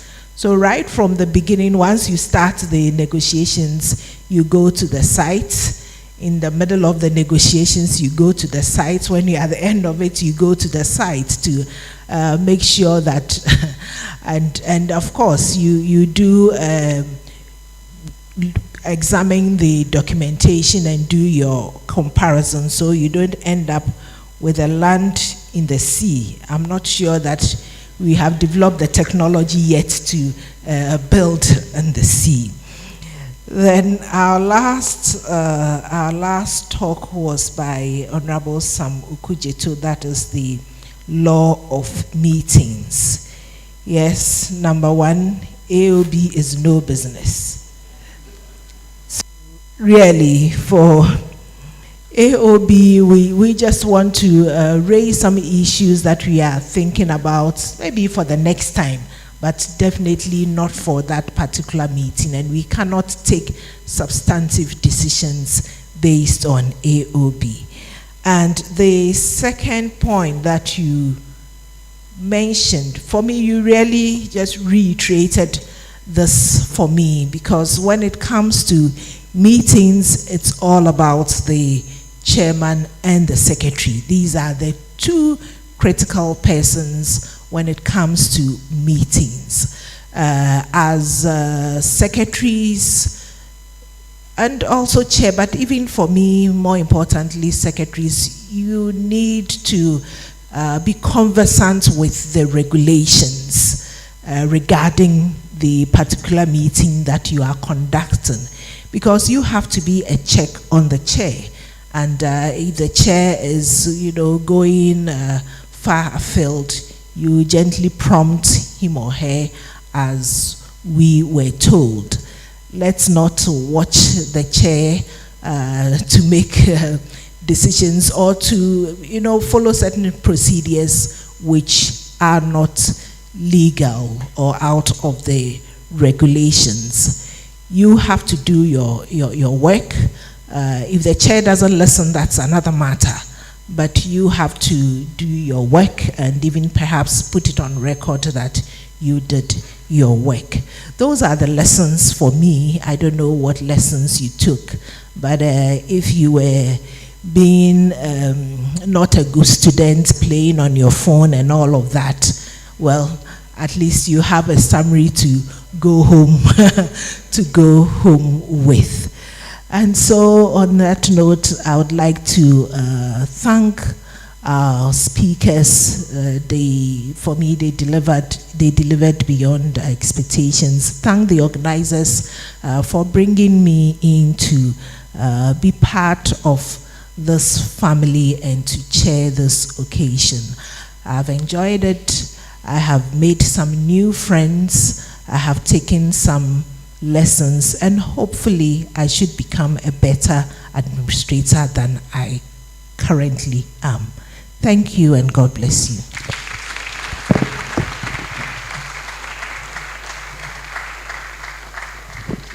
Thank you so much, Madam Chairperson. Some few acknowledgements before we wrap up with today's program.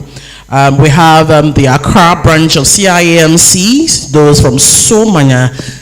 Kindly give us a wave so we can acknowledge all of you. Those from Somanya, let's see you. Koforidia. I think some of them are raising their hands via Zoom. Okay, we have in-person participants here as well. Those from Winneba, thank you so much for coming. Tamale, thank you so much for coming. We have Ho representatives, thank you. Those from Wa, I think they are on Zoom. We have those from Sunyine representatives. I think they are also joining us via Zoom. Takrady, we have some people from Takrady as well. Navrongo, you are all duly acknowledged. All too soon, we have come to the end of today's program.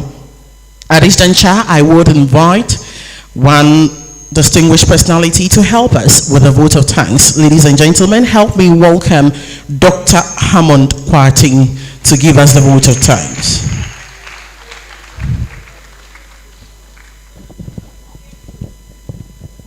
Thank you. Sorry. Thank you very much. Prof. Chairperson,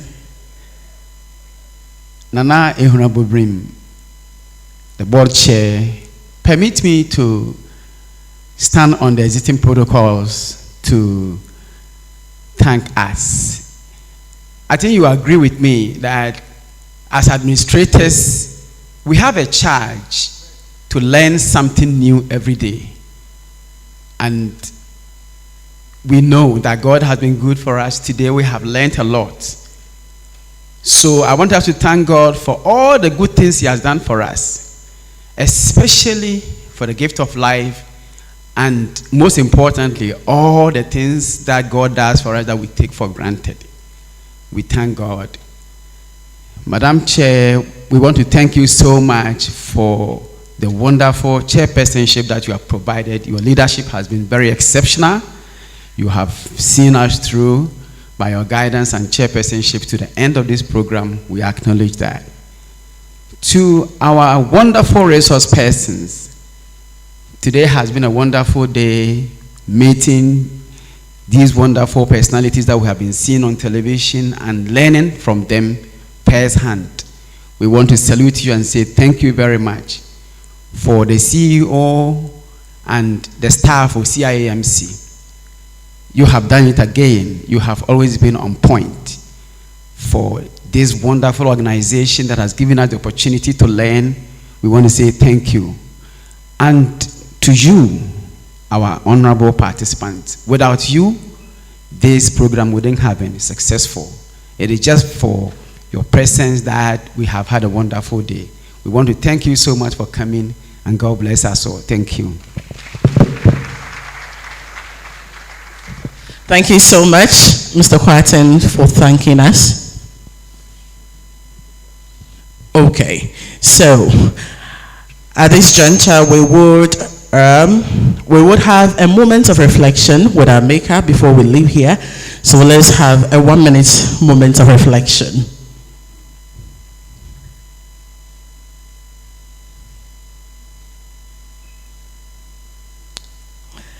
Amen. So we would take our photographs now. So we'll have members of the high table stand here. Then we'll invite board members sitting in the audience, members of the CIAMC Conference Advisory Board, join the members of the high table. Then right after that, we would have our awardees join for the photograph. Then we would do it row by row so we could capture each and every one of us participating here. Those on Zoom, you would also be captured. So at a point, you'll be asked to put on your cameras for your image to be captured as well.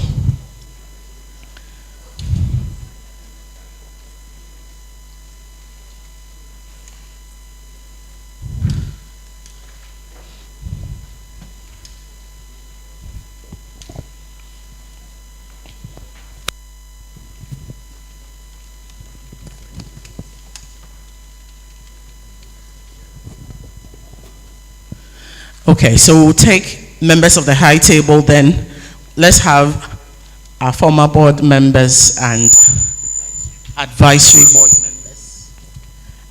board members join.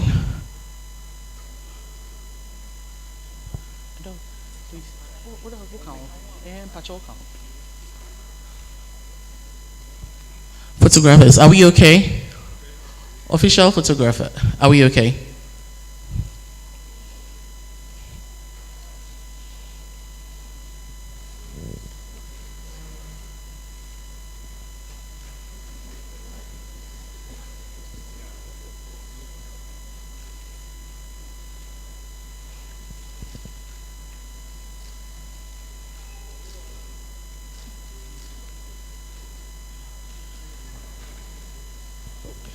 Please, let's have your images and our photographs. Please don't leave.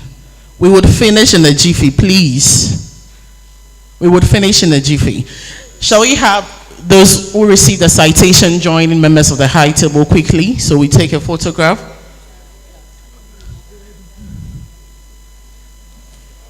They are all here. Okay. Okay. Oh, you can hold it. Oh, yes, please, hold them. Yes.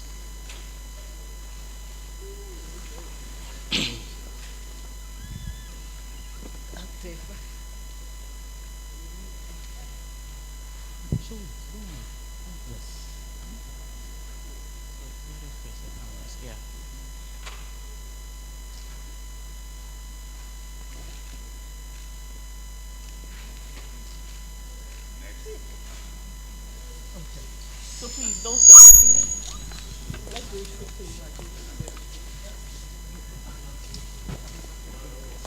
Please, let's make it swift.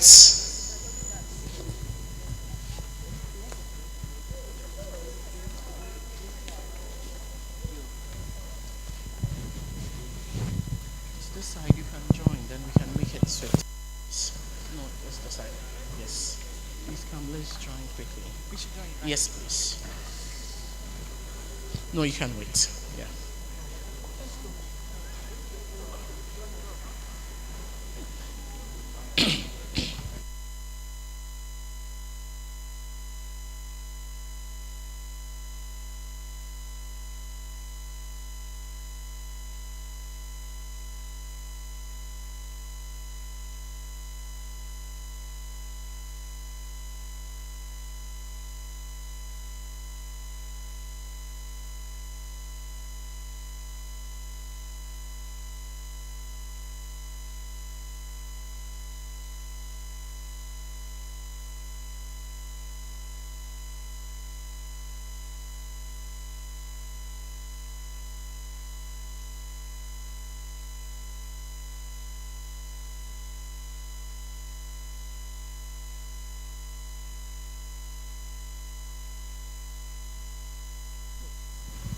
Hello, Cape Coast, you are duly acknowledged.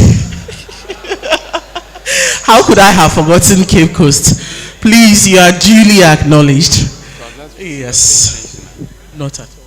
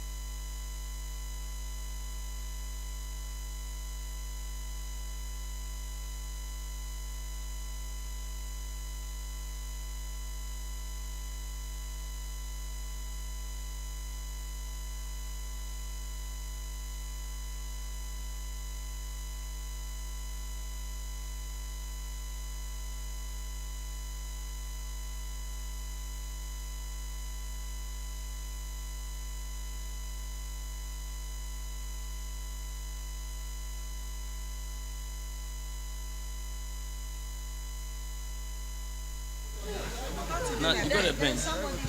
Oh, there's.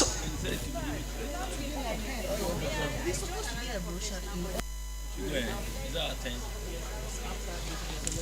Yeah,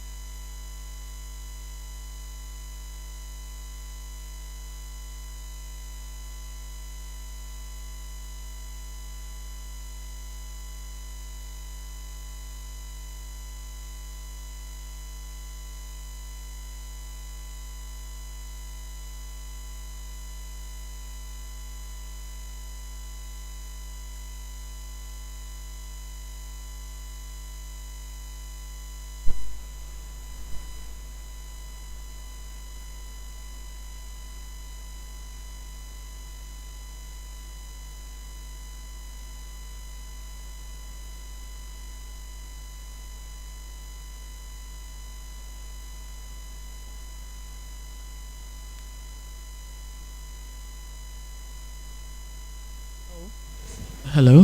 Please, there is a missing but found mobile phone with a wallet. So please, in case you have misplaced your wallet and your mobile phone, kindly come for identification and collection, please. Please, right after the photo session, our official photographer.